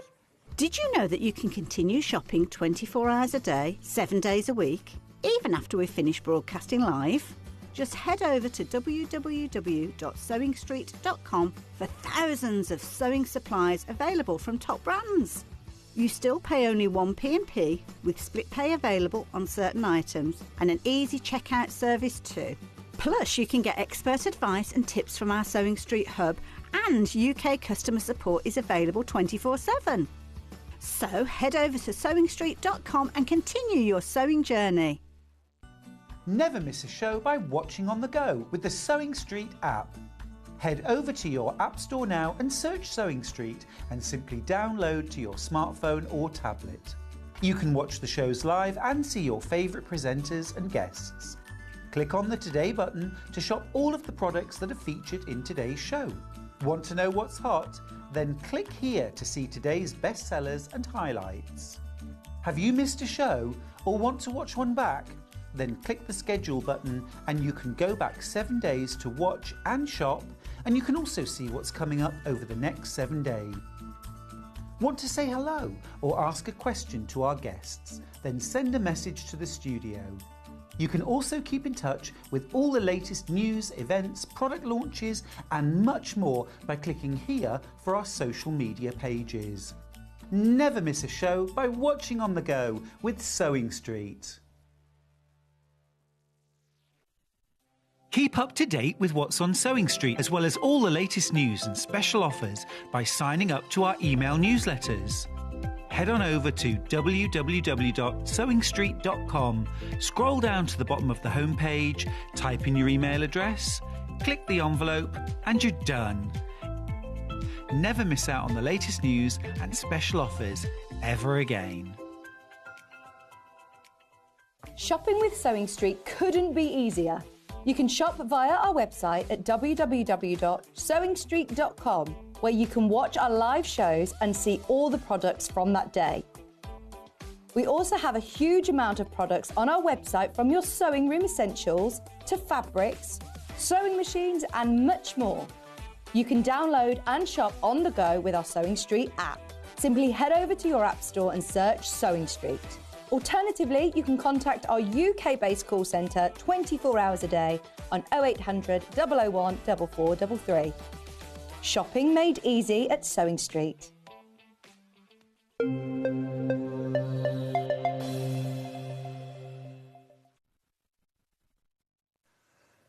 Do you know, I can't believe this is the last hour of the birthday show. However, it's not the end of the birthday by any means, because we're doing it tomorrow as well, and I've got more fabulous guests, more amazing projects, and I've still got loads of lovely rainbow pens to give away. Everybody that purchases today or tomorrow gets a personally signed, well, it was printed, signed, rainbow pen while stocks last. You'll also get entered into our Shop to Win. I have got some fabulous prizes. Look at these. You've got 2 lots of my books, 100 Quilts, Simple Shapes and Bags for Life, 2 lots.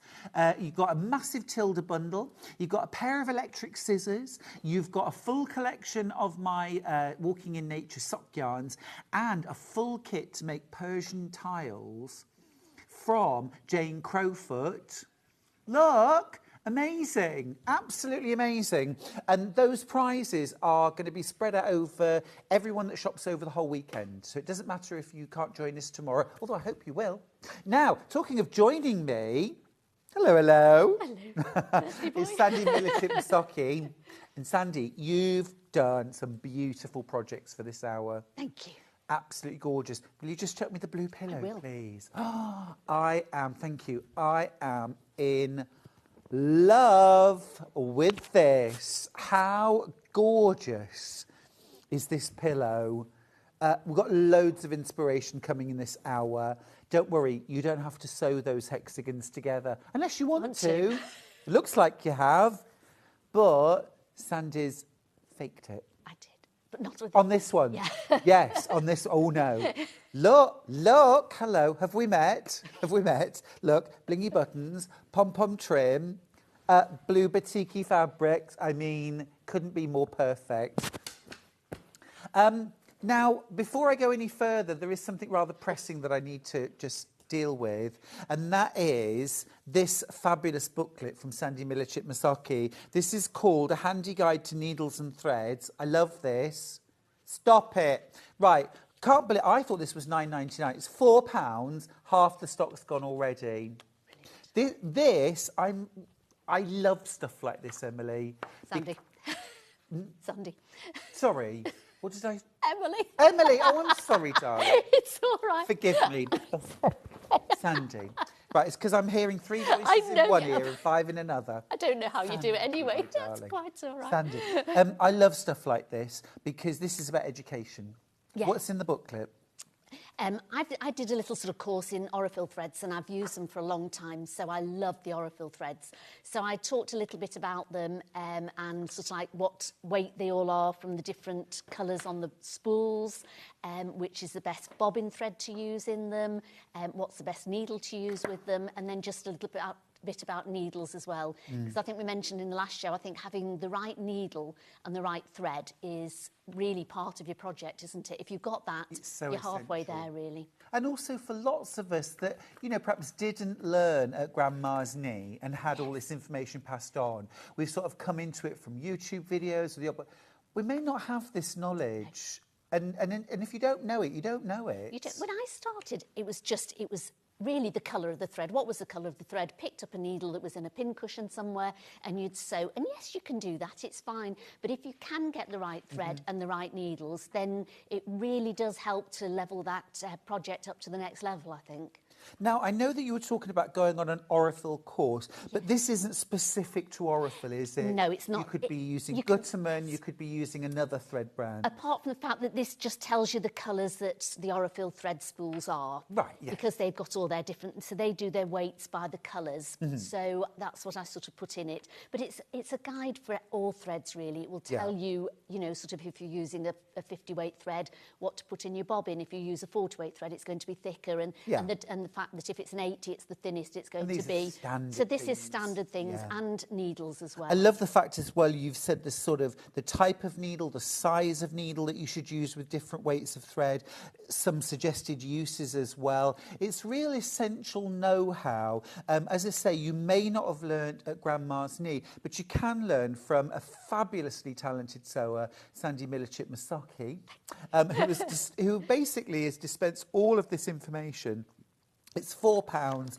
I would hole punch that, and that goes in your file of favourite patterns, or have it in with your sewing machine manual. Take it along to classes, take it with you when you go shopping, and it's all that information. Because you don't remember it all. There's times I think, oh God, what needle should I do with that? Right. And you can look, and then you end up looking it up, and there's so much on the internet that you can do. But I thought it's just easier to have it in one handy little guide there. I really agree. I've said before, it's not completely comprehensive. There's loads more I could have put in it. I mean, you could write a book on it, couldn't you, really? You know, you could. But it was mainly just so that people think, oh, I'm using a cotton. What should I use? Yeah. You know, what shall I put in my bobbin? People have asked me, I'll I'm ask using, you know, Sandy. this. What shall I put in my bobbin with it? You know, and what particular needle shall I use? So it's really sort of like it's a handy guide. That's what it is, really. It's great. It's the knowledge. We should do a show called Ask Sandy. I love it. I love it. If you've bought anything with us today, you can go back. Remember, it doesn't mean you pay extra P&P. Just combine your shopping baskets. You'll get entered into the prize draw. Again, you could end up winning a whole load of Tilda Goodies or some electric scissors. An extra £4 and get this essential information home. I think it's terrific. I do need to let you know, though, that there are far fewer of these left than we have customers wanting to buy. There's about double, 80 of you got this in your basket, of less than 40 left. So if you want it, then you will need to grab it quick. Right, it's going to sell out, it's fair to say. Right, Sandy, let's get into this. Let's get into this. Now, I've got 3 panels, and absolutely beautiful. They're based on hexagons. I'm going to start with the indigo. Sandy, would you come and join me, please? I'd love to, thank you. Let's hold this together. This is absolutely me all over. Isn't that gorgeous? Indigo blues, a bit of kind of tie-dye effect. That is absolutely stunning. Now, for the cushion, Sandy, you didn't piece these hexagons. No, I didn't. So I just sewed sort of like embroidery stitches in between. So I'll show you lots of sort of different ways we can do that. but I didn't think I'd have time to hand sew them But all what a together. fabulous way of using it. This is it. But You could make a tote bag out of this. You could make a messenger bag out of this. Pillows, cushions. all sorts of things. It's a real inspirational panel, really. I love hexagons, and I thought that it gave you the colour range. We gave you lots and lots of hexagons, so you can put them in any sort of style you want. Stunning. My lovely friend Joan, the deputy, she made one of my messenger bags, and what she did was she actually put hexagons on the flap, shape it, and you could do that with this, just cut it out on the wonk, if you like. So it could be part of your stash panels, you know, so if you wanted an extra little bit, you could make just a pocket with it on a plain blue. Or, of course, you can cut out the hexagons, repiece them together and create Granny's flower garden or whatever you like. All sorts, absolutely. Oh, I love that. Don't go anywhere. I want you to stay with me. Oh. Did you have your coffee in the end? I did. It was it lovely. stone cold? No, it was lovely. Thank you. it? It was really nice. Much appreciated. It was lovely. We had birthday coffees. Birthday coffees. It was lovely. Now, next one. Let's do pastels. Pastels. Love a pastel rainbow. So do I. This is so gorgeous. How beautiful are these for $14.99? I just think they're amazing. Delicious. Absolutely delicious. Can I just... am I a bit wonky? No, that's good. There we go. Those are lush. Absolutely beautiful. And again, I love the white line in between the hexagons, Sandy. I'd leave that in. I'd use this as whole fabric. It's nice. Isn't it? I mean, you don't even have to cover that. You could use it. It's almost like a honeycomb type, isn't it? Yeah, it is. Well, this, you could layer it with batting and backing. You could quilt it, trim the edges square, bind it. There's your table runner. Yes, yeah. And if you bought a couple, you could sew them together and make a quilt out of it. Oh, you could. Oh, you 'Cause really sort of fit it in. could. Yes, yeah. In fact, you could do it that way, couldn't you? Yeah. And have two panels. Two panels together. And then do a backing on it and a binding on it. I love it. Or again, cut out the hexagons, piece it. Yes. You could do concentric rainbow circles. I mean, when you think Lovely. of the price of quilts, if you bought 2 or 3 panels of those to sew out and make into a quilt, yeah. it's It's not an expensive way of doing it at all. Way of doing it. It really isn't. So that's our pastel rainbow. And then last of all, of course, we've got traditional rainbow. Now, will you just grab your cushion that you made? Now, this is all EPP. Yes. That's amazing. Love that. How cool is that? This has been flying out, by the way. It's got nice. Love the fact that you've done a circular cushion as well. Love that. Look. That was made especially for you for your birthday. Oh, Sandy, it's beautiful. With love. It's beautiful, thank you. Love it, I love it. Well, I can't pick. I can't pick a favourite colour. That's where it comes from. It's purely that. I can't choose. I love all the colours. I love grey, I love brown, I love every colour. So that's my favourite. Love it. And, wait till you see the panel. That's a real rainbow, isn't it? That is gorgeous. And also, look as well, they're not solid. No. They're like a mottle, almost like a batik-y look. They're digitally printed. And also as well, if you're thinking, oh gosh, I wouldn't fancy quilting around every hexagon, I wouldn't. No, you wouldn't have to I would at all. quilt diagonally through all the direction and then through this way. So you almost end up with like a star. Fantastic, yes. Straight line quilting, walking foot, easy. Yes. Quilt it, then cut out your bag pieces or your cushion pieces. Delicious. Beautiful. Now, rainbows make me happy. Sandy makes me happy. The other thing that makes me very happy are pom-poms. You knew I was going to say that. I love pom-poms, yeah. And jumbo pom-poms are a double of fun, I find. Lovely. Sandy, we're gonna... We'll start with the big one. Yes. Sandy, you pick a colour. I like the grey, actually. Yummy. I'm going to take this wrapper off because I want us to see. Look at these. Oh, yum, yum. Jumbo pom-poms. And these are, they're like marshmallows. Really soft as well. They're lovely. Like a couple of kids in a candy shop. Oh, my dad used to tell me the same joke, and it used to make me laugh like a hyena every time, thinking of marshmallows. He said to me, oh, do you know, I had the weirdest dream last night. And I said, what was it? He said, I dreamt I was eating this really massive marshmallow. And I was like, really? He was like, yeah. And then when I woke up, my pillows were gone. Oh.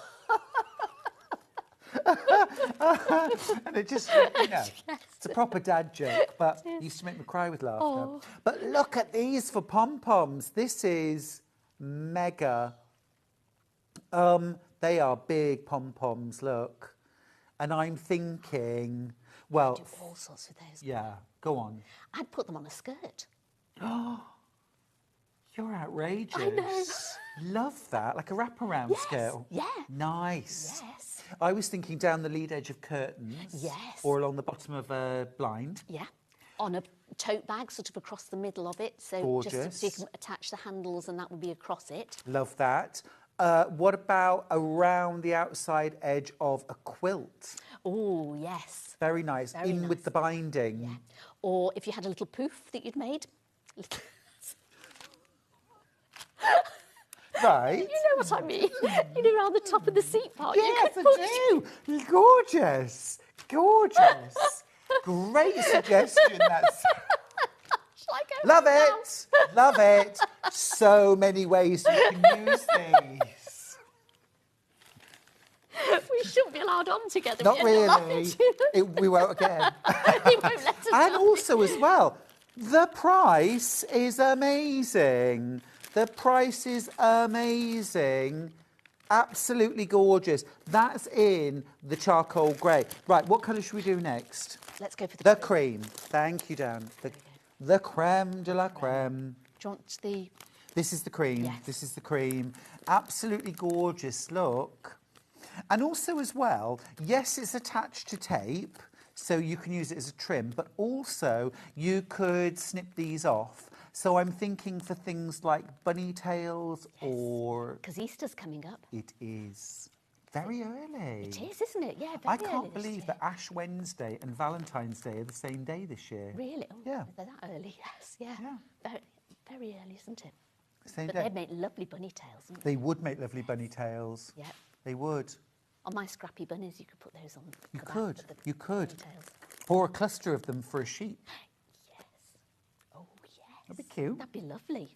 But you get 10 metres on a dispenser. You get the dispenser. So you get 10 metres for $39.99.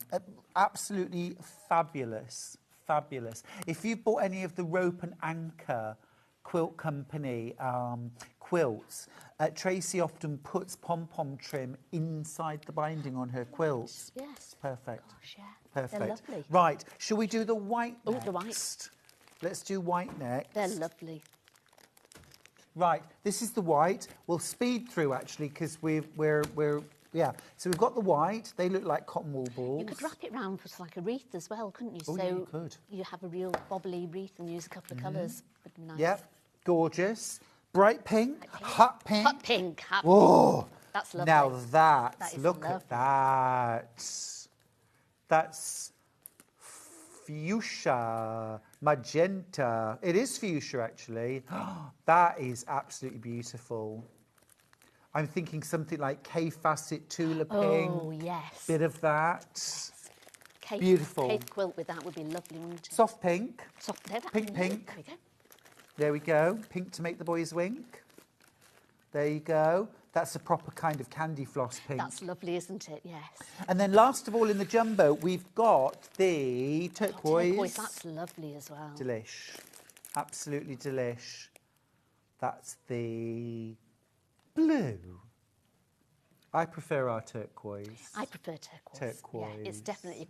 on the screen, it doesn't look as turquoise as it is No, here. it really it's a real is turquoise gorgeous. colour. It's sort of beautiful. Santorini blue. It is, it's beautiful. Imagine you in Santorini. Never been, I'd love to go. In a skirt, pom-pom trim. Oh, yes.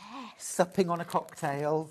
You could put it round a sarong as well, couldn't you? You know, little pom-poms round a sarong. Definitely going to think about that. Yeah. If that's sarong, I don't want to be right. They feed me all these lines. I don't think of them myself, you know. Right. That was terrible then. Little pom-poms. Little pom-poms. Little pom-poms. Little pom. Right. Navy blue. So these are the small ones. So this one you've used. Yes. Oh, yeah. Okay. This is the one Sandy used for the circular sort of... cushion? Yeah. The cushion, yeah. Gorgeous. So that's the sort of size of pom-pom. This is amazing price, $14.99 for 11 metres. And it goes, I mean, I hardly used any on that at all. It didn't even, well, see, it hasn't even dented it. But don't underestimate, actually, the amount that you need once you go round the outside of a cushion. Because if it's an 18-inch square cushion, that's 2 metres of trim. Yeah. So often we underestimate, We do, yes, but you've got loads in here, so do. It's great. 11 metres for $14.99. Amazing value. That's the navy blue. We've also got black. That's nice as well. That looks classy on a bag, wouldn't it? Yeah, if you had a velvet bag with black pom-poms. Oh, gorgeous, yeah. That's navy. We've also got red. Red, that's nice as well. That's a lovely red. Proper pillar box red. It is, yes. Red. Oh, that's luscious. It really That's like is. holly berries. Make a lovely lipstick colour, that. It would make a lovely lipstick or a nail colour. varnish colour. Yes. Gorgeous, classy. Baby pink. Baby pink. That's nice. It's almost like a blush-coloured pink as well, isn't it? I'd call it shrimp. Yes, it is shrimp. This also comes in light lobster, crab and shrimp. Squid ink black. They do actually look like little prawns, they do, don't they? Yes. Like a little bag of frozen prawns. Oh, gorgeous. Right. I'm no doubt this is just called blue. Turquoise. It's a lovely turquoise. Watch the screen. Oh, it is turquoise! What do I know, eh? And again, it looks sort of bluer on the screen than it is here. It really is a beautiful turquoise. Gorgeous turquoise. And then last of all, I daren't even say, Sandy. Lime green. Lime green. Lime green. I say green. Maybe avocado green. Avocado. Maybe. There you go. You see, look, lime green. You were right. You're amazing. Do you work for this company? I want to see demo, please. Do you? Can we? Yes. Go on. Okay. Now, I do need to just let you know the EPP Hexagon paper has sold out. Right. That's what I was going to demo. That's it for now. Yes. Okay. Okay. Right. Sandy, what can you show us, please? Right, I was going to show you how to put the, to do it if you are cutting it out and you want to do all the hexagons. So just a very quick demo. I've cut all my rainbow ones out. So to begin with, I just cut them all out because I didn't know what style I wanted to do it in. Yeah. So I thought, right, I'll cut them all out. And it's quite good because with them being 7 colours of the rainbow, there's 7 little petals, as I'd call it, on a little flower, really, that you'd do on the hexagons. So that's how I did it. So, and these are some of the papers that I've used, so you can reuse them again. They're fine to reuse. So you want to turn your hexagon upside down and the glue pen. There's lots of different methods of basting the hexagons together. Some people will just sew it on with big tacking stitches around it. You could even use your sewing machine and use the largest stitch you've got to go around it. But the glue pen's ideal and it comes off really easy. I was a bit worried at first because I was an old-fashioned girl and I used to tack them on. And then somebody said, oh, use a glue pen. And I thought, my material's going to get stuck to it. I'm never going to get it out. But it doesn't. It really doesn't. And it is fast, isn't it? It's a lovely much faster, yes.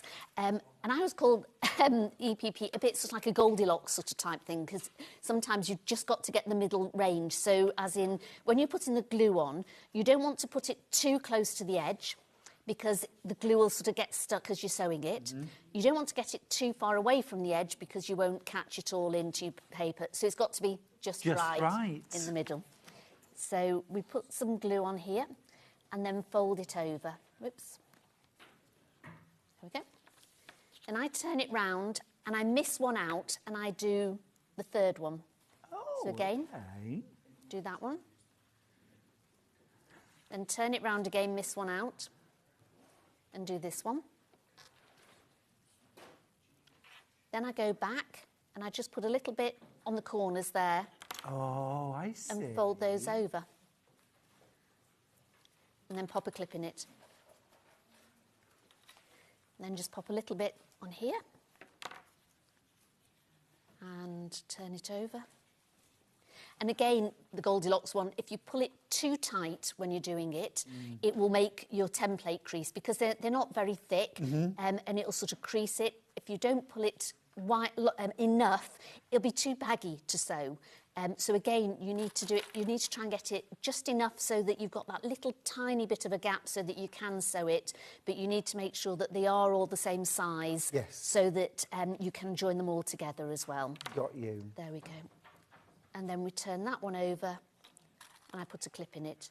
And then I'd go through and I make lots of them up. And I'd tend to just keep the pin in just for a few days, for a few hours really.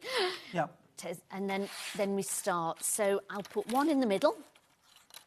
Now I use the 80 weight thread, which I think Jenny Jackson's got a whole range of 80 weight threads. Now, let me just consult my thread guide from Sandy Millichip Masaki. Well done if you got yours. It has sold out.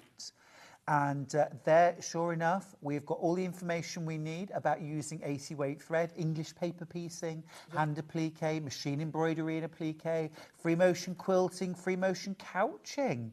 Yep. All there, absolutely brilliant. We'll have to get more of those in. We have also got the Jenny Jackson thread set, by the way, from Orifil.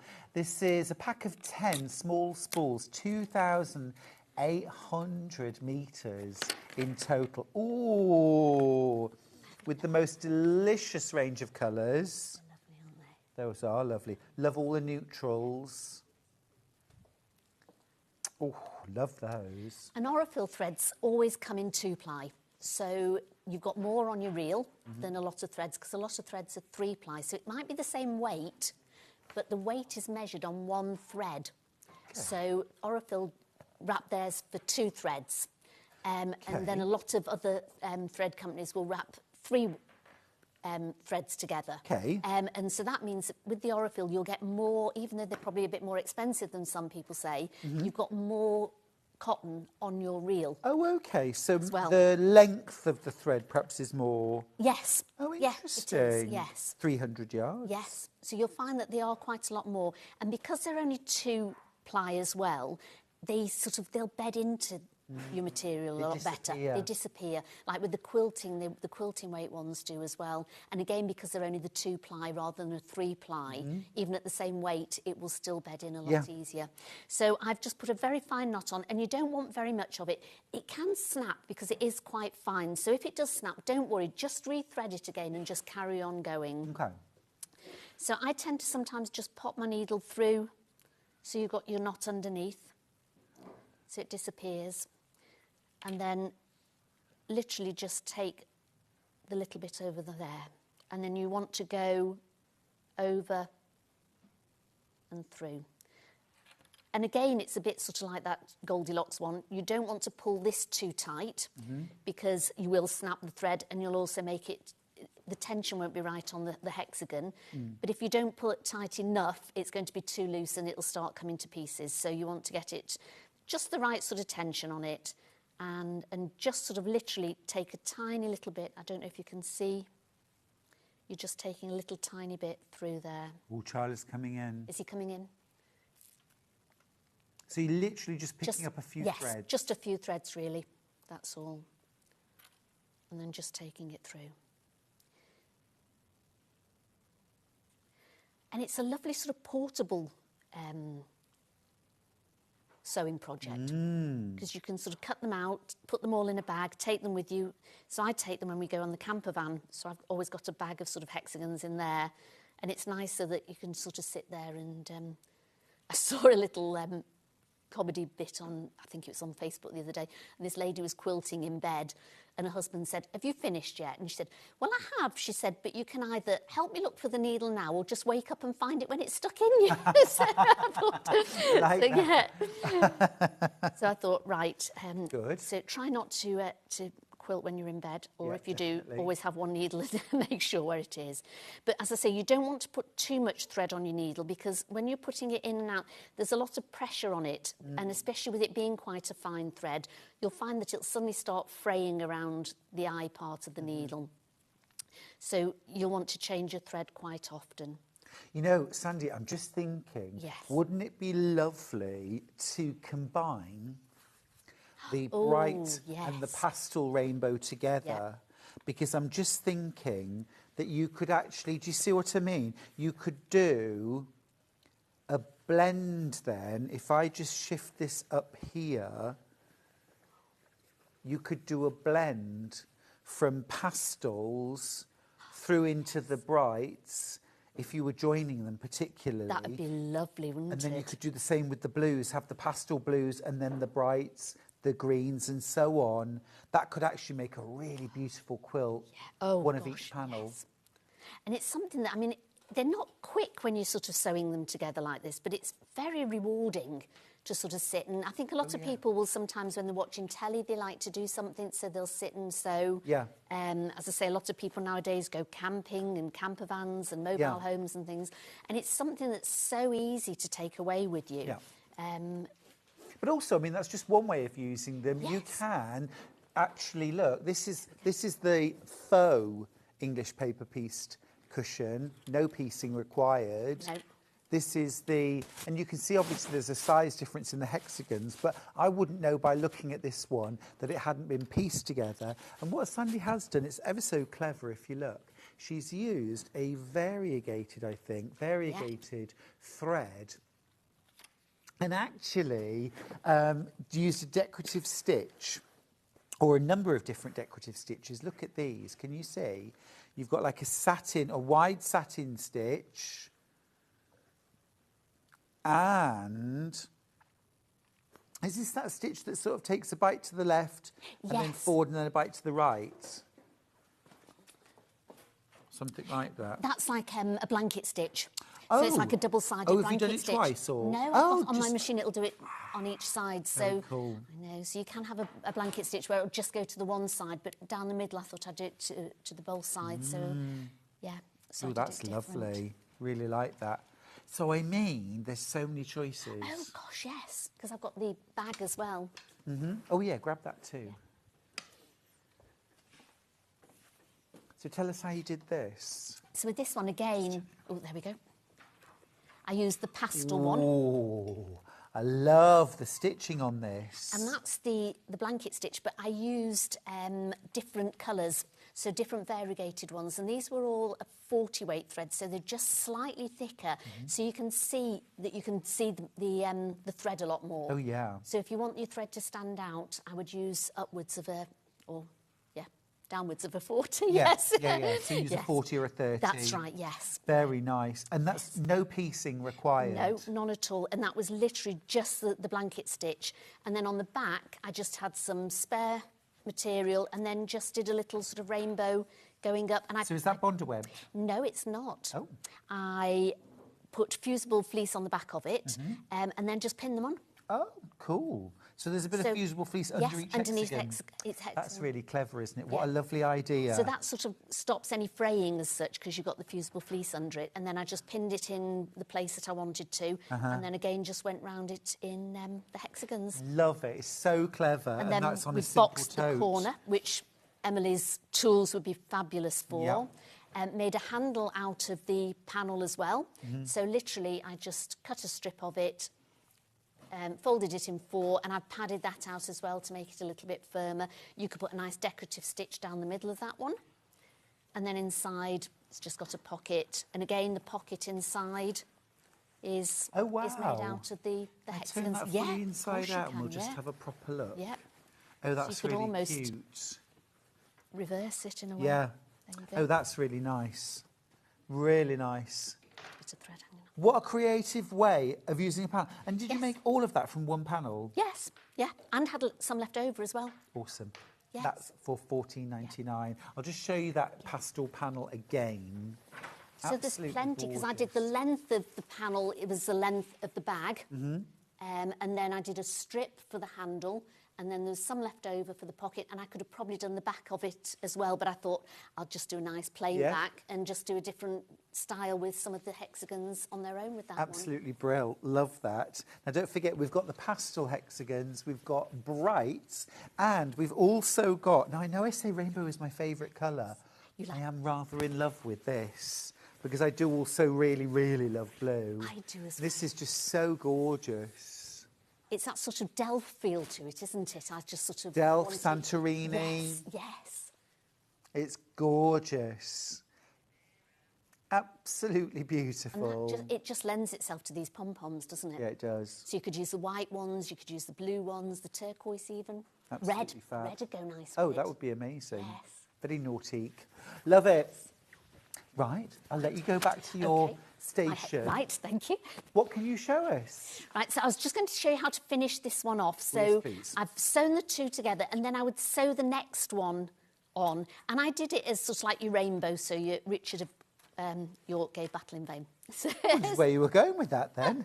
Just to remember, so just so I can remember which way the rainbows go. So, and then I'll sew them all to the central one that I've done, and then fold this over and sew the side bits up. And then once you've finished doing it all and you've got a plain one left in the middle where it's all been sewn round, you can literally just get your scissors, and I just go underneath and it lifts up quite easily. She says, there we go. Lift it all up, go round, and then you can just pull your sheet out in the middle. And those are some of the ones that I'd used already, and then you can use them again. So that's... Oh, you just pick them out the back? Yeah. Yeah, perfect. A question for you. Yes. Julie says, hi, Sandy. Hi. Do you ever condition your thread? I don't. I've read a lot into it. And some people do. I know some people really like to use the beeswax on it, don't they? But I don't. No. Fair enough. No.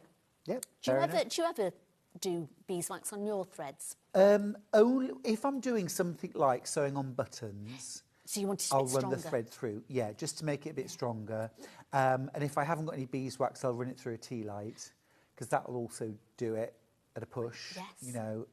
But no, not generally. But I know some people that absolutely swear by thread conditioning. Yes. Yeah. I don't feel they need it, because when they're made, I sound like an Orifil person. I'm not an Orifil philosopher here, but I do love the Orifil blends. And when they're made, they're actually all passed through a naked flame, so it gets rid of all that lint on it. And they're also put in a bath of oil before they're wound up again as well. Sounds like a spa treatment. I know it does. So these lovely little spools have a real spa treatment before they end up in your hand. So really, I feel that when you're using something like this, you don't need it. And I just feel sometimes it can get on your hands. You feel as though it can sometimes, because you need such a small amount of it on that it can sort of get gummed up a bit. Yeah, so, I get that. So that's why I don't, but it's entirely up to you. Right, so then when I did that, I just cut out a circle. So I did a square and then folded it up and then measured from the centre out to different points for the width, the circle that I wanted in half, and then just cut it round, so I got my circle template. And then I put it down, and then all these that were then sewn up, I put all the little squares, the little hexagons rather, onto the paper, and then I could find out where I wanted them. So I wanted some together, so they're all made out of the little petal shapes, really, the little star shapes, and then some of them, so you can't see all of them, but most of them have got the dark in the centre, and then round it, and then there's a few odd ones at the ends. It's really cool. I love it. It's gorgeous. But then with this one, I've put in here, I've put in a 40 weight thread. So again, it's just that little bit thicker, and it's a variegated thread as well. So let's have a look at what we've got on here. Let's do 76. 76, right, let's try this. Because again, you've got so many. Do you use any of the stitches on your sewing machine, you know, the fancy ones? I do. Lovely. There's so many of them, aren't there? And I think sometimes you get a sewing machine and you find out how to do your quarter inch, you find out how you do your straight stitch and your zipper foot with it. But then there's absolutely unlimited amounts of beautiful stitches on there. And sometimes I'll just get a piece of material. Sometimes, so like this is the actual cushion that I would do. But before I did it, I would possibly just cut a small strip, put some backing on it, and then just try all the different stitches that there are. And then I tend to write at the side, because sometimes I know you can change the stitching. So you can change the length, you can change the width of them, especially if it's a satin style stitch. And sometimes I've done it and I thought, that's really nice. What did I use for that one? Because I've gone on to something else. So I'll normally get a heat erasable pen and just write at the side of it, so that I know before I've finished the project, I know which one I'm going to do and exactly what size and it is that I'm doing on it. It's a really good strategy. So, I like that. Because otherwise, I mean, there's so many. How many stitches are on here? There's hundreds, isn't there, of stitches on here? 175. Yes. So, I mean, there's so...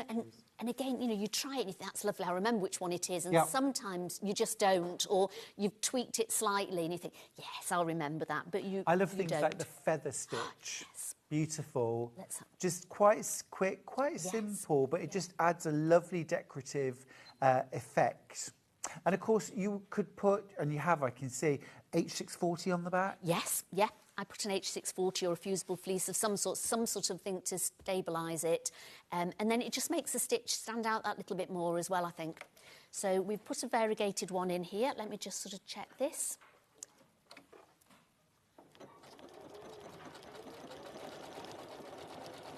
Oops.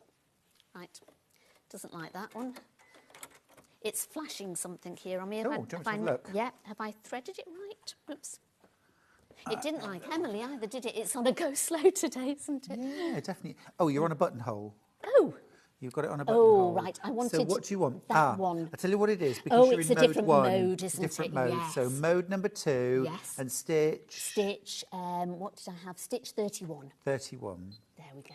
Brilliant. There we go. Yes. Awesome. Lovely. I have the machine at home, you see. Yes. Great And machine. you get used to your machine, don't you? I mean, I use this whenever I come into here. I love to use it here. Yeah. But then you've got your own machines at home that you just get used to, don't you? Of course So you do. it's, Sheila asks, hi Stuart, has the green machine and the rivets been on yet, please, birthday boy? Now, we did mention the green machine a little earlier on, so if you have a look on the website, it'll be on today's show deals. Do we have any left, please, Ben? We'll just check. The rivets will also be there as well. We do. Here we go. We've got 3 green machines left and there are 14 in baskets. So if you want a green machine, you've only got a couple of opportunities left. It's $57.99. The rivets that we've got, it's the replacement rivets. This is without the fitting tool. So just be aware, if you are getting the rivets, you do need the fitting tool. But I know a lot of you who've bought the green machine have already got the fitting tools for that and just want replacement rivets. So just be aware of that. All right. and that's a great piece of kit to have, especially if you're a bag maker. Oh, it's valuable. Just, absolutely. Love mine. And it's like, I mean, even for dressmaking, they do such lovely studs now that you can put on all sorts of things, can't you? Absolutely. And so well, things like dungarees or jeans. Yes, yes. Don't think of it as just fastening straps on and things like that. You can do all sorts. So I've just done a few little stitches on that. So you can see I've got the variegated thread there. So it's, and because it's the 40, it just sort of stands out a little bit more. Yeah, really like that. So then, did you say you'd do a straight stitch all the way down? So if we go into mode, back onto mode 1, isn't it? And Yeah. then use number... Oh, you're on mode 3 at the moment. Oh, right, mode. Go back to mode. Mode. Keep going. Ah, right. Okay, There's there actually we go. 6 different modes. So I just want to one, don't I? Yeah. So there we go. Yeah, so I would just then go through the centre and then eyeball straight through the centre. And keep going. I would just elongate the stitch maybe a little bit. About a 3? Yeah. And then keep going. But then what I would do is when you go through the other diagonals, it will all kind of link up. Yes. And it looks really cool. So if we go through, say this way now, I'll just do a little bit through here. Yeah. Yes, it does make a difference for the wider stitch as well, doesn't it? So basically you would sew along every straight line, so every single white line had a line of stitching running through it. And that's a lovely, cool, quite modern way of quilting hexagons. It's quite geometric, isn't it, in a way? Yes, it is. Yes. Yeah. Yeah, I've never done that one before. That looks lovely. I like that. You'll see that on my next bag. Oh, yes, please. Well, it basically, I think, divides up every hexagon into 6 triangles. Once you've stitched every line. Right, this one here. Yeah. And I do like using a bit thicker thread as well, because if you don't want it to sort of really go, if you wanted it to just quilt it, so you're not sort of like seeing the thread itself, I suppose, the 50 weight is brilliant. But if you just want to just see it just that little bit more, and especially if it's a variegated, is that right? There we go. Yes. Yeah. So there we go. So if I just put it over here, so you can see it just there. But then as you quilted the whole thing, you would quilt through here. Yes, so everything would be outlined and stitched through the centre. That's brilliant. I do nice, like that. It? And you could also do the same thing, but use one of the decorative stitches, like the serpentine stitch. Yeah. That would look really nice too. The blanket stitch that I've done as well would look nice. And then I was going to say, you could hand sew it as well. So I've just got the floss, so that's thicker. These are quite nice. So you can use embroidery thread on the skein, but these are quite nice because they're wound. So especially if you're doing something like hexagons and it's something that you're travelling with, these are quite nice to take with you somewhere. So they're not going to get all knotted up. So we could do sort of like little cross stitches down here as well. Ooh. See, I was thinking running stitch, but already you're being more creative than that. There we go. So you could just do a little cross stitch down here. And again, don't put too much thread on. There we go. So you could sort of join it up, or you could sort of leave a gap.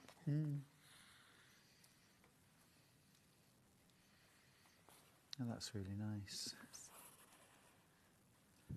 Again, you could use a white thread so that it sort of doesn't sort of shout at you.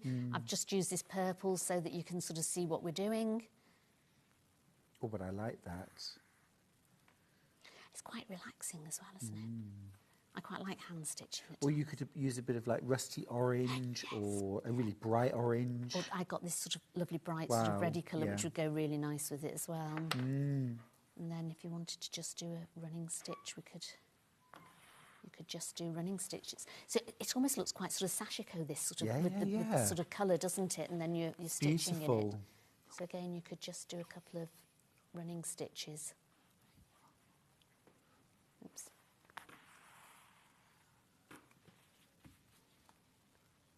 Yep. Gorgeous. So you could do lots of different, and then I suppose you could almost do like a satin stitch on it as well. Don't know if can you see when I'm sort of sorry? Yeah.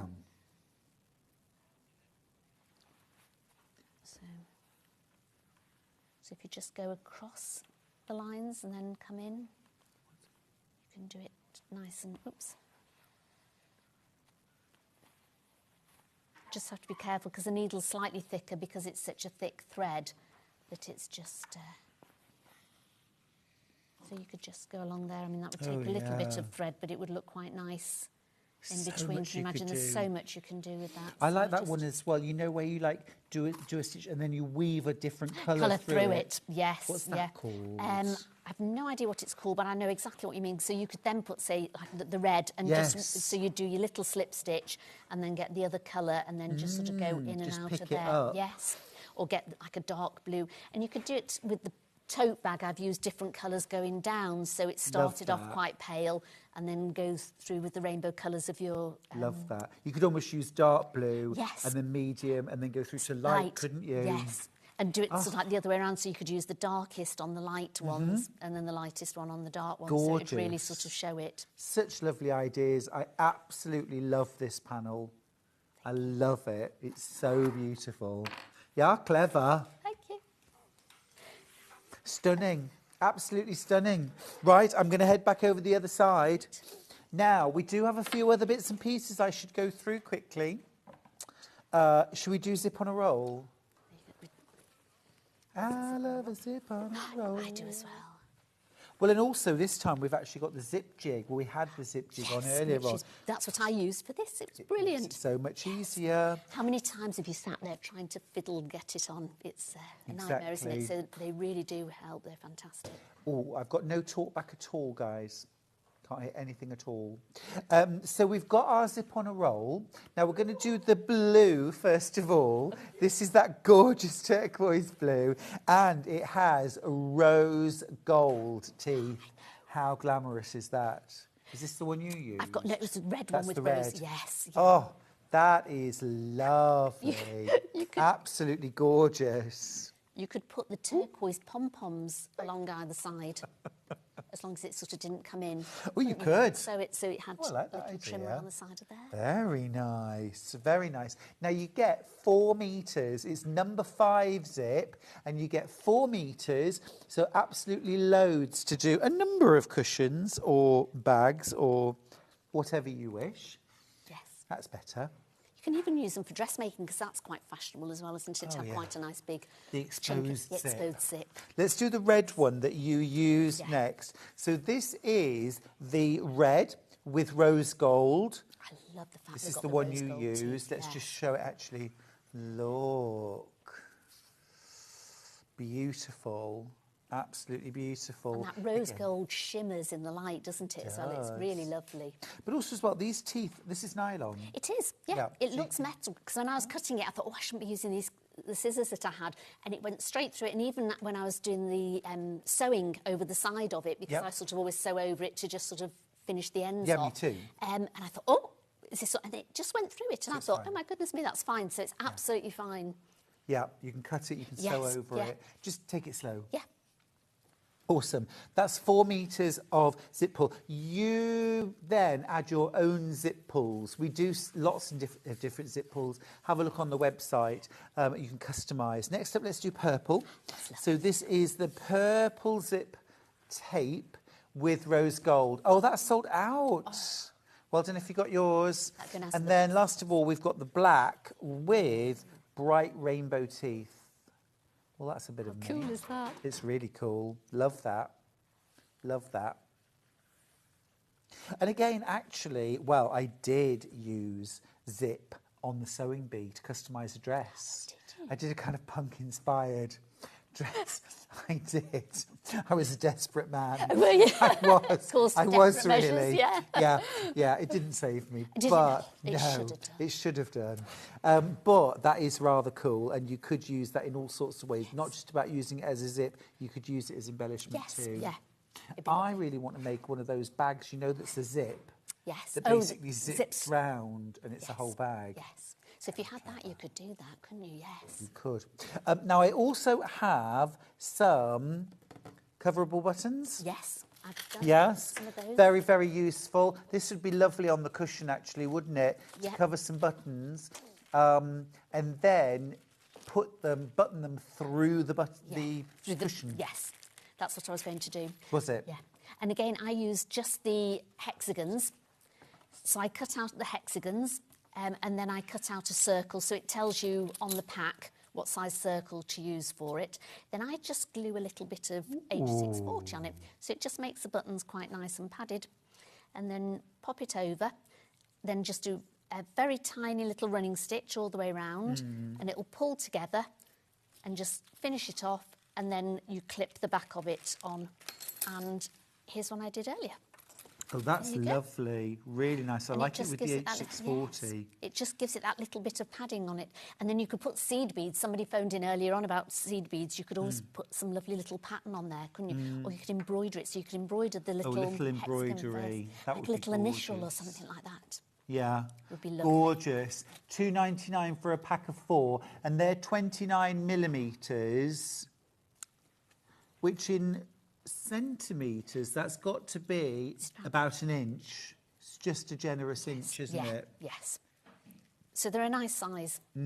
So I planned to put sort of like a big button in the middle of that and then just take it through. So that looks nice. So nice idea, I like that. There. Cool. Anything else, Ben? No. Well, thank you so much, Sandy. It's okay. That was lovely. Lovely. It's been really nice to share your birthday with you. Oh, no, I really appreciate it. Thank you. I did just want to mention as well a couple of things. One is that everybody who shops with us today, as it's my birthday, will be getting a rainbow pen. Here they are, look. It's got my signature on it and a little kiss. That's just for you. Mwah, little kissy.